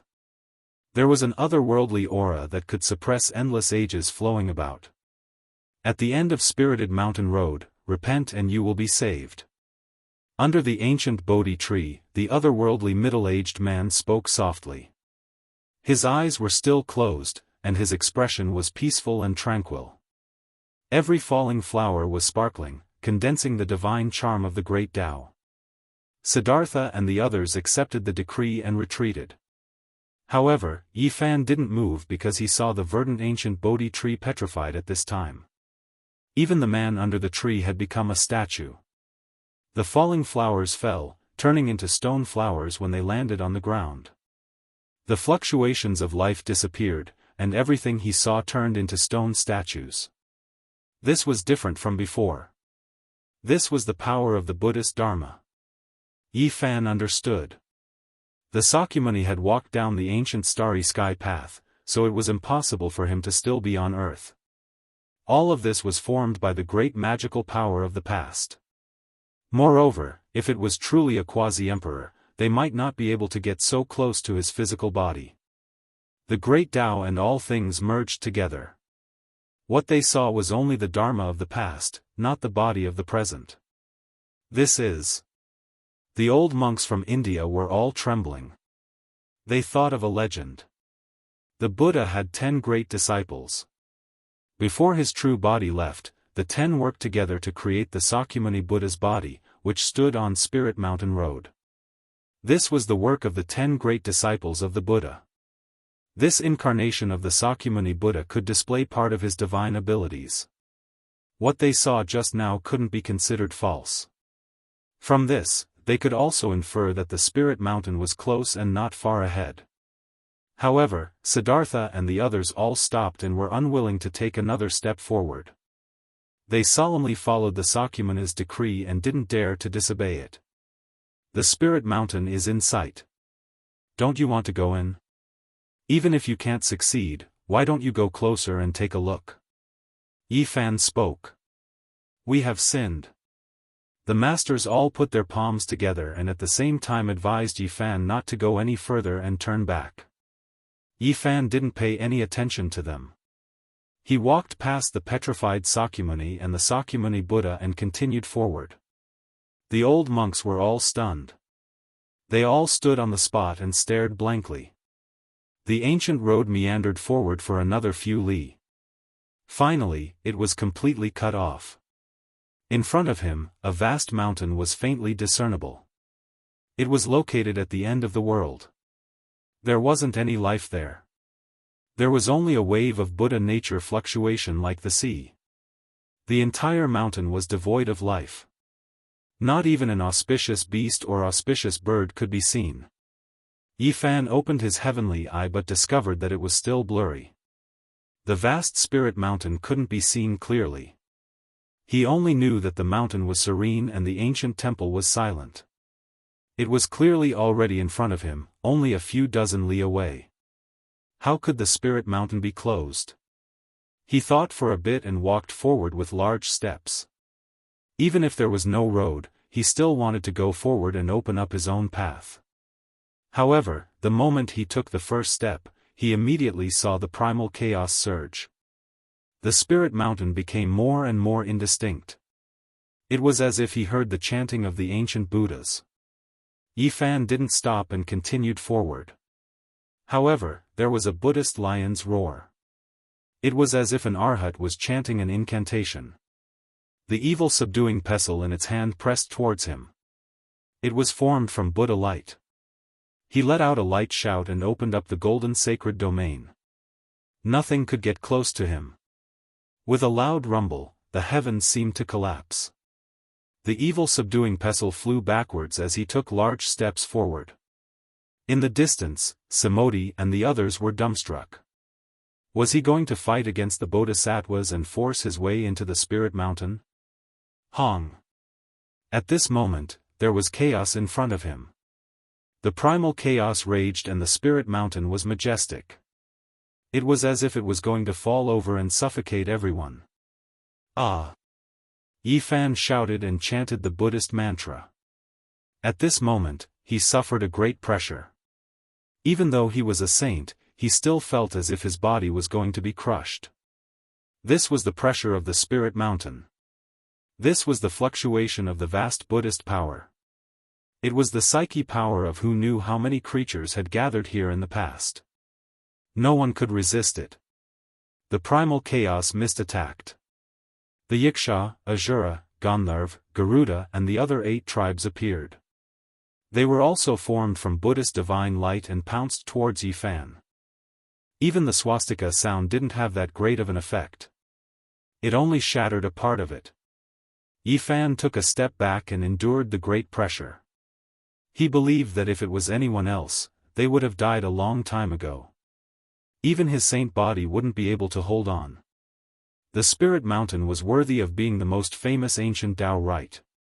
It was inviolable and couldn't be approached. This place was protected by a world-shocking great formation. Moreover, there was a distance of over 100 li between them. If one really charged in, there would definitely be a disaster. Yifan looked at the little stone Buddha in his hand and frowned. Without the secret message, he couldn't enter with just this divine object. There must be something shocking left inside. Otherwise, it wouldn't be protected like this. He knew that it was difficult to enter, but he wanted to get closer to see what exactly was going on with the spirit mountain and why it was like this. With a long roar, the golden holy blood in his body boiled. It was like a great river, rushing into every meridian and releasing waves of thunderous sounds. It shook the 9 heavens and resonated with the great Tao. Yifan's entire body shone. He used the travel formula and activated all kinds of phenomena. He directly killed his way over and finally got a bit closer. He vaguely glanced at the old monk sitting on the cliff and beside the Buddha platform. It was deathly quiet. There wasn't a single blade of grass or tree. Everything was withered. The spirit spring and pond were all dried up. There wasn't the slightest bit of vitality. It was as if no one had stepped here since the ancient times. A withered spirit mountain. This was the truth. Ancient temples stood tall and there were many temples everywhere. However, there wasn't a single person, not a single bodhisattva, not a single ancient Buddha. No living creatures could be seen. It was completely silent. One could see Buddhist treasures and great artifacts covered in dust. There was no one alive. It was deathly quiet. The power of the mountain was boundless and immeasurable. It was even more terrifying than a true ancient star. Yifan couldn't get close and was forced back by the boundless fluctuations. A strand of golden blood flowed out from the corner of his mouth. He didn't force it and retreated. The spirit mountain was dried up. It had experienced great changes. No wonder it was closed. However, what he saw should only be the mountain gate. Everything in the depths of the spirit mountain was extremely dim. There was an ancient Bodhi tree that had all its leaves fallen off. However, Tao traces appeared, blocking the main spirit mountain. Moreover, right at this time, the entire great mountain became indistinct. The main body of the spirit mountain even more so disappeared. This type of scene was irreversible. It was useless even if Yifan used magical force to support the little stone Buddha in his hand. Hong. In the end, a boundless fluctuation rushed over. He was blasted out more than 10 li. Everything disappeared. The blue dome of heaven was like a piece of blue crystal. A few white clouds floated past, making people feel that they were so close to the sky. It was as if they could touch it by jumping up. The air was abnormally fresh. Yifan was stunned. He stood in the Tibetan region. The tens of thousands of Jianghu tall mountains, the vast and unfathomable spirit mountain, and the mysterious ancient path had all turned into smoke and clouds. He couldn't see any of them again. Several li away, a group of Indian monks were also astonished. They didn't know why they had suddenly arrived in a familiar place. The ancient path had disappeared. Yifan flew through the air and arrived in front of them. He then scanned the surroundings. Tibet was very high above sea level. There were also great mountains, but they couldn't be compared to those from before. Where exactly is it hidden? Are the ancient path and the spirit mountain in the Tibetan region? This was the common question in everyone's heart. Yifan told them to wait here. He turned into a bolt of lightning and flew in the sky. He released his powerful divine sense and scanned every inch of the land. He was seriously searching, but in the end, he still couldn't find anything. In the end, he flew for thousands of li and landed on a majestic mountain range. He felt a sense of vicissitudes, but he couldn't see a trace of magic. This was the majestic Kunlun that traversed across the Qinghai Tibet plateau. Yifan had a big headache. Spirit Mountain was already mysterious enough. He didn't know where it was hidden, but Kunlun must be even more extraordinary. It was the first mountain in China's ancient mythology. It was the ancestor of all lineages. All the legends about immortals were related to it. Not long after, Yifan returned to Bi City. The other group of people returned to India. Before they parted, the masters promised him that they would ask others about the secret language of Spirit Mountain. Regardless of whether they gained anything or not, they would visit him again and ask for his guidance. As soon as Yifan returned, he felt that something was wrong. The lawn outside the old villa was full of potholes as if it had been struck by lightning. It was destroyed beyond recognition. This old villa didn't change much because he had carved a few simple formations. Even if it was hit, it wouldn't be damaged. Its surroundings were a mess. It was obvious that someone had fought here. Komatsu. Yifan was shocked. He entered the room in a flash, but it was cold and desolate. There was nothing there. Where did the little purple thing go? His heart suddenly turned cold. He searched the surroundings and released a powerful divine sense to call out, Komatsu. In the distance, next to a trash can, a dirty little thing timidly poked its head out. It turned into a purple light and pounced towards him. In an instant, it hung on his body, its body trembling. "You! What happened?" Yi Fan's heart was far from as calm as his words. He brought it home and placed it on the sofa. Komatsu's leg was injured. It was limping and had been frightened. However, it pretended to be relaxed. In order to make Yi Fan smile, it did a somersault to please him. It trembled in pain, but it was smiling innocently. Yi Fan felt a pang of pain when he saw it. Who hurt the little purple thing? A murderous intent arose in his heart. Chapter 949. The little purple creature smiled foolishly with an expression of nonchalance. It lifted its injured leg and pretended to stretch in a relaxed manner, telling Yi Fan that it was fine and not a big deal. However, it was actually trembling in pain. Yi Fan hurriedly stopped it from moving again. The little fellow's injuries were obviously not light, but it still had an innocent expression on its face. Fawning over him like this made one's heart ache even more. "Who injured you to this state? Who else came here?" he asked softly. His expression was gentle, but his heart was surging with rage. Its entire body was filthy. It was unknown how many days it had been wandering outside. Its originally purple satin-like fur had become dim. It was obvious that it had experienced a frightening experience. Otherwise, it wouldn't have rushed over and trembled slightly upon seeing him. Its injured leg had been cut by a sharp weapon. If it wasn't for this little creature's profound cultivation, it would have been broken long ago. Its attacks could be said to be ruthless and ruthless. Yi Fan carefully treated its wound. There were actually strands of black light flowing within. It possessed corrosive properties. No wonder it hadn't recovered after such a long time. He used magic power to dissolve the black light while taking out a bottle of divine spring he brought out from the life-forbidden zone. He used this to clean its wound and then carefully bandaged it. During this process, the Komatsu trembled unceasingly in pain. However, it didn't struggle or make a sound. It silently endured and tried its best to act as if nothing was wrong to make others feel pity. With Yi Fan personally taking action, this kind of injury was naturally nothing. The divine spring from the ancient forbidden zone possessed a powerful vitality. Not long after, its leg began to recover.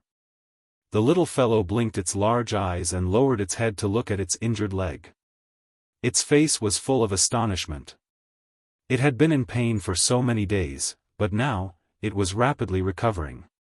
It immediately became incomparably happy and forgot all the injuries it had suffered. Yi Fan asked it seriously. Naturally, he couldn't just let it go like this. There was actually someone who wanted to kill the Komatsu. If he didn't retaliate, it wouldn't be his style. In the past, the corpses of many great enemies in the northern Dipper Star region were laid at his feet. He made a name for himself and built his path with blood and bones. Now that he had returned to the age of chaos, how could he endure being bullied and humiliated? The Komatsu was very weak and kind as it recounted the events of that day. Yi Fan had been gone for half a month. During this time, someone had found this place. The little purple thing was very afraid of strangers. It hid in the room and did not go out. This was also what Yi Fan had told it before he left, telling it not to run around. The person who came was a demonic youth with cultivation. He seemed to be injured and spat out a mouthful of blood. Komatsu was very pure and kind. It bit out a small piece of the scarlet moon fruit that Yi Fan gave it and brought it to that person. It didn't think that it would almost be killed. That person spat out a divine all and injured the little purple fellow's leg. Then, lightning struck down and blocked its way back into the room. Komatsu's fear of thunder and lightning was almost innate. In the past, its mother had been injured to protect it, and when she died, it happened to be struck by lightning and thunder. Once, it was almost struck to death on a stone mountain. Therefore, when it was ambushed by the strange young man, it almost suffered a great calamity. In its panic, it didn't know which way to go and left this place. It waited for many days, hiding beside the underground sewers and trash cans in fear, until Yi Fan returned. After learning of all this, Yi Fan did not say much. He gently rubbed its head. This little thing was as pure as a piece of white paper. In the past, it only had a small stone Buddha as its companion. It breathed under the bright moon alone and had never come into contact with humans. After it was led out of Tibet by Yi Fan, it had always thought that everyone was like it. It didn't know the sinister nature of the human heart and looked at everyone with its kind heart. Even at this time, the little thing was still confused. It asked Yi Fan in confusion, "Why did that person treat it like that? What did it do wrong?" "You didn't do anything wrong. The only thing wrong is that the human heart is too complicated. You will slowly understand in the future." "Oh." The little purple thing made an "oh" sound and blinked its large eyes. Its heart was still full of confusion and confusion. Yi Fan decided that in the future, he would bring it along to experience some things. Only then would it understand. Komatsu washed itself and drank some divine spring water. It finally recovered and became lively and quick-witted again. It peeled a plate of pine nuts and carefully handed it to Yi Fan. Yi Fan accepted it with a smile and handed it a jade snake orchid. Its essence energy overflowed and its fragrance filled the air. That day, when he and Pang Bo left, they spent a great deal of origin energy to purchase many spirit medicines. The little purple thing's large eyes lit up. It was incomparably happy to be held in his arms. All of a sudden, it forgot all the pain it had suffered and laughed without a care in the world. It was very easily satisfied. Yi Fan didn't need to think to guess that it was most likely related to the holy jade bottle in the auction. Only it could attract a cultivator. As expected, there was soon a clue. It was a strange young man who had won 3 auctions in the past. The auction house had detailed information about him. After Yi Fan showed the photo to Komatsu, it was confirmed that he was the culprit. "You've already left B City, it's useless even if you run to the ends of the earth," Yi Fan softly said to himself. One day, he traveled south and arrived at Jiangxi's Zhejiang. This was a villa district not far from Mount Lu. The mountains and rivers were interconnected and the scenery was beautiful. It could be said that ordinary people couldn't afford this kind of price. Any one of them would be astronomical. Yi Fan stood in the distance and revealed a strange expression. Not only was he a cultivator, but he also learned Genesis arts and was very familiar with the movement of mountains, rivers, and earth veins. There was a faintly discernible draconic aura in this place. It had drawn a wisp of essence energy from the rising purple dragon vein in the distant Mount Lu. It was too crucial in the end of days as it could help cultivation. Moreover, after a careful look, he discovered something strange. This villa district was built with a mysterious principle. If he guessed correctly, this area should belong to a clan. Perhaps to outsiders, the head of the household was independent and had a different surname, so nothing could be seen. However, he believed that this should be a clan that lived in seclusion here. The layout was very particular. There's a very faint wisp of demonic aura. Yi Fan muttered to himself and then walked in with large strides. Komatsu tilted its head and curiously sized up the villa district. It only felt that the scenery here was very beautiful. There were mountains on one side and rivers on the other. There was also the essence of heaven and earth that could be breathed in and out. Yi Fan disappeared with a step and came to the depths of the villa district. He stopped in front of the villa with the thickest demonic aura in the center. This place had the best view and the purple dragon underground was the thickest. "The owner of this place, come out and meet me." His words immediately alarmed the villa district. With his powerful divine sense, he could naturally clearly sense that there were at least 10 pairs of eyes sweeping over and spying on him in the dark. And someone immediately walked out from the villa in the center. It was an old man with a face as rosy as a baby's.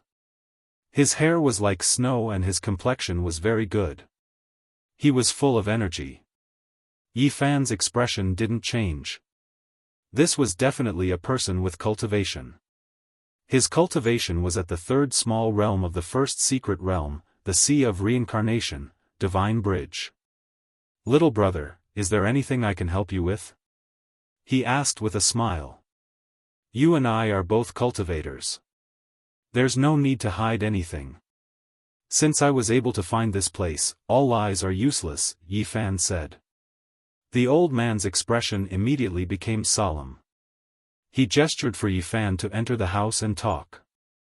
He also seriously looked at the purple Komatsu mouse on Yi Fan's shoulder. Yi Fan's expression was calm as he walked in. Through this corner of the place, he understood where those with cultivation were. This place was close to Mount Lu, which made cultivation a possibility. His heavens, I could directly see the source of this old man. There were a few wisps of demonic blood flowing in his body. It wasn't very pure. This bloodline was a descendant of the primordial demon race. After entering the hall, the old man invited Yi Fan to sit down and had someone serve tea. His tone was very polite as he asked him why he was here. "I think you should know why I'm here. Let that young man come out." "There's nothing more to say," Yi Fan said indifferently as he sipped his tea. "Daoist friend, please calm down." The old man saw that Yi Fan had come with ill intentions and was so forceful, so he hurriedly put on a flattering smile. He said that the young man was his good-for-nothing grandson who did something reckless and caused such a disaster. He already knew his mistake and was willing to compensate. He asked Yi Fan to be magnanimous. What a nice way of putting it. Reckless? For no reason at all, he suddenly attacked and wanted to take Komatsu's life. What's the use of keeping someone with such a temperament? "Let him come out and meet me," Yi Fan said with a solemn expression. Komatsu was very curious. He jumped around the house with an innocent expression and couldn't stop looking at the antiques.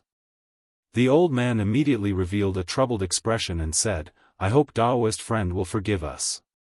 We were in the wrong, but please be magnanimous and forgive us.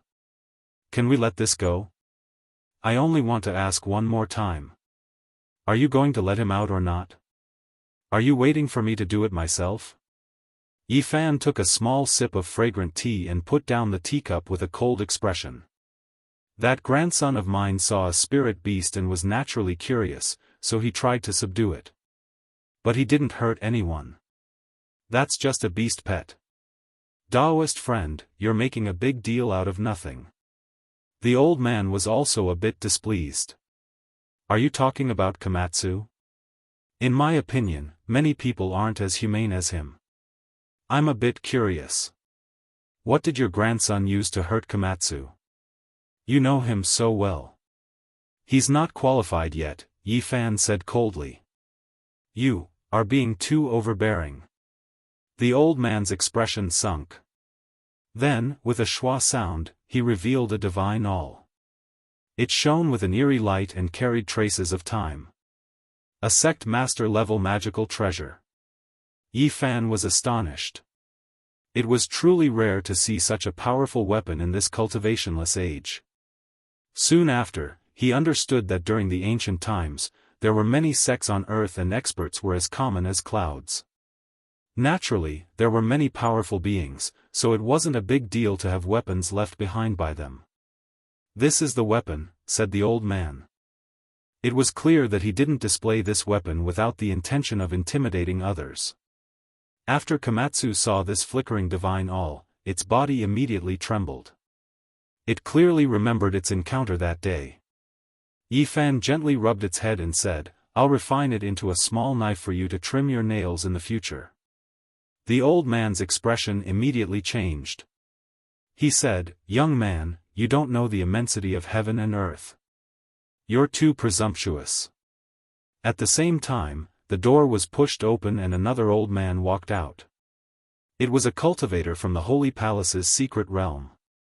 He said coldly, You should know that in this world, there are some people you can't afford to offend.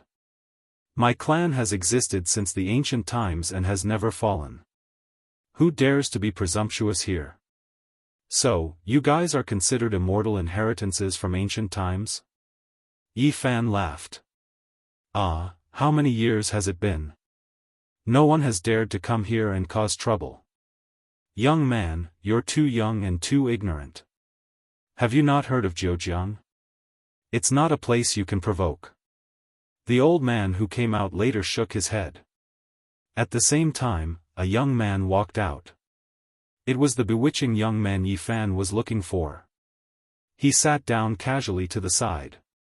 Komatsu's body suddenly trembled. The last time it was injured, it clearly remembered. It was kind enough to take out a spiritual medicine to save someone, but it was almost killed. It still didn't know what it did wrong. Yi Fan pointed with his finger and the young man was immediately fixed to the wall. Yi Fan waved his hand in the air and 5 finger marks appeared on the young man's face. There was a crisp sound. You've gone too far. How dare you behave atrociously in Zhejiang? The 2 old men's expressions changed. Is that so? I just don't know the immensity of heaven and earth. I just wanted to provoke you. Let's see what you can do. If you anger me, I'll turn Zhejiang upside down. You can't leave today. You'll regret it. The 2 old men shouted and rushed outside, asking their disciples to invite people. They had obviously realized that Yi Fan was not someone to be trifled with. Chapter 950. A group of people rushed into the hall and surrounded Yi Fan from different directions. They were all wearing iron robes that flickered with a cold metallic luster. They held all kinds of sharp weapons in their hands and emitted divine radiance. In this day and age, if people saw such attire, they would definitely be shocked. All of this was too primitive and incompatible with the present. Yi Fan didn't get up. He still sat there and looked at them calmly. Although the armor on these people was shiny, there were traces of time. They had been through many generations. Back then, the ancient demons that could roar through the world and capture the stars and moon had either passed away or left this world. However, they had left many ancient weapons for their descendants. This was a shocking treasure. You almost killed Komatsu. Do you want to attack me now? Yi Fan asked calmly. Have you forgotten what this place is? Zhejiang is not a place that anyone can barge in and do as they please, the elder of the divine bridge realm said coldly as he held the glowing divine awl. He waved his hand lightly, and a dozen people in armor shook their weapons. Ripples rushed out of the ancient weapons and spewed out sword chi, slashing towards Yi Fan. They laid out a matrix. These ancient weapons were all ritual implements. They weren't that shocking, but when used together, they were very useful and could kill extremely powerful opponents. The strongest among these people was the elder of the Holy Ji Palace's secret realm. They naturally couldn't create such a matrix. All of these were left behind by their ancestors. The sword energy was sharp, cutting through the void, interweaving into a blinding formation, trapping Yi Fan within. The sword radiance hacked over, but it was shattered by a flick of his finger. What ritual implement do you have? The elder of the divine bridge realm was shocked and couldn't help but fall back. In this day and age, he didn't believe that someone could shatter such a powerful matrix with one finger. With a flick of Yi Fan's finger, golden blood energy turned into golden divine radiance. It was as if he was holding an ancient divine artifact, inadvertently misleading them. It was because in these people's eyes, it was almost impossible for this type of great divine ability expert to exist in this world, or it could be said that even if there was, he wouldn't come to their family. As expected of an ancient lineage. Such a temper. Do you want to kill me too? Yi Fan raised his hand and summoned the young man pinned to the wall. Brother, let's talk. We had a misunderstanding before, and I am willing to make it up to you. He had been careless and didn't care at all. He thought that the other couldn't do anything in his clan, but now he was scared. Komatsu saved you out of kindness, and you want to kill him? Are you heartless? Yi Fan's palm slapped down, causing all the bones in his body to creak and crack, instantly breaking dozens of them. Of course, he did not use his full strength. Otherwise, the attack of the human clan's sacred physique could even turn a sect leader into meat paste, let alone him. Ah! The bewitching young man screamed in pain and rolled around on the ground. Yi Fan was surprised. There was purple blood in this person's body, and his demonic aura was very strong. Although he wasn't old, he was already in the life spring realm, which was considered extraordinary on Earth. It was no wonder that the clan protected him and gave him the sect master-level divine cone nail to protect him. In this day and age, such talent was rare, and it was worth spending energy to cultivate him. Brother, please stop. Everything can be discussed.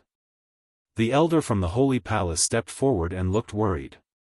He still couldn't see what the golden ritual implement in Yi Fan's palm was.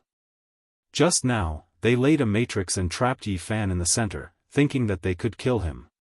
They didn't expect it to be useless, and the young man was trapped through the matrix. What else is there to say? Jianghu is the place of your clan. Not everyone can behave atrociously here. I've offended you all, Yi Fan said coldly. He was merciless. One finger landed, and the young man's sea of reincarnation was cleanly dissolved. Another finger landed, and the young man's celestial platform crumbled. He could no longer cultivate. Yi Fan destroyed the young man's cultivation with 2 fingers, making it impossible for him to cultivate in this life. Then, he thought about it and waved his hand. The purple demonic blood in the young man's body was extracted and refined on the spot. You've gone too far. The elder of the celestial bridge realm was furious. A good seedling of the clan was destroyed on the spot. This wasn't just a slap to his face, it was a slap to the entire clan. I've gone too far. You almost killed Komatsu. I'm here to ask for an explanation. You want to kill me too? You really have the power to rule the world. Yi Fan threw the young man over. Grandpa, help me kill him. My life is over. I want to grind his bones to dust, the demonic young man shouted. His eyes were filled with hatred as he cursed. Seeing this, Yi Fan laughed and raised his finger.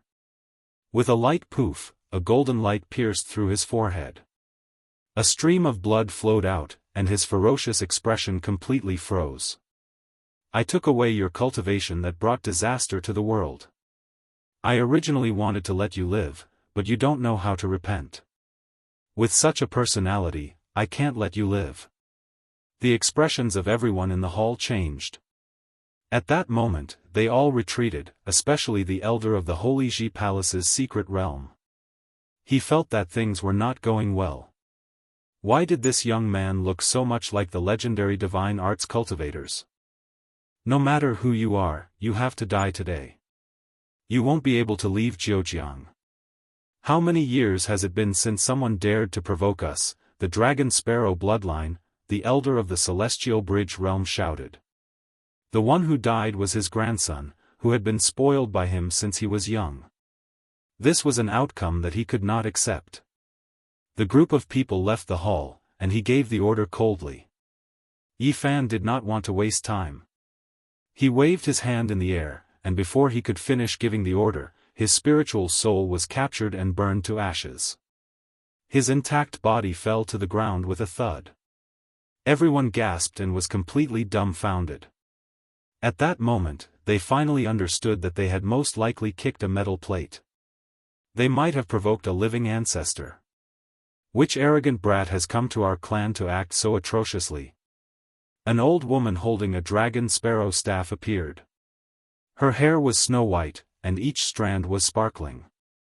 Her face was pale with a hint of red. No one knew how old she was. Ancestor. A group of people hurried to greet her, especially the elder of the Holy Ji Palace's secret realm. He walked up quickly and said softly, Ancestor, things are not looking good. This person might have great ancient powers. Yi Fan sat in the hall and did not go out. After seeing the old woman, he was a little surprised. Her cultivation level was at the 3rd secret realm, for extremities. He was truly a little surprised.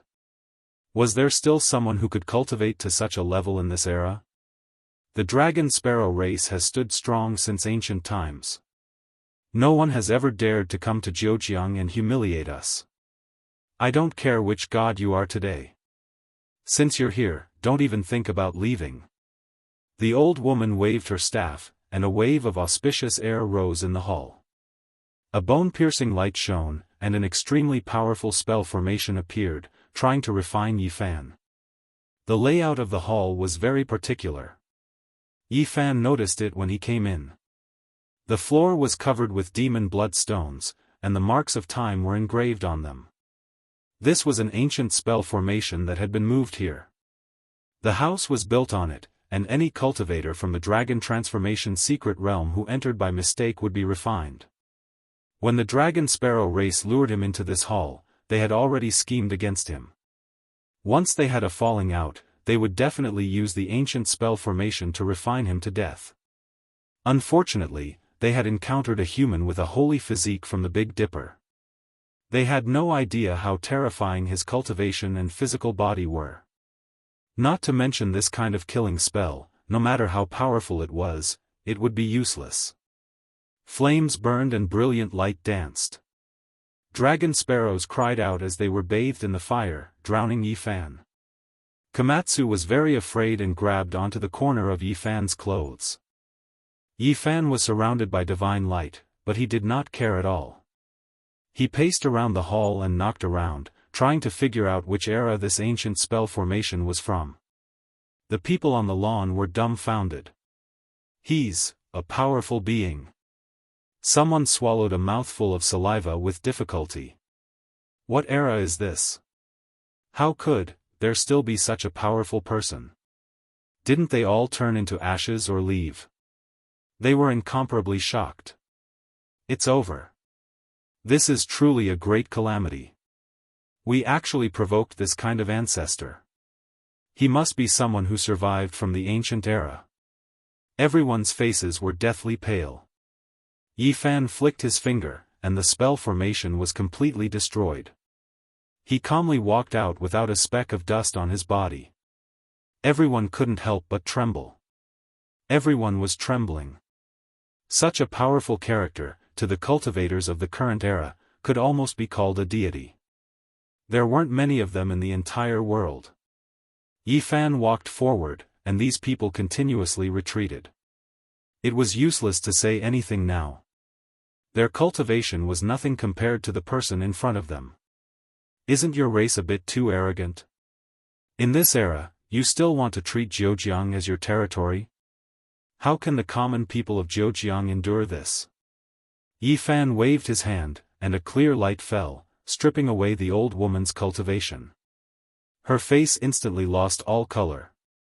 You don't know what's right or wrong, and you want to kill me right away. You should just give up your power and become immortal. This was the strongest ancestor in their race. With just a wave of his hand, he had his cultivation stripped away and reduced to a mortal body. Everyone was terrified and didn't even dare to breathe loudly. The old man from the Holy Ji Palace trembled. He bowed and said, "Senior, please forgive us for our ignorance." Yi Fan looked at him. It was this person who first shouted that Zhejiang wasn't a place anyone could come to. He said that he didn't know how high the sky was and that he wouldn't be able to leave this place. Since you reacted quickly, I'll take away 100 years of your cultivation. A light flashed, and the old man's body swayed. He almost fell to the ground. His expression changed. 100 years of cultivation was taken away. What would be left? I didn't want to start a massacre today. If you had handed over the culprit earlier, we could have talked things out and this wouldn't have happened, Yi Fan said. These people trembled, and no one dared to speak. Such an existence was enough to dominate the world, and it would be difficult to find anyone who could fight against him. It wasn't that Yi Fan didn't want to go too far, so he didn't make things difficult for the others. He used his finger like a knife and cut open the grass. An underground palace appeared below. Purple chi from Mount Lu surged and entered the underground palace. There was an ancient matrix platform in the center. It had lines of patterns carved on it, and it could turn the spiritual chi of the earth into mist, gathering it within a radius of 10 feet. No wonder there are cultivators of the 4 extreme secret realms. Yi Fan nodded. The secret was here. This ancient matrix platform could transform the essence of heaven and earth, allowing the race to cultivate for a long time. Yi Fan thoroughly understood the identity of this race.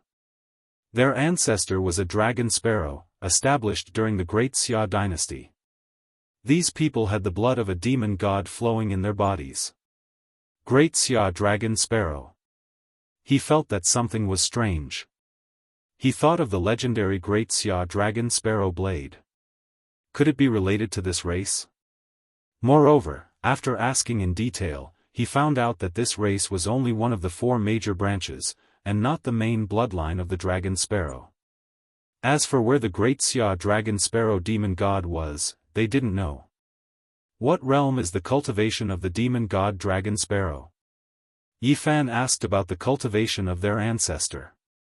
He was already the great sage during the ancient times, the crippled old woman replied. It was actually so powerful. This shocked Yi Fan. It seemed that the main bloodline established by the great sage of the demon race was definitely extraordinary. It was worth searching for and making a trip. Where did he go in the end? Yi Fan asked again. Back then, the ancestor fought with Guhong. When Yi Fan heard this, he was truly shocked. Guhong was one of the most outstanding figures in the history of Taoism. He was the leader of Taoism during the Eastern Jin dynasty, and he wrote the book Biopuzi. The Biopuzi that fell into the hands of mortals mentioned the 9 secrets of Lin, Bing, Do, and Zhe. He told the people that if they constantly recited these 9 words, they would be able to expel all evil. Chapter 951. Lin, Bing, Do, Zhe, all advance in groups. All the 9 characters should always be given secret blessings, there is nothing they cannot avoid. To be free from trouble, this is what it means. This passage was recorded in Biopuzi, written by Guhong, the leader of Taoism in the East Jin dynasty. He mentioned the 9 secrets in it, but he did not explain their true meaning. He only told people to recite them to avoid evil. In this day and age, most people did not know about the 9 secrets. They thought it was passed down from Japan. They did not know that it originated from China, and Dongmi made a mistake when copying it. He wrote Lin, Bing, Do, Zhe, Jia, Zhen, Lai, Zai, and Xian. The 9 secrets could be found in the ancient book Biopuzi in China. However, many people mistook the 9 characters as true words, which made people feel speechless.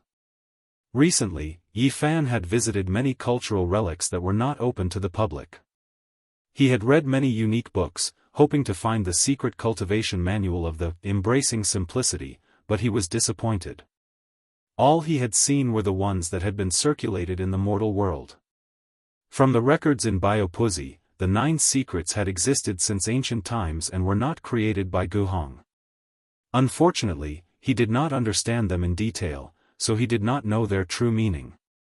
Any cultivator who knew about ancient times knew that the 9 characters had a great origin. Few people knew their true meaning, so it was impossible for Guhong to say it in Biopuzi. As a great sage, the Xia dragonfinch could look down on the entire ancient planet. He was still alive in the East Jin dynasty, but he had an earth-shattering battle with Guhong and disappeared. Although these people were the descendants of the Xia dragonfinch, they did not know the result of the battle. They only had 2 guesses. One was that their ancestor was sealed, and the other was that he went to the outer region.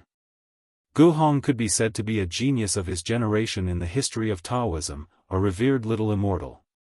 Since ancient times, how many people could be associated with the word immortal? It was enough to show how amazing he was. His grandfather was a famous Daoist cultivator named Guxian. He was the one who led Guhong onto the path of Taoism, and from then on, Guhong shone brightly in Taoism. In his later years, Guhong lived in seclusion at Mount Luofu. Many people went to search for him but found nothing. His amazing qi cultivation method was never passed down to the world. Yi Fan did not make things difficult for the dragon finches. He asked many questions and learned many secrets before leaving. He followed the earth vein and entered Mount Lu. From his point of view, the great Xia dragon sparrow's seclusion in Zhejiang was just a stream of dragon aura from the purple dragon vein. There must be an even more terrifying clan on Mount Lu. However, as soon as he arrived, he frowned. The purple dragon had withered and did not have much purple qi. It would die in 100 years. If the world were to continue like this, sooner or later, Earth would become a lawless place. It would become a withered star, and no one would be able to cultivate anymore. Many people came to know Mount Lu from Li Bai's poem. The silver waterfall cascaded down like the Milky Way, hanging in the 9 heavens. It was a spectacular sight. Many people knew Mount Lu because of Li Bai's poem. The silver waterfall fell like the Milky Way, hanging in the 9 heavens. It was a magnificent sight. In this place, he did not encounter any races, but he sensed some ancient formations. He sunk into the ground, wanting to see what was going on. As soon as he descended, he was shocked. He actually saw an ancient cave that meandered downwards. It was unknown where it led to, but there were waves of dense killing intent seeping out. If it was an ordinary cultivator, they definitely wouldn't be able to resist it. He was shocked as soon as he came down. He saw an ancient cave that snaked downwards. He did not know where it led to. Waves of murderous intent seeped out. An ordinary cultivator would not be able to withstand it. Although Komatsu was simple, it had reached the Daoist palace secret realm. However, it could not sit still in this place. Its purple hair stood on end. The underground cave was extremely deep, leading straight into an enormous underground palace. In the end, there were forks everywhere, and there were ancient caves everywhere. Ordinary people wouldn't be able to walk very far before getting lost.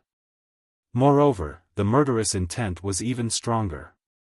He guessed that even the dragon transformation realm cultivators would not be able to withstand it.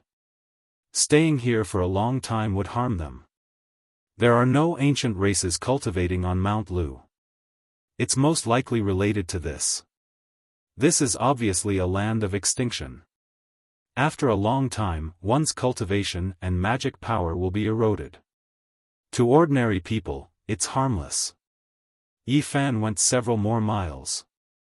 The underground palace was even more vast. It was deathly silent. The ground was dry and hard, and the rocks were mottled.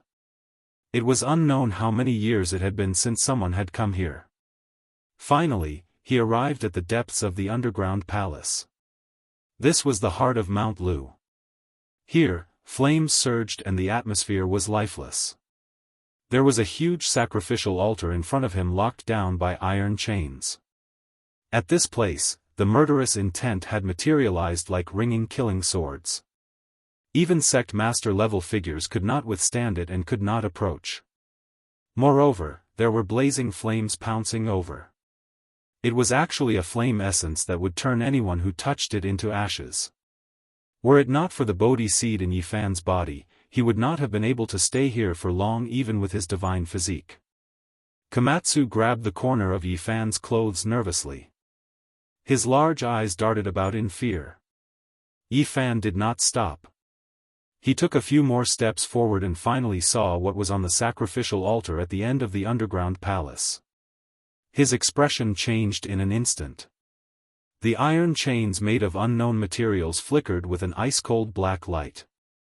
Even this kind of flame essence could not melt them. A person was chained to the blood-colored sacrificial altar. An ancient aura rushed over as if it had existed for tens of thousands of years. It was unknown whether it was the reflection of the flames or that person's hair was originally like this, but it was as messy as red weeds. There was almost no flesh on his body, only withered bones. Yi Fan's eyes flickered with radiance as he stood there without moving. Just how powerful of a character was this? He was actually trapped here. Just this kind of murderous intent made it impossible for sect masters to approach. Unfortunately, after countless years had passed, it was impossible for this person to still be alive. The flame essence had burned him until he was as thin as a match. Upon closer inspection, his torso and head had already been chopped off. Back then, his enemy seemed to be afraid that he would revive and locked him here. He suffered tens of thousands of years of torture and was chained to the sacrificial altar to use the flame essence to erase his spirit. Yi Fan did not approach any further. It was not worth it for a dead person because he discovered that there was a killing formation carved on the sacrificial altar. It was most likely a saint-level formation, so there was no need to take the risk. Suddenly, Yi Fan was shocked. When he stood in the air and looked down from above, he saw that there was a stone diagram carved on the sacrificial altar. It was clearly visible. He opened his heavenly eyes and discovered that it was like a corner of a topographic map. The mountains and rivers were extremely complex, and he didn't know what place it was pointing at. What shocked him the most was that this stone diagram had been carved more than 100 years ago. It was incomparable to the age of the iron chains and the sacrificial altar. Yi Fan looked carefully and became increasingly amazed. It was left behind by the person whose torso, limbs, and head had been separated. It was precisely the right arm that was chained and forcefully carved. Just what kind of person is this? At the very least, he has been trapped here since the ancient times and has lived until more than 100 years ago. Yi Fan was convinced that he was already completely dead at this time and had long since lost the slightest trace of vitality. It was most likely that he had finished carving the stone diagram and fulfilled his final wish. Back then, he was chained here. Could it be that someone wanted to force him to hand over this secret? He carefully memorized the stone diagram and didn't stay for long. This was a danger zone laid down during the ancient times, so there might be some unknown dangers. A moment later, he arrived on the surface and left. Yi Fan was currently in Jianghu, located in the Jiangxi province. He wasn't in a hurry to return and wanted to go to another place in the province, Mount Longhu. Mount Longhu was the ancestral court of the righteous Tao. In the history of Taoism, it had a position and role as a link between the past and the future. However, at this time, Yi Fan's cell phone rang, interrupting his journey. He had no choice but to return to B City. Su Qiong had an uneasy expression on her face. She asked for his help because Yang Xiao was going south to explore the tomb of the Warring States period. Can't you just tell him not to go? I've already said that, but this bookworm is usually very slow. Once he really makes up his mind, even 9 bulls won't be able to pull him back. He said there's no need for him to go deep underground and only wait outside to verify those relics. Upon hearing this, Yi Fan nodded and told her not to worry. He would go south with this team of archaeologists and make a trip to Jiangling County. It was said that during this period of time, many strange things had happened in that ancient tomb, causing a wave of panic in the local area. The higher-ups had issued a strict order for them to investigate thoroughly this time. They didn't hesitate to use the army to help with the excavation, so they had enough manpower. The 8-Ling Mountain was formed by 8 mountain ridges. In ancient times, it was called the Dragon Mountain.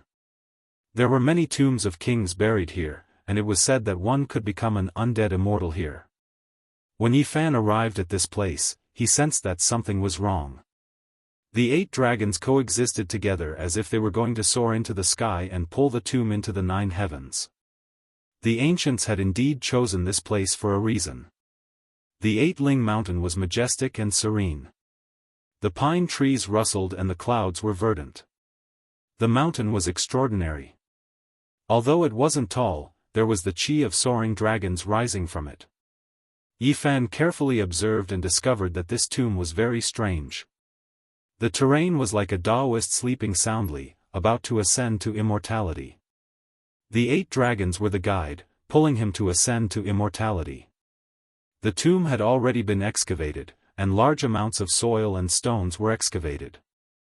They piled up into a small mountain in the distance, and the surroundings were lush with ancient trees that reached into the sky. Just as Yang Xiao had said, there was enough manpower, and they were all equipped with modern tools. Cart after cart of soil was carried away.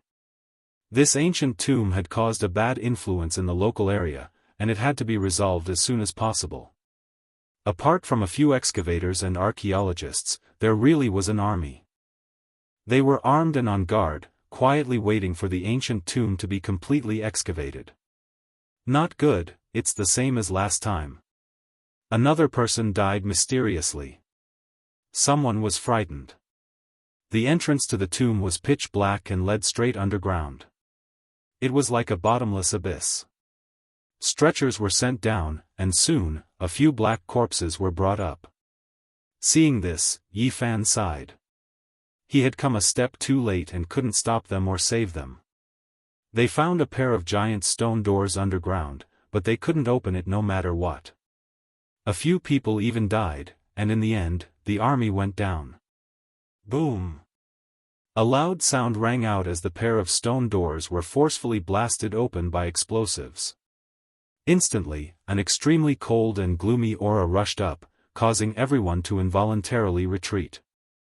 Yi Fan secretly made a move and used his magic power to stop that aura. Waves of indescribable sounds came from underground. All of the archaeologists retreated, feeling waves of fear. Not long after, celestial music rang out. It seemed to come from the underworld, making everyone feel that it was unimaginable. At this moment, an old Daoist and a few others took advantage of the chaos to sink underground and enter the tomb. The tomb of the warring states is related to ancient Qi practitioners. Yi Fan flashed in and saw a stone door that had been blasted open. On top of it, the words, "Longevity Immortal Manor," were actually carved. It was a large seal from before the Qin dynasty. Chapter 952. The Qin unified the 6 states and also unified the written language. The written language of the 6 states was almost extinct. What was seen here was a large seal script that looked like the Oracle Bone script. Yi Fan didn't stop and strode in. He saw many people enter before him, not because he was afraid of their strength, but because he was afraid that they would act rashly and destroy something valuable. Clang! A ray of sword light was particularly dazzling in the darkness of the tomb, lighting up a large part of the void. It pierced towards Yi Fan like a rainbow. Someone was trying to kill him. It was the same everywhere. Where there were people, there would be Jianghu. The cultivators who entered the tomb were naturally here for arts and divine weapons. Everyone was a competitor. Clang! Yi Fan flicked his finger and a sharp sword like autumn water was shattered into dozens of pieces, falling to the ground like a pile of sparkling glass. He waved his hand and a figure in front of him was sent flying. His bones were all broken and his flesh was a bloody mess as he fell onto the tomb wall. Yi Fan didn't stop. He had even killed a Dao Severing king before, so he wouldn't care about the life and death of a life spring cultivator. His intuition told him that this tomb was not ordinary. Celestial music sounded, not from the 9 heavens, but from the depths of the earth. It was like the 9 nether soul song, shocking the soul. After a while, a white jade staircase appeared, leading to the depths of the underground palace. Mortals couldn't afford to use this kind of material. Who would use jade to pave the road? Every piece would fetch a sky-high price in an auction, but here, there was a large amount of it leading to the underground. The people who went down earlier were all impatient, wanting to enter the main point. Now that they could confirm that this was a burial ground for Qi practitioners, they all wanted to get their hands on the pre-Qin weapons.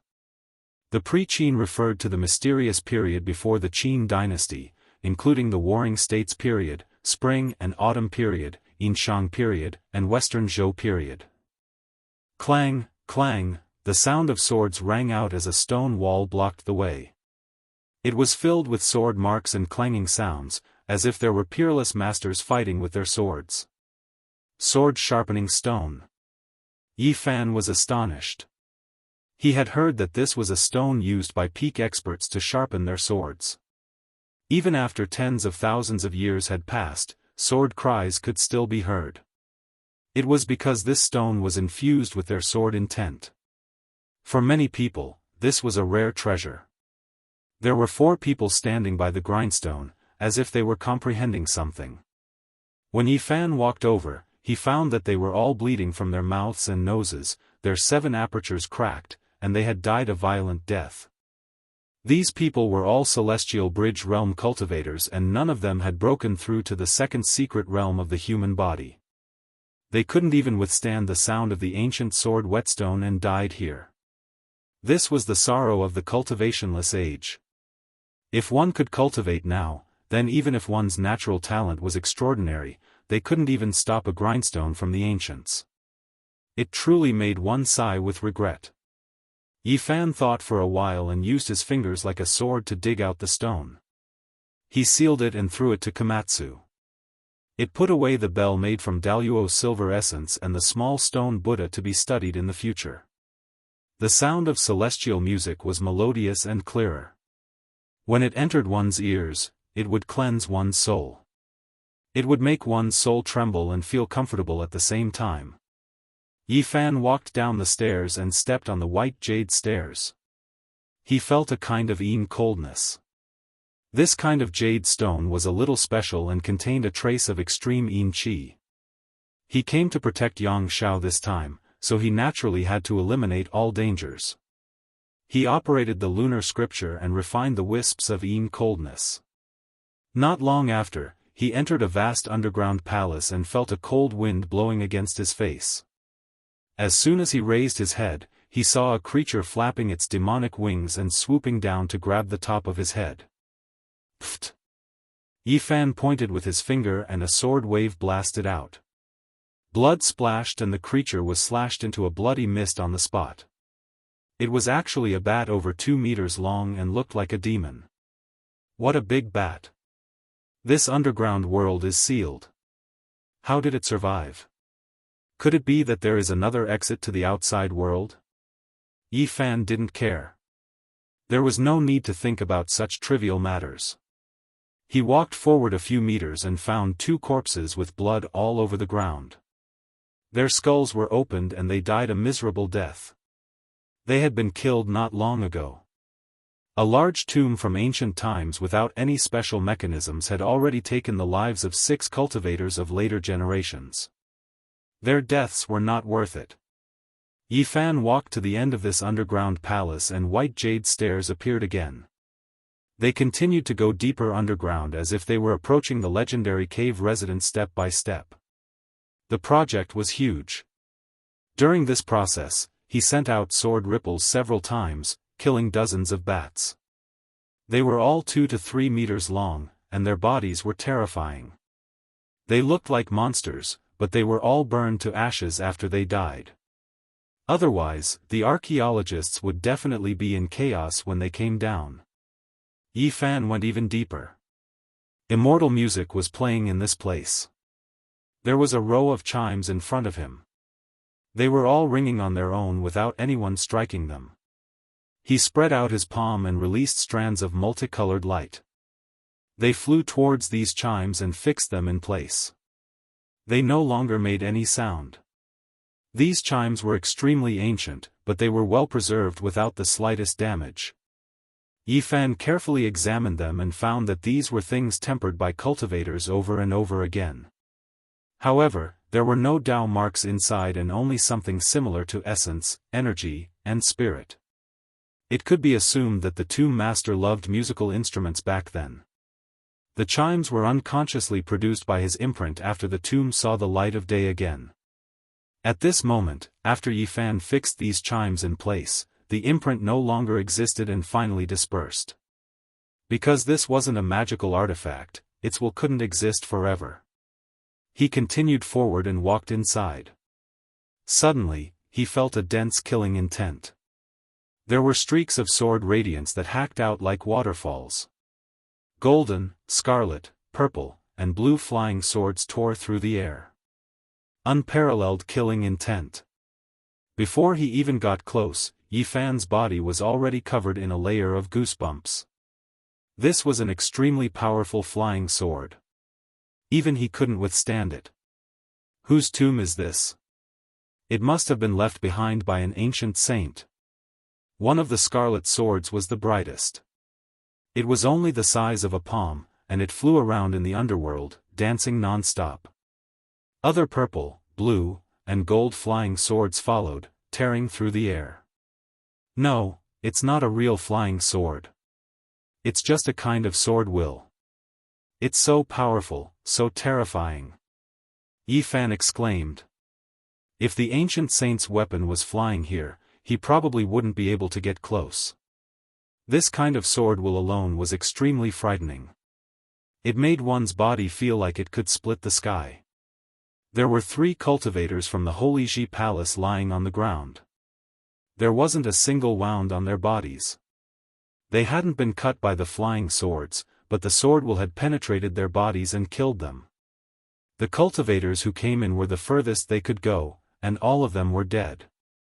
Yi Fan sighed softly. These people could be considered experts in the world, but they died in such a worthless way. They probably didn't even know how they were injured. The tomb of an ancient saint wasn't a place ordinary people could enter. As long as they had a hint of killing intent, it would be enough to kill any top expert in the world. This was a stone room for practicing swords. There were 7 scabbards the length of a palm hanging on the wall. The workmanship wasn't exquisite, and they were just simple beast skins. They were so tattered that they were about to turn to dust. From this layout, the ancient saint was very simple. He didn't leave any traps. Other than the Tai Yin Chi that leaked out of the stone door, there was no danger at all. Where are the 7 divine swords? Yi Fan searched. He activated his cultivation, wanting to take the 7 scabbards. Pfft! But with a slight movement, the 7 beast skin scabbards all turned to dust. It wasn't because they had been here for too long, but because there was a kind of SwordWill within them. These materials couldn't withstand it. After the scabbards were destroyed, the 7 streaks of sword light that were slashing through the stone room also disappeared. They were annihilated in the void, and the endless killing intent disappeared. Yi Fan sighed inwardly. It was a pity that these 7 scabbards had self-destructed. Otherwise, they would be priceless treasures.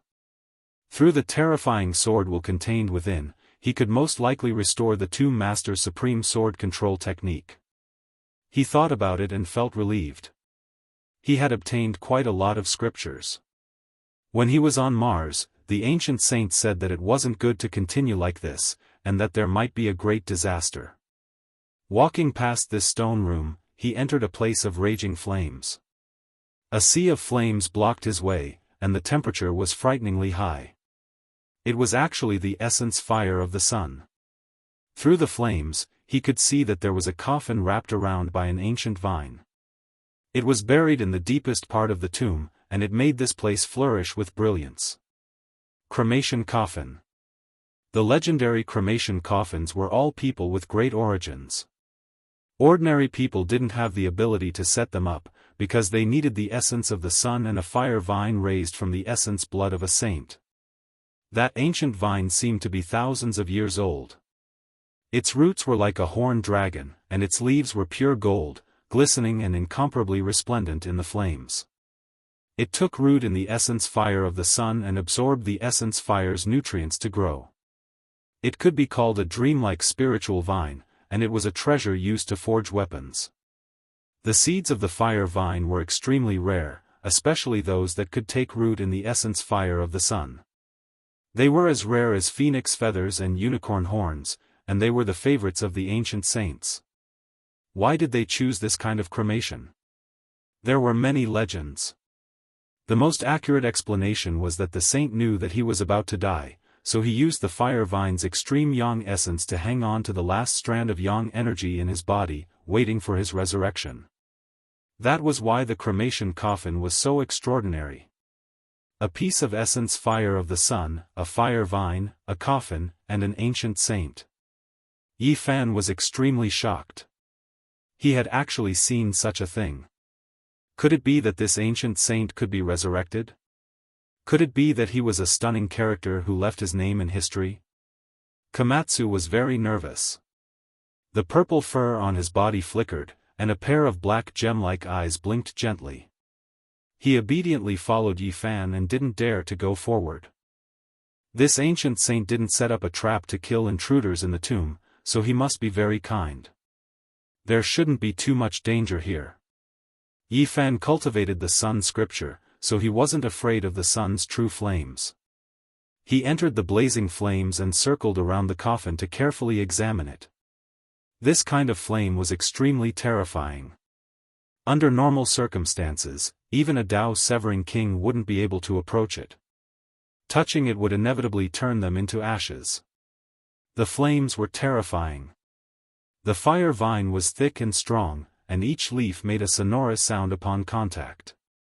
It seemed to be forged from phoenix blood and gold. The thick, dragon-like vines wrapped around the ancient coffin and lifted it into the air. The coffin carried death, and it was originally an inauspicious thing. However, this place was accompanied by the golden fire vine, and it was full of vitality. Yi Fan silently sensed it, and then he sighed softly. The person in the coffin had died. He couldn't use the Yang flame essence to support the last strand of Yang energy, so he didn't revive. Then, he noticed a tablet beside the coffin. It was actually forged from bronze, and it was extremely heavy and sturdy. There were a few ancient characters on it, and they were Zhongding characters. After Yi Fan returned, he had always been enriching himself. He read Huangting, Nanhua, and entered various great libraries. He read unique books, consulted authorities, and learned various ancient characters such as oracle bones. He recognized some of the ancient characters on it. At this moment, his heart was greatly shaken, and heaven-overflowing waves surged. This was indeed an outstanding and famous character from the ancient times. Qi Song Zi was recorded in the Daoist scripture. It was recorded in the legends of immortals, and it was said that he was an ancient immortal. Moreover, there were also records in other ancient texts. The Huainan Zi was the earliest, and there were traces of it that could be examined. The origin of this ancient tomb could only be described as terrifying. Yi Fan was incomparably shaken. Through the heavenly eye, he saw an extraordinary thing inside the coffin. Chapter 953. Yi Fan opened his heavenly eye and could clearly see that there was something inside the coffin. There were some Dao patterns fluctuating within. It was an old jade box with an extremely ancient appearance. It lacked luster, but it was still stored inside the precious and heavy coffin. He was greatly moved. Qi Song Zi's origins were too great. He was revered as an immortal by the Taoists, so how could the things he left behind be ordinary? Qi Song Zi, exhaling and breathing, expelling the old and taking in the new. Losing the form and losing the wisdom, embracing the plain and reversing the true. Traveling through the profound, ascending to the heavens.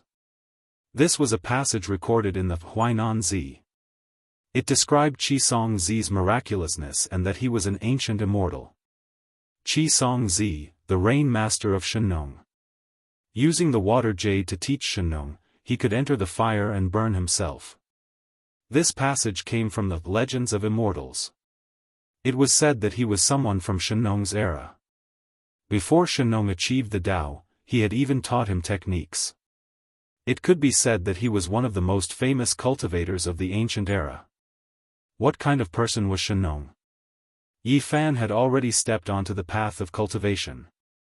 He had reason to believe that he was definitely one of the most powerful individuals in ancient China.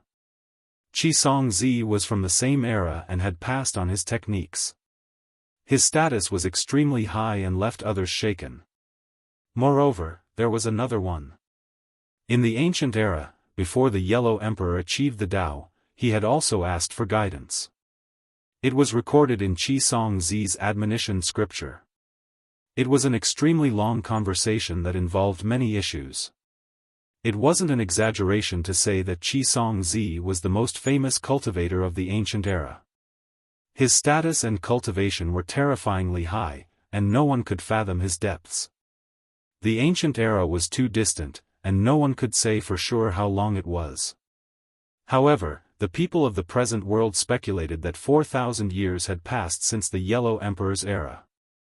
Some people discovered that there were many periods of time that had been destroyed or that there was a vacuum, making it difficult to deduce the true date.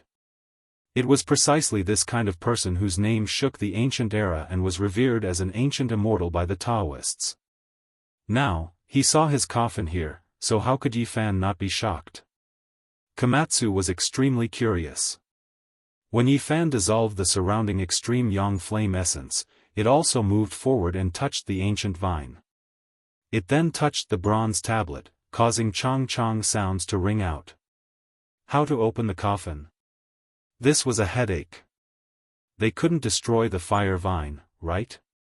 That would be too disrespectful to the deceased. He did not want to do anything outrageous to the most famous cultivator of ancient times. He did not want to destroy the coffin, but he definitely had to take out the jade box. The fiery vine's entire body shone brightly like scarlet multicolored clouds. Every single leaf was like blood-colored divine gold, releasing clanging sounds with a light touch. Moreover, it was incomparably sharp, able to cut through fine iron. Its trunk was as thick as a water bucket. It was like a blood-colored true dragon lying dormant, bold and powerful. It coiled around 49 times, one of which firmly wrapped around the coffin and lifted it into the air. Yi Fan tried a few times, but even with his godly strength, he couldn't move the ancient coffin down unless he used the Six Paths Reincarnation Fist to shatter this ancient vine. This was a spiritual plant nurtured with a saint's blood essence. Whether or not it could be destroyed was another matter. Otherwise, it wouldn't be called a divine material for refining tools. Komatsu's entire body flowed with purple light. It pulled the corner of Yi Fan's clothes and blinked its big eyes. It pointed at the base of the bronze tablet. It was buried underground, and there were actually words under the stone. The purple little thing was very careful. It dug up the stone and found those scribbled words that were between the oracle bone script and the bell cauldron script. Yi Fan rejoiced that he was respectful and didn't act rashly. The records under the bronze tablet described the method of opening the coffin. It clearly stated that if one used force, the spiritual vine could even kill a half-saint. The fire vine planted by Qi Songzi himself had a powerful spirituality. It had been soaked in his blood and was a coffin guard spirit. It needed to be fed with powerful blood essence before it would lower the coffin. Yi Fan carefully read and found that there was a condition that the fire vine couldn't be fed with the blood of a Dao-severing king. Otherwise, the blood wouldn't have enough spirituality and would be useless. He cut his finger. As a human sacred body, his blood was golden, even more so than those of a Dao-severing king. There was no problem with its spirituality. The golden blood dripped onto the fire vine, and the scarlet misty leaves made a soft sound. The branches actually stretched out, and the coffin slowly fell to the ground. Yi Fan was very excited. This was an ancient immortal with a shocking origin. What kind of jade box would he leave behind? Could it be the secret of immortality or the opportunity to become an immortal?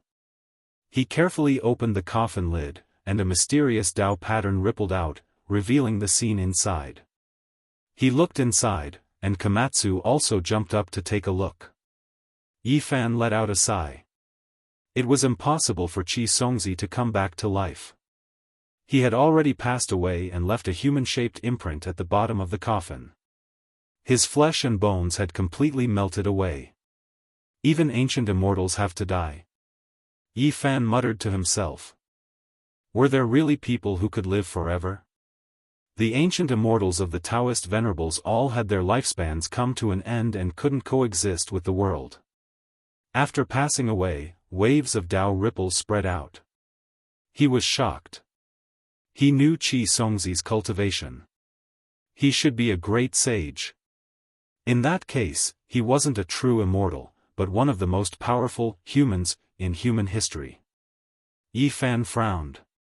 It seemed that the ancient immortals mentioned by Taoism were only an achievement and not a true immortal. They were still in the category of humans, just that their cultivation was profound. Are there really immortals in this world? Is immortality an illusory goal that can never be achieved? Yi Fan let out a long sigh. The great sage of the human race had to die, and the ancient emperors had to ascend to heaven. Until now, not a single person had survived. There was no real example of someone becoming an immortal. Immortals were only legends. Everything was fabricated and guessed by later generations. There was no proof at all. The more one understood the truth, the more helpless they felt. Qi Songzi was the best example. He was the most famous immortal of the ancient times. His true identity was the great sage of the human race, but he still passed away here. Beside the human-shaped imprint, there were 7 palm-sized ancient swords that had already turned to dust. They had been cleansed along with Qi Songzi, leaving not a single fragment behind. Yi Fan knew that those were definitely divine weapons. The 7 flying swords flickered with scarlet, purple, gold, and blue lights. In the stone room where he was training, just by looking at the sword light imprinted on them, one could tell that they were all divine grade. It's really a pity. These 7 weapons were all made by the great sage of the human race, but they have all followed him. He was incomparably regretful. At the same time, he remembered that Qi Songzi was born in Sichuan and used flying swords as his weapons. There were many legendary swordsmen of Mount Shu in later generations. Could it be that they were of the same origin? Yi Fan took out the only item in the coffin, the jade box. He solemnly took it out. Even Qi Songzi treasured it so much. Even though he had passed away, he did not want to destroy it. This was enough to show how mysterious and precious it was. He bowed to the coffin and pushed the coffin lid back to its original position. The fire vine immediately wrapped around the coffin and lifted it into the air again. The archaeologists can't do anything about this place. With the flame essence of extreme yang here, mortals can't get close, and I definitely can't give this coffin to them for research. A spirit vine growing vigorously in the flame essence was too mysterious. It was impossible for modern people to understand. If it was not hidden, there would be many troubles in this place. Yi Fan thought for a moment and used his great magical power to carve out the entire area. He then fiercely pressed it down into the depths of the earth, going 1,000 zhang deep. In the end, he used earth and stone to seal this place. He opened a new tomb in the original place and used his cultivation to leave traces of the passage of time. He walked around the underground palace again and destroyed all the dangers that could harm mortals. Then, he left and returned to the surface. In the end, the armed army left. Because there were no more dangers underground, the archaeologists smoothly went deeper and let out gasps of surprise. The jade artifacts, chimes, and stone carvings were all magnificent and priceless works of art. They were enough to cause a stir in the archaeology world. Yang Xiao and the others were completely immersed. They did not know that a dazzling world that involved ancient secrets had been sealed by Yi Fan. At this time, he stood under an ancient tree on Mount Eightling and carefully opened the jade box. There was only a piece of bone inside. It was inconspicuous and gloomy. He couldn't help but feel puzzled. It was just a piece of bone and did not seem special at first glance. However, this was something that Qi Songzi seriously collected. He was a great and famous individual, someone who had to be mentioned when talking about cultivation in the ancient times. This piece of bone was exceptionally heavy. When he lightly flicked it, Kingchong sounds rang out and waves of metallic sounds rang out. It was unknown what kind of creature this bone was from, but it was so hard that even when Yi Fan forcefully pinched it a few times, it still didn't break. He opened his heavenly eye and discovered 4 ancient characters. They immediately left him shaken. It was actually Immortal Ascension Opportunity. Yi Fan was almost possessed by the word immortal. It was because the more he understood, the more disappointed he became. He couldn't see any proof, and even Qi Songzi died. However, Qi Song Zi's relic was a piece of bone. The 4 characters seemed to possess a type of magical power. This was something he protected even in death. When Yi Fan opened his heavenly eye, he continuously moved the bone piece towards the sunlight. The light from different directions illuminated different patterns. He held his breath and carefully observed it. Afterward, he carefully compared them and carved out a diagram on the ground. There were mountains, great rivers, and ravines. The terrain was very complex. This was a topographic map. Yi Fan was shaken and revealed an expression of disbelief. He quickly drew the stone carvings he had seen in the underground palace of Mount Lu on the ground. He was immediately stunned after comparing the two. These 2 diagrams each had a corner that could be linked together to form a whole to describe a place. In the underground palace of Mount Lu, there was definitely an ancient saint who had been imprisoned there and tortured for countless years. Even his torso had been chopped off. Yet, he stubbornly lived on. Only 100 years ago did he carve the stone diagram and take his last breath. Yi Fan